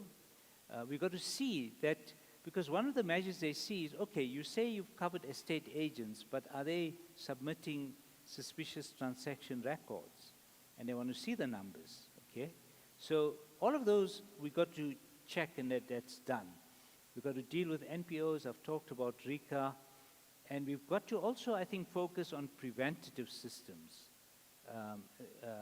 Why aren't audit committees working, internal controls? Are there other preventive mechanisms? And most importantly, how do we widen and deepen financial inclusion and get a better balance with financial integrity? If you leave it to FATA, the people who come there don't have a developmental perspective, and they really tend to go overboard. And then they say it's unintended consequences. It was fully predictable, by the way. It's not, it's only because you sought to be blind. So I think those are important. And as I said, how do you include migrants, whether they are legal or not? Need to be aware of human trafficking and so on. Because if you don't bring people somehow into the net, you make them more vulnerable to human trafficking and drug networks and so on. So there's a lot of issues that are really important. So to conclude, as I said, on grey listing, it's a good picture. It's been good for us, but we still need to continue to strengthen our anti-money laundering system. And this is not the time to relax. You've got an on-site visit, and you've got a mutual evaluation, and you've got beyond. Thank you. Sorry.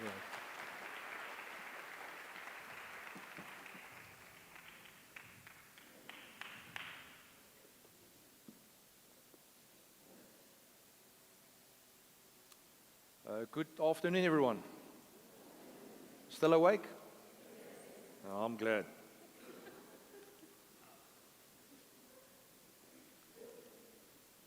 All right, so I'm going to talk a little bit about what the FSCA has done. We were one of the role players in the grey listing, and certainly we've done some activities for us or there were some activities that's applicable to us that we've addressed. And for this, I think this Winston Churchill quote is quite important. Looking back at history, because we don't look back at history, we will learn nothing and we will repeat the mistakes from the past. Now, as Momo has said, this wasn't a sprint. This has been a marathon all along. It all started with a mutual evaluation that was conducted in 2019, and you see all the steps here on the slide, and where we are now from the grey listing. So we have been under consistent pressure from the assessors since 2019, and next year we start all over again. So my boss has also said, this is not a special project anymore. This is now a daily run-of-the-mill occurrence for you, is to report to FATF and the assessors. So, yeah. So as Momo said, there were from the 40 recommendations, we didn't do very well. There were some huge gaps in terms of our AML CFT regime. This is just from an effectiveness point of view, how well we did, and I think if you can see, it was quite bad from an effectiveness point of view as well. We didn't get any high or substantial addressed finding from the assessors during the mutual evaluation. Everything was low or moderate, which is not good for a system such as South Africa's to be in. And I think from this base, we struggled to meet all the requirements from a FATF point of view. So, as Momo has said, we went through a period of observation where we had to deal with the FATF findings.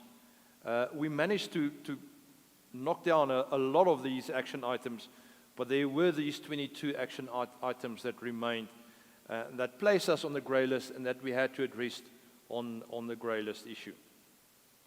From the FSCA point of view, there were 7 action items that were applicable to us when they did the mutual evaluation. We knocked down 5 of those action items during the observation period. So I think we worked very hard to address these action items, but the 2 that you are seeing in red, we didn't manage to address sufficiently according to the assessors. As you can see there, the one is ensuring the level of oversight of FSPs, your CAT2s and your CIS managers are commensurate with the money laundering or terrorist financing risk profile. And the second one is we need to use a full suite of enforcement measures, including monetary penalties to sanction AML CFT breaches. So those were the 2 items that we didn't address during the observation period, and that landed on the action item list for the grey listing. Now here's just the 5 that we did address. The slides talk to them. I'm not going to repeat everything that's on the slide. So these 2 action items that were applicable to us, they acknowledge the fact that we have now established a dedicated AML CFT department. That's something that we had to do. We established a specific department, but they say the department is not fully resourced, so you need to address the resource issue. They also noted that we commenced with a risk-based approach to supervision. And then they say, yeah, well, you should capacitate the FSCA.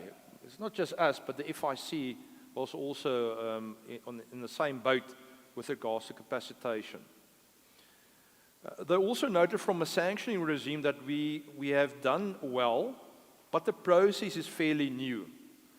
And we didn't demonstrate that we use a full range of enforcement actions. So the sanctions applied in most instances were not proportionate to exceptions noted during the inspections, so were not effectively monitored.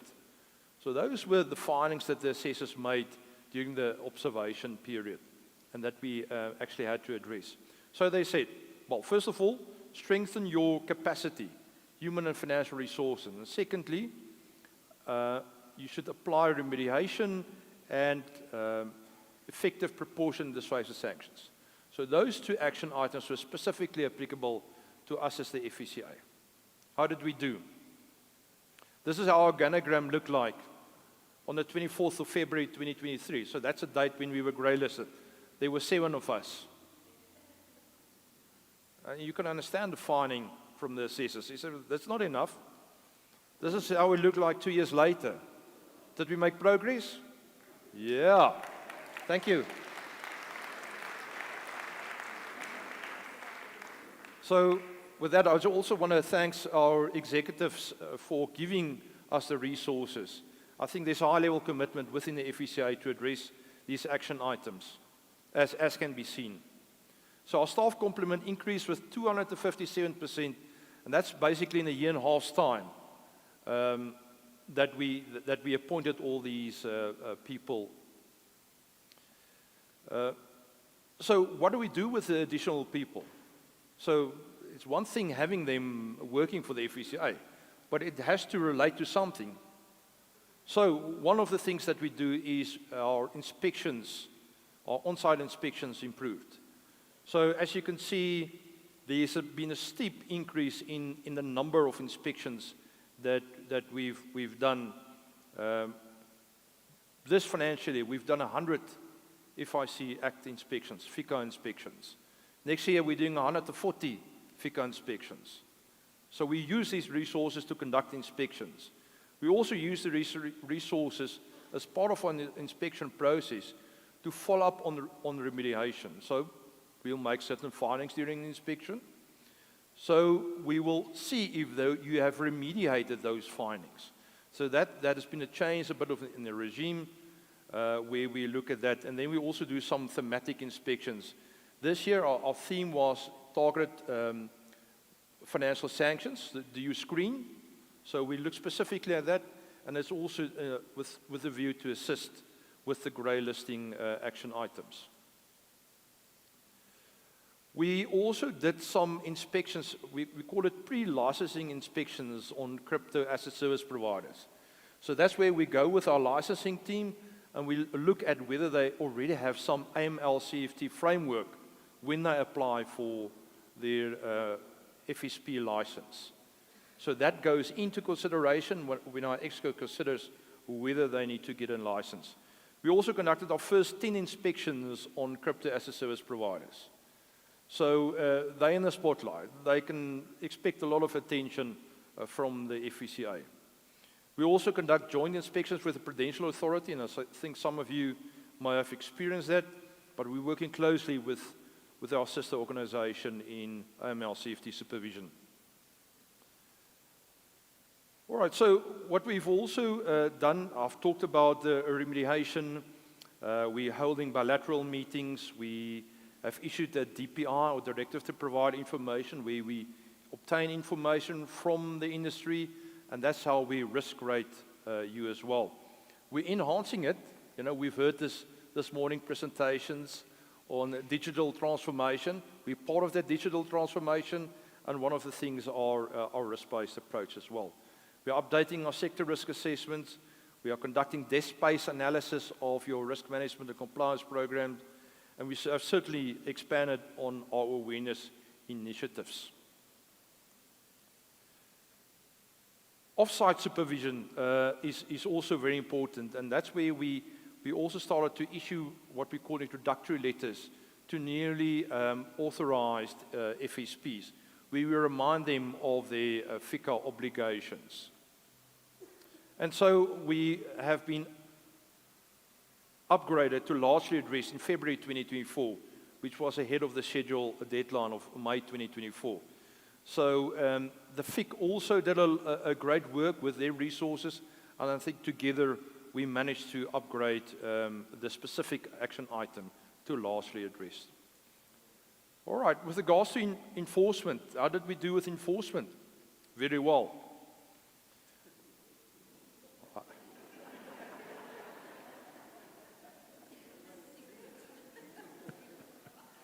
Okay. Now I'm glad to hear the nervous laughs here. All right, so there was a 197% improvement in the monetary value of financial penalties. So 11.9 million rand for the period prior to grey listing. We're now standing at 35.58 million rand post grey listing. We had to do it. That's what FATF wants us to do. Are we going to stop? Are we just doing it because of grey listing? No. This has become the norm. So please expect us coming down hard on you when you are not compliant. 366% increase in the issuance of non-financial penalties. So from 3 to 14. We're also the only supervisor that actually withdrew a license because of AML-CFT non-compliance. So, I mean, it's as bad as that. So we are looking at your licensing conditions. If you don't meet the AML-CFT requirements, you certainly run a risk of losing your license. We were also very successful in appeals, and the appeal board has found in favor of the FSCA where we were challenged. We also published media release on the sanctions issued to create awareness and to add to dissuasiveness. And as you can see, the number of sanctions that we've issued has also increased, and we will certainly surpass the 8 that we've issued early in 2024. So these are the stats that FATF was looking for, and these are the stats that were used in getting the tick that we've met this action item. Momo has spoken about the future of the grey listing. One of the things that we need to do is to sustain an increase or sustain our enforcement measures. So we can't relax now. And this is not just because we're on the grey list or that there's going to be some sort of off-site visit or there's another mutualization coming. This is the norm. This is the expectation from South Africa. And as Momo also said, we also want to make South Africa a better place.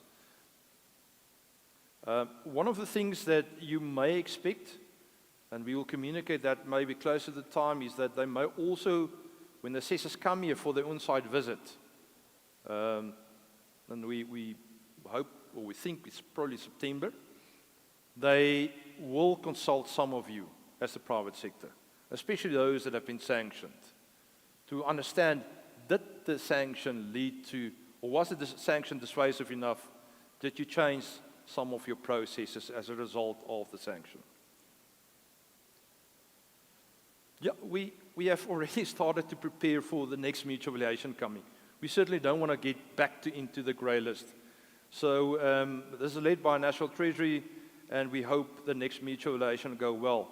But I'm very confident that it will go well, because this grey listing has been a great process to enhance our processes. So I've got very little doubt that we will pass with flying colours.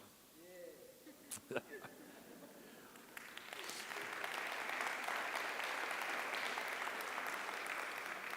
So just in conclusion, we can't do this alone. We need you as a private sector as well. And this quote, a financial crime fighting regime can only work through concerted and coordinated actions across a wide range of public and private sector stakeholders that work together to shed the light into sources, nature, and purpose behind the movement of funds, enabling prevention, detection, investigation, and disruption of illicit financial flow.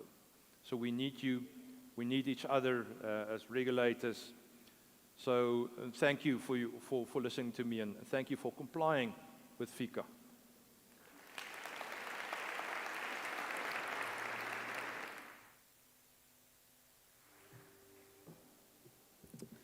Listen, for the rest of this year, Charles, I'm going to be channeling my inner Charles whenever I encounter a task. And this is the question: how are we doing with this? Very well. I'm inspired. Thank you so much to both Momo and Charles. And I think we might have some questions in the room. We can take the questions in 2 rounds. We'll take them in 2 rounds of 3. Can I see by show of hands how many questions we've got? 1, 2, and we'll take 1 more before we take answers. Yes, ma'am. Good afternoon. Thank you so much. Is this on? Okay. Thank you so much. It's always insightful listening to you, especially Momo. We've encountered quite a lot, especially on the status of the grey listing, and it's much appreciated. My question is really around, you can't let a good crisis go to waste, and I think we've seen what exactly we've done in South Africa, right? But I wanted us to touch on the practicality and rather have a risk discussion as well. As compliance officers, I think there's a lot that we're doing in pushing, collaboratively in making sure that there is compliance. And we are seeing that, there is some rapport that we've built and people are coming to the fore. However, the practicality is what's pushing us back. Having said that, and I'm aware that the FIC is currently implementing a new risk assessment methodology, barring them not coming through, we don't have enough time for all inspections. So what they're doing currently is requesting RMCPs. Now my question is around the interrelatedness of regulators. Given the SARB, the FSCA, and the FIC, when they do request for the RMCPs, you would understand that different financial and designated non-financial businesses are different. Are we applying a risk lens there, knowing that an investment company, a banking company, and a non-financial company will not be the same in terms of development of the RMCPs? And I'm also aware, Charles, from an FSCA perspective, that there has been some request for caps for RMCP. So if there is a request there, and the FIC is also requesting for RMCPs, what is that interrelatedness there? The last question is on UBOs, and I think all compliance officers that's the pain point really. The practicality, given that that is one of the action items that have been ticked off, have we actually narrowed down to business risk assessment how practical the threshold limitation from 25% to 5% is, and how that is positively aiding to what we need to be doing? So holistically, we are trying to curb financial crime. However, we need to keep it practical. And I'd like to get your view on that. Thanks. All right. Thanks very much. Lebo, out of order. 1 times 3. But it's fine. We'll indulge you. Those were good questions. All right. Second one. Yes, so I really don't want to introduce myself because I do not want to be on your radar. Well done for sanctioning all those people, by the way, all these bad people.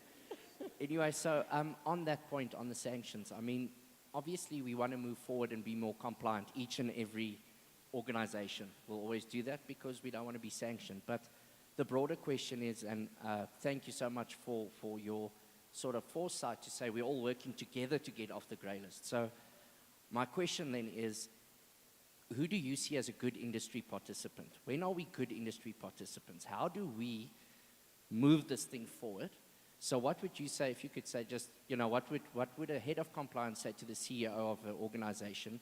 How would the regulators look favorably upon us and see us as one of those organizations that are helping you move that forward? What would you say are the main traits of such an organization? Thank you. We've got you. Shall we take answers and then take a couple more questions after?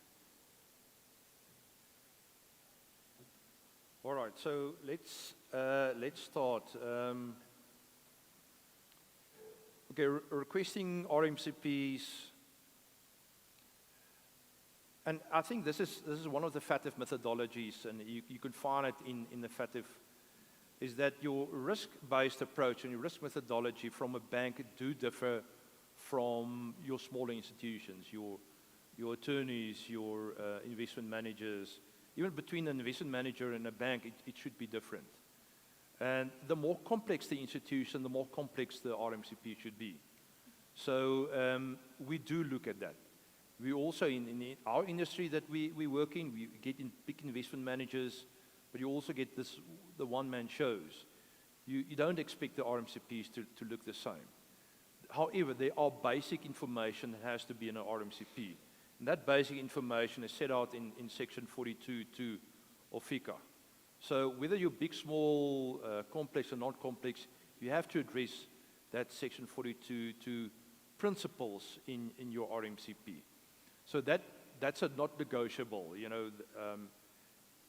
So interrelatedness, yes, we in the FIC do work together. We actually had one yesterday. We actually have a forum of supervisors that meet on a quarterly basis, and yesterday was one of those occasions where we share information, what are we doing to make sure that, I mean, there's no duplication of effort. So from a CAS point of view, we've decided to embark on a dual process where the FIC come with us when we're conducting inspections, but they also share with us the RMCPs that they obtain from their side. They've also, what they call issued an RCR, or risk return, so they share that results with us as well. So that there is communication between the different supervisors. On the 5% threshold, so it's a stance taken by the South African regulators that we can have that beneficial ownership requirement of 5%. So even from a company's Act point of view, there's a 5%. So when we talk about beneficial ownership in South Africa, whether it's from a Companies Act point of view or from an AML CFT point of view, we do have the same understanding as what it means. But remember, the 5% is not the ultimate. You can get beneficial owners that doesn't have a 5%, but have a majority of voting rights or controlling interests through other means. The 5% is only where you look at legal ownership. I think the last question in terms of when are we a good participant? I think you're not sanctioned after inspection. So then you're a good participant. Well said. That's a good sign. Nice one. Thanks, Charles. More questions? All right. Okay, we're good to close on this one. Thank you so much. Let's give our presenters a round of applause.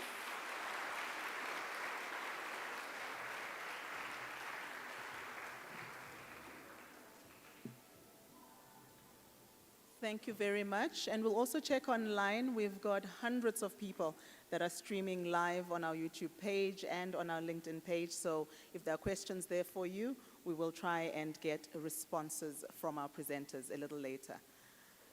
And now, ladies and gentlemen, on to our last session for the day. And we are going to be talking about it because it's so important. And so, Lindwell, I see you eyeing me as I say last session. Last but not least. Absolutely. We're talking about financial education, and in particular, what we are doing as a regulator to make sure that we work together with the sector in taking this very important task that we all have and making good on it. And so, ladies and gentlemen, can I ask you to please put your hands together for our last presenter, Mr. Lindwell Clark. The winner for the 2024 National Financial Literacy Speech Competition is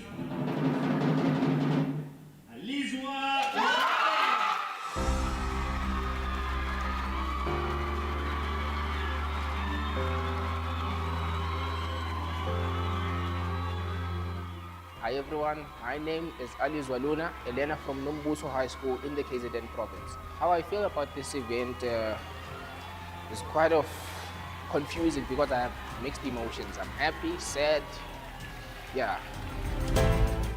It was quite an experience, a lovely one. And the journey coming from school level, district, provincial, was quite an amazing experience.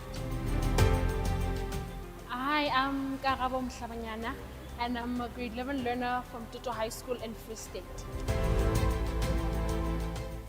My overall experience has been very exciting, adventurous, and very scary because the traveling part was amazing. It was my first time on a plane, so that was amazing for me. And I had a good time interacting with the other competitors. The support was good. I had well prepared for my speech. That's why I got the second position in the nationals. Good day. My name is Johannesburg, and I attend school at Estamaleka Comprehensive High School, all in the way in Limpopo. I would be lying if I said the journey was easy. It was not at all. There were ups and downs, and there were moments where I put pressure on myself, but I am so grateful for the pressure that I put on myself because look where it got me today. Sometimes I would go to school on Sundays or leave school at 7 p.m. at night, but overall the pressure that I put on myself is the reason why I got third place today. So I'm entirely grateful. So right now, how I actually feel is that I'm quite happy, excited. Everything that's in me is, I'm just proud of myself. I'm just proud of myself. For me, I think what's next is to really work hard on my finals this year when I'm doing grade 11, so I can apply for good facilities when I go next year. And then next year doing grade 12, I just excel because I have the money for the school. So the next step for me is to work really hard and obtain the marks that I really need to get to be able to get into a good university. I would love to study agriculture, animal production, or an artisan. I'm still indecisive, but I believe that I will come to the best decision. So overall, I think that I need to work really hard to get into the university that I want to go to. What I would advise is that, hey, guys, please learn about financial literacy. Be a person who's active. Be able to conduct research. Be willing to learn. Be a critical thinker. Hi, my name is Linwell Clark. I'm Head of Financial Education at the Financial Sector Conduct Authority, and we just witnessed a fantastic competition for the 2024 Financial Literacy Speech Competition Final.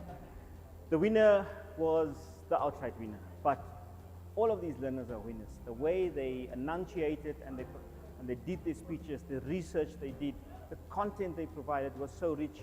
You can learn a lot from these learners because they do such deep research and they add that to the rich content and make practical examples for you to follow. So this year, like the other years, the standard was extremely high, and the winner this year from KZN, Alizwa, showed composure, he showed confidence, everything that you want to see in the speaker. He showed the understanding of his topic of creating a business, and he showed that no matter how old you are, if you understand finance and you can make then correct and informed decisions, no matter how old you are, as you go through life, it is a skill that you carry throughout. So I would urge people to support their learners, support their kids at home, support our youth so that they can become financially savvy.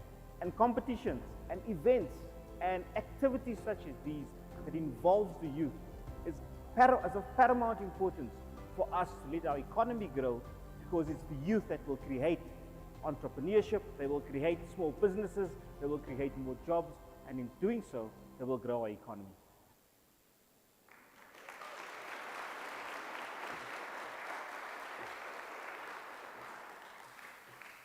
Do I have to do the presentation?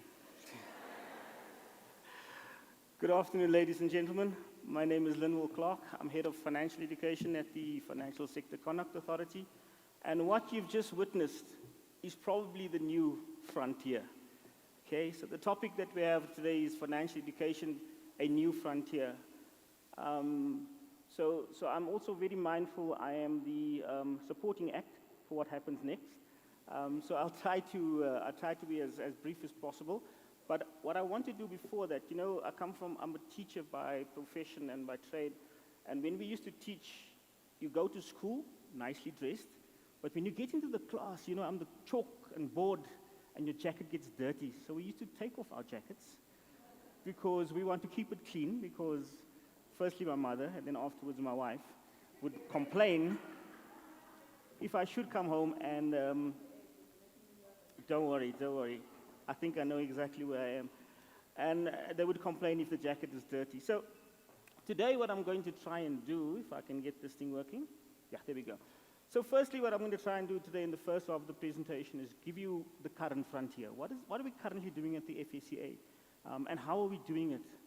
And then secondly, the second part of the presentation is part of the new frontier. Where do we see financial education going? What should be happening and what should we be doing?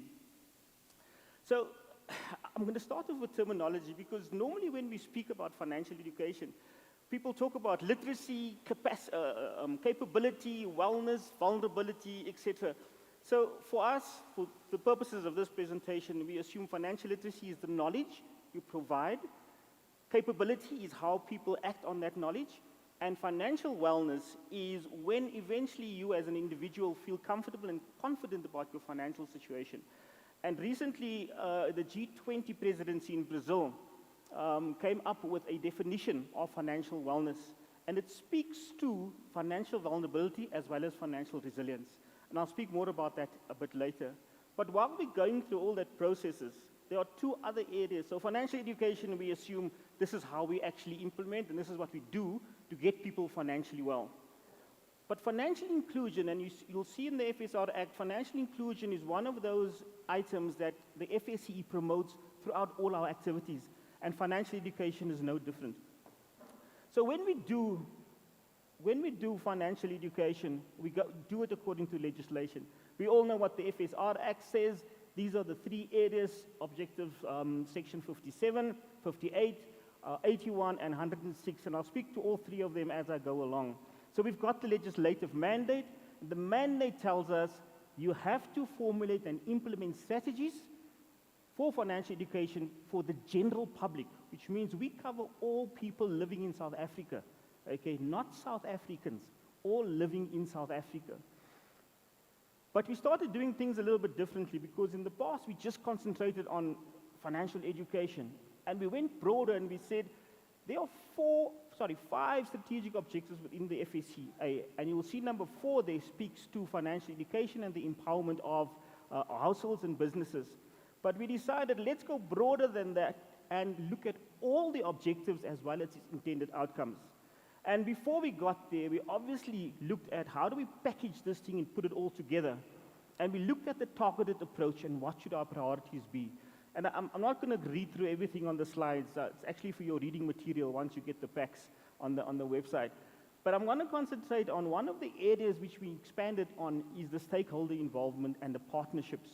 And you'll even see nowadays that the FSCA's logo is next to those of a regulated entity. And I think it's indicative of the vision of our EXCO that they've actually approved that we can now partner with the financial industry as well as part of our financial education activities. So last year, for the very first time, what did we do? We went and we published what we are going to do. We never used to do that. 31st of May, we published our first financial education plan, and this plan consisted of all the activities that we're going to do for the year. And why did we do that? Firstly, transparency, but secondly, to show people and the industry what we are doing and where they could partner with us, okay? And these activities happened the past year. We're busy working on 25, 26. This happened the past year. And just to give you a brief, you saw this, our speech competition, which is our flagship project, okay? We also did a spin-off of the speech competition. And I heard people speak about, what was this, e-wallets for 5-year-olds. Have you asked your 6 or 7-year-old what to do with 100 Rand and gotten an answer? Well, we did this at our speech festival last year, and the answers we got was phenomenal. And the girlie that won actually went on and did her presentation at our grade 11 speech competition. So we're also moving into if you talk about targeted approach, we're moving into the early childhood development space as well. Other projects within communities, expanded public works is probably one of the expanded public works programs, probably one of the role models or the best model for our train-the-trainer projects. We are training facilitators within the EPWP and letting them go out and actually do the programs for their participants. which works because up to, for the past memorandum of agreement, for the past 3 years, the target's 30,000. We've already reached 25,000 in the first 2 years, which is quite a phenomenal number. We do financial literacy in tertiary educations. This is quite phenomenal. And at first, and those of you that are, just hands up, who are actively involved in financial education at your institution? 1, 2, 3. So you will know how difficult it is to get into tertiary education or tertiary institutions, okay? And it took us about 3 years that we are now in 8 universities on a regular basis, which is quite phenomenal. Then, of course, we've got to go into the rural areas. You'll see the little ladies sitting there with their umbrellas, and you'll see our crafter, okay? We've customized a VW crafter, and it looks like the National Credit Regulator has followed suit, because they've also got one now. And I would encourage you to also maybe look at, just think about it, if we have 5 of these crafters standing with all different institutions doing financial education. Other kind of projects that we are currently doing, I'm quite proud of this. The first financial education resource in Braille.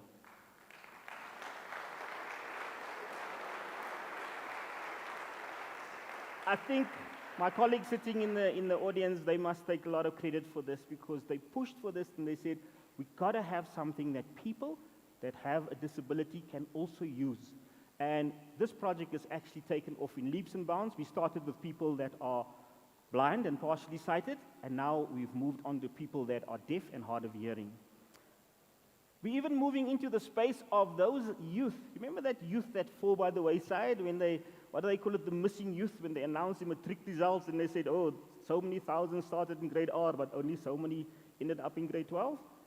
We're trying to find out where are the youth that are not in education, employment, or training. And we're trying to reach them through NGOs. And this project is it's a stunning project, because when you do go out there and you actually see how little people know and how they get scammed by people that take advantage of their lack of knowledge, it's phenomenal. And of course, by doing all of this, with the help of our communications department, we've now gone into social media. So please follow us. I don't see some of you sometimes clicking. Just share or like, or just press the button to say, we've seen your social media posting. Having said that, we are now trying to harness financial education, technology to improve our reach and to be a bit more innovative. I'm not going to go through that whole diagram. The one thing I want to bring your attention to is the hackathon. Again, the FSCA had our first hackathon. And the hackathon was to get an idea for an app that can reach small businesses. And I'm proud to say once again, the app went live for testing recently, and we're hoping that it will go fully live by the end of March. It's called Bazinga Biz. So go onto your app store, go onto your iStore, whichever device you're using, click on, download it, play it. Currently, I'm the leader, by the way, on the leaderboard. Okay, so you need to beat me, right? So it provides an app for small businesses, various activities, various scenarios where they can build their business. And I think this is quite important, because as part of our objectives, we want to reach households, but we also want to reach small businesses.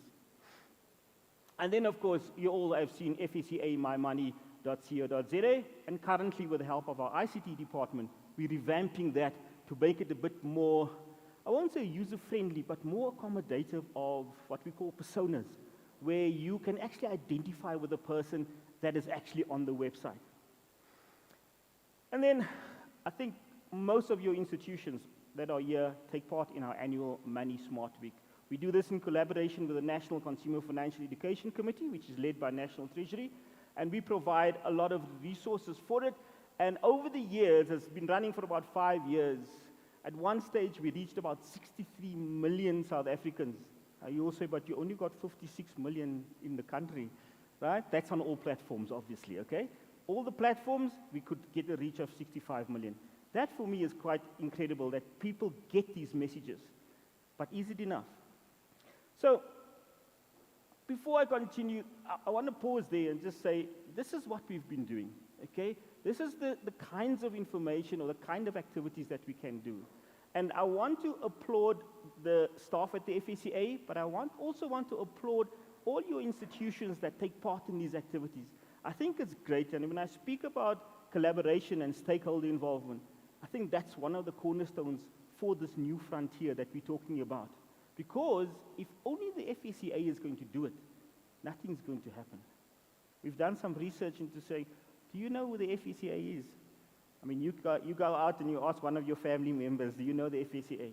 So part of what we're doing is branding and marketing. Marketing the FSCA as an unbiased information source for financial issues and financial knowledge. So, new frontier, what's this going to look like? Let's first look at what's currently the situation. We did research for the past 10 years. We've been tracking the trends.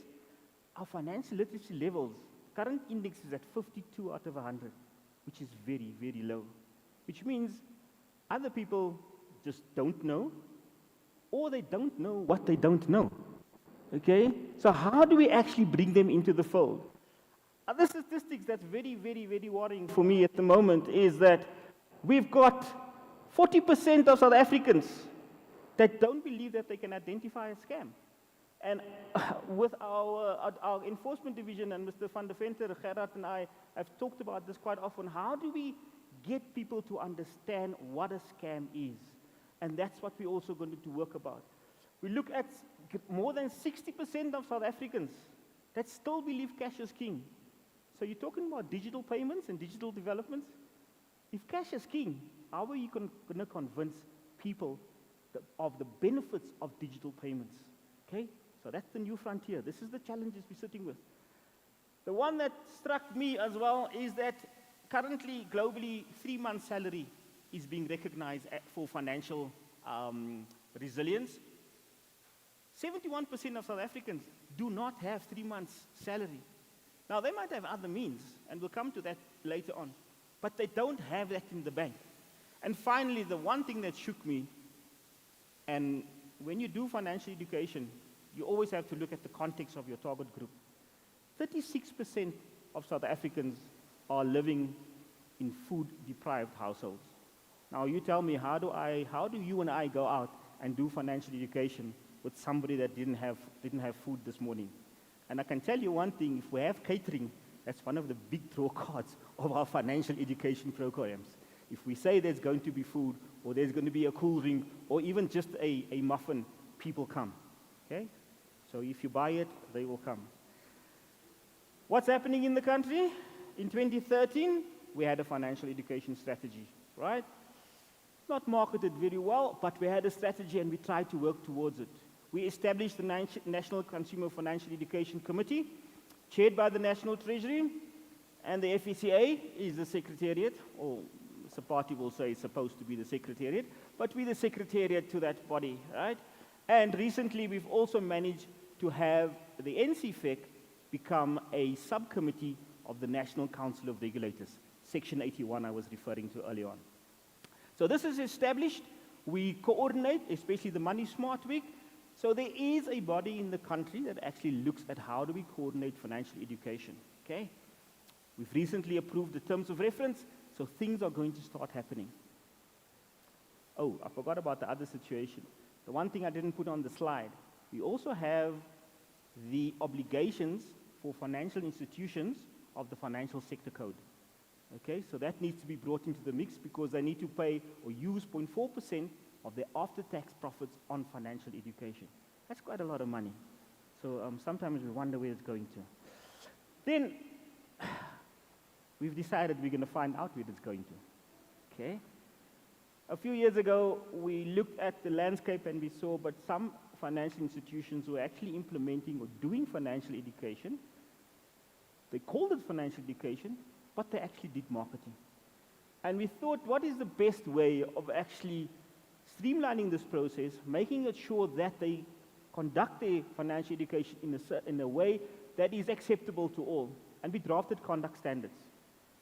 The conduct standards relies on, or is based on governance, your location, your logistics, how do you actually implement, measuring, branding and marketing. We'll have some rules around that and regulations around that, and reporting. We also when we wanted to get information of what's happening in the country, and we went to the FSTC and we said, where is the information? They could give us information of how much money was spent and how much black Africans were reached. Because those are the two main criteria for your FSTC, or your financial sector code. I say main, there are others as well. Currently, the conduct standards, again, I must be, thank you to our Regulatory Framework Division. It was published in Parliament on the 5th of February. It normally takes 30 days before, if there's no objection, it becomes law, and then we've got a year to provide for implementation. So I think, I don't know, boss, if we are in that implementation, or maybe Eugene can tell me, I think we're in that period, that 12-year period, okay, where between now and let's say March next year, the financial industry have a chance to prepare to abide by the conduct standards. What do we have to do from an FSCA point of view? We now have to look at the guidelines. We now have to look at the supervisory or supervision, as well as the enforcement framework as to how that will be done. And it speaks to, again, the integration, the more integration that we would like to achieve at the FSCA, so that financial education is not sitting on the one side and I look all pretty, consumer-facing, but on the other side is regulation. We want to integrate those and see how we can actually become a better regulator by knowing what consumer needs are as well as what industry needs are. And then we realize, but at the moment, all of us that were financial education practitioners, it's just us speaking to one another. Why don't we elevate the conversation? We had a summit last year, and we invited the CEOs of various institutions. And we asked them if they don't want to consider just 5 commitments. Just 5. Just commit to, 1, having your board or your advisory or your exco approve a 3-year plan. That's all we want you to do. Just approve the plan. But 2, implement that plan, and 3, implement it according to standards. All right? And number 4, increase the impact. Now, we all know if in the industry, impact is something difficult to actually measure, but we want to increase impact. But lastly, and this is quite important, prioritize the financial wellness of your clients, right? Now, if you, and a lot of people, I spoke to somebody earlier on, they say, but you know, you just give out money to financial education, but there's no return on investment. Ask the Department of National Education how many billions we get in the budget every year for education, right? What is their return on investment? We want to see active economic citizens. That is our return on education. And financial institutions don't realize, if I have an informed consumer, I have a better client. My client will make better financial, or let's say he'll make good financial decisions. I won't have to sell them products they don't need, because they'll be asking me the right questions. So we're asking the financial industry to please commit to these 5 commitments. By maybe, we've been giving them a year, we've given some time for people to comment on it. We'll be responding to those comments soon, and we're hoping by August, during our Money Smart Week, that we have another, not a summit, but more a get-together and a bit of a webinar where we will have signatories to this commitment that will take us forward. Now, if you look at everything that I said, people will now ask, now, where's all these pieces going to come together? How are they going to come together? I don't have the answers. We have a national policy, a national strategy, an action plan being drafted. We have conduct standards, which has just been published. We have commitments, which the FSCA wants you to commit to, right? And we've got the Financial Sector Transformation Council with a GN 500. How do we get it all together? So, personal view, it's envisaged that we have a streamlined process. You cannot have the industry reporting to one section as well as another section. So we will work very hard with the FSTC and other stakeholders to ensure that there's one reporting line or type of reporting at least. The FSTC needs to set BBBEE targets. The Financial Sector Conduct Authority provides financial education for all, which means our conduct standards is applicable to everybody and not just the targets set by the Financial Sector Transformation Council. Where this will end will only will depend on how we actually collaborate and how do we work together. I've got 18 minutes. Wow, I can still speak long. Finally, okay, I think it's important that we know what we're facing. We've got all of these lovely documents. We've got all these ambitions to implement financial education. We've got all these sayings. Everybody is excited when you go out and you see the look on people's faces when they, I should have budgeted for this. I should have planned for this. Oh, now I realize I need to set financial goals. Now, if you were a practitioner and you see that aha moment in your attendants or your attendees or those that participate in your programs, you go home and you feel great because you've achieved something. But how sustainable is what we are doing? And I want to put these challenges before us today. And I think the biggest one in red is probably because we've got about, I don't know, if I say 70%, I might be incorrect. But we've got a lot of South Africans that are in debt. We've got South Africans that are unemployed. We've got South Africans that have low levels of literacy. Never mind digital financial literacy, okay? We've got people that are at a very low literacy level, which are only maybe receiving grants, and they are still being scammed out of those grants as well. So how do we do this? How do we face these challenges? It will take a concerted effort. It will take a collective effort. If you look at another challenge is digital. Whether I have the device, I've got a nice device, but some people don't have. We've got a high cost of data in the country. So digital payments, how is that going to work? We spoke about earlier about the lack of people just want to use cash. Okay, so that's a challenge. I spoke about financial institutions prioritizing financial education. In terms of the commitments, we'd really like to do that. Financial products and services. We found that in a latest conduct study that there's a challenge in the insurance industry. Okay, people that are talking about, I don't get my payment if I ask for it. The insurance industry are looking for excuses not to pay out my payment. So how do we overcome these kind of challenges, and how do we, is it from a financial education point of view, or is it from a regulatory point of view? Integration in the school system. We've tried for years to integrate financial education into the system, and just last year when they said, okay, we've got a process now where we are going to, what do they call it, we're going to strengthen the curriculum. They got a new minister. So that process has been put on hold, but we're still very, very hopeful that this is going to happen. In some subjects, it is there. But we want it to be a module that is not just academically orientated, because for me, financial education or financial literacy is a life skill which will then lead to financial capability. The one that I want to stand out before I finish, or what I stand out, is reaching the informal sector or the informal community. I spoke about cash as king. How do we actually, and this is where the inclusion part comes in, how do we reach the informal sector or the informal economy where I go and I sell apples and I take my 50 rand that I make as a profit and I go next door to the butcher and I buy me a piece of meat.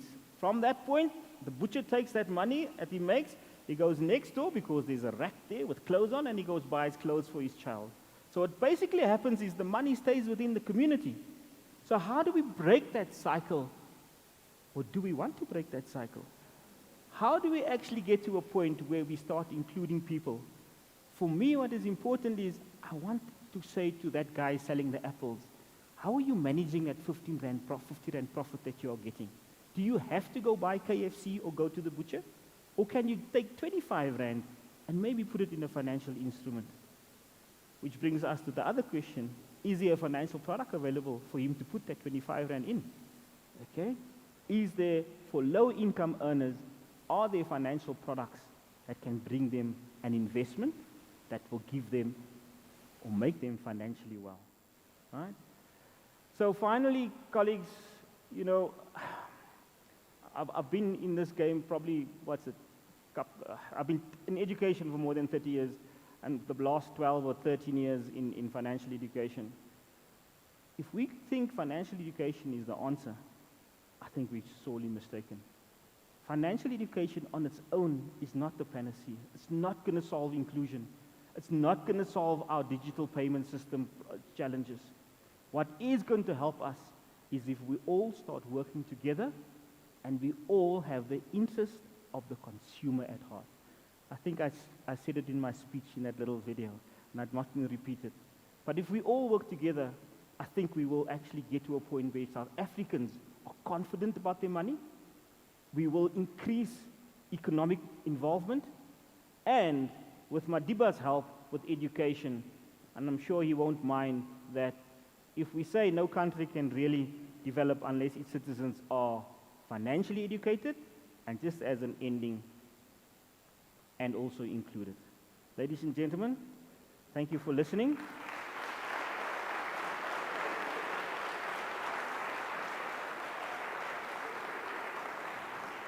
I've got 12 minutes if our MC will allow any comments.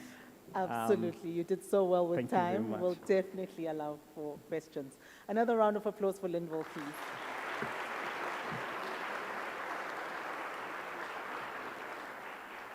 Questions. One. I like taking them three at a time, you know. Two, yes. And, okay, let's take those two for now. Thank you, ma'am. Okay, can you hear me? It's Anne again, the troublemaker. Hi, Anne. Well, how are you? You know, you kind of opened up an interesting can of worms there by putting up that financial well-being right in the front and saying that that's your definitive, you know, topic that you want to address. And the problem that I have, and this is really addressing the whole FSCA sort of framing, is that when you think of financial well-being, there are those items of financial costs that will pull us under, and there are those items of financial costs that will provide us with that social mobility and that stability. And those two areas, actually there's probably three of them, that aren't really addressed when we talk about the trade-offs in financial education. So what are they? Health, education, and housing.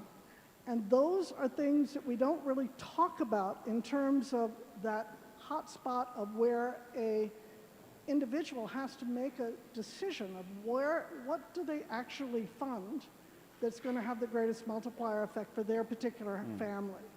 So how do we get that into the conversations when much of the financial services industry is more focused on how do they get people into their products, as opposed to helping them understand that if they don't cover themselves for, you know, crazy health problems, nothing else is going to matter in their lives. Or the example we used earlier about early childhood development versus university education. That's our challenge. The well-being incorporates more than just what the FSCA is looking at. Thanks, Anne. Osmachaude? Thank you so much. Is this on? Lindwell, thank you very much for the great presentation. And I think I need to speak to your theme about the next frontier.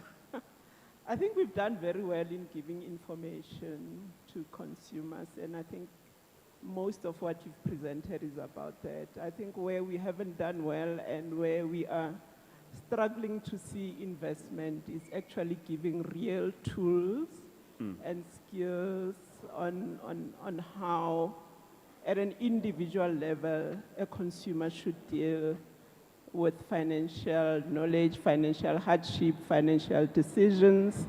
A lot of that is currently left to a private individual who is a commercial entity. So and that I think is a problem. So when it comes to implementation, we really need to invest in tools. I think the other issue that I think as part of the next frontier, you've mentioned a lot of issues at the end, which I think as part of your mandate is an advocacy role, because your research shows a lot of issues that needs broad intervention rather than just the FSCA on its own. If you say that people attend consumer education initiative because they want a bread roll, that says that there are socio-economic issues that needs to be addressed to deal with that issue. So your research and your findings should not only end up with the FSCA.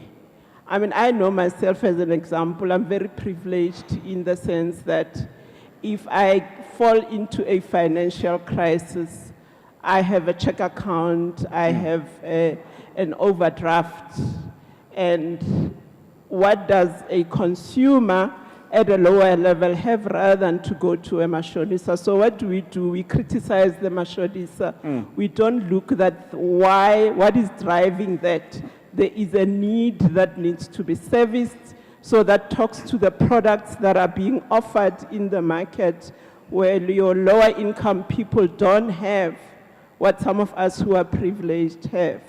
And then we also tell people that they must have a 3-month emergency loan, 6-month emergency loan. I know it takes more than a year to find a job in South Africa.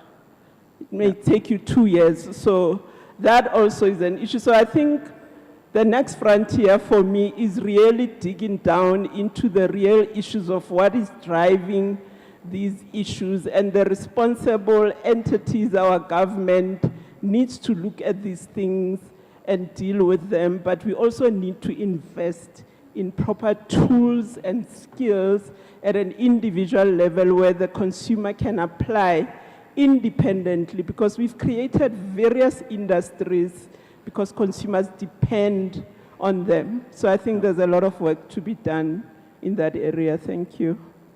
Thanks. Thank you very much. Lindwell, I think let's take those two and wrap it up. Yeah, cool. So did I say that all the difficult questions will be answered by my boss? Anyway, I'm going to answer both of you maybe in one, because I think it's probably what I said at the end, where we need to look at the context of our consumer. Where do they come from? What are their situation? I also think we don't have enough data. We don't have enough consumer data, because issues of health, issues of housing, it's not part of our financial education surveys, okay? The question might come in, do you have a bond? Do you have a mortgage? Do you rent? That's as far as it goes. It doesn't ask, what's your health situation, okay? And the same thing with the tools. We do provide tools. We provide tools like calculators for a home loan, for a personal loan. But if you talk life tools, it's a different kind of conversation. And I think what we need to do is firstly get that consumer data, because it's only and get all the data and all the socioeconomic circumstances, because I think only by doing that we can now say we can tailor a financial education program, or let's not call it financial education, we can tailor a financial wellness program and include other aspects other than financial education within that financial wellness program. I don't have all the answers, but let's see if we can do that. Thank you. Thank you so much, Lindwell. Let's give him another round of applause. And with that, ladies and gentlemen, we come to the end of day 1 of our 2025 Industry Conference. Thank you so much for not just your attention, but also your interaction and for being a part of this. Thank you to our online audience. You've also been superb. Let's do this again tomorrow. We start bright and early at 8 o'clock with registrations and tea and coffee, and then we will start the session at 9 o'clock. Just a little bit of a teaser of what's to come tomorrow. We are expecting the Minister of Finance to join us. And yes, please don't ask him anything about budget too. We're not trying to go there. I know you're going to do it, aren't you? Look, I'm sure he's got all the answers anyway. So we look forward to hearing from him. We also are doing something new at our conference tomorrow, and that is having a session where we actually listened to you live during the conference, and we listened to the leaders in the sector talking about what you think your top risks are and how you think we need to be helping you to kind of manage them a little bit better. So really looking forward to that session. And we also are going to be talking about cyber resilience. That's been a big theme throughout today and also tomorrow. So lots coming up, and we will be looking at the framework, our legal framework, some of the laws that are underpinning the work that we do. So if you've got questions, jot them down tonight after you've had a glass of juice. A glass of juice, yes. Is that still on? And we will definitely make sure that we cover all the questions you have tomorrow. That's it for today. Thank you so much. Please do join us for the networking session.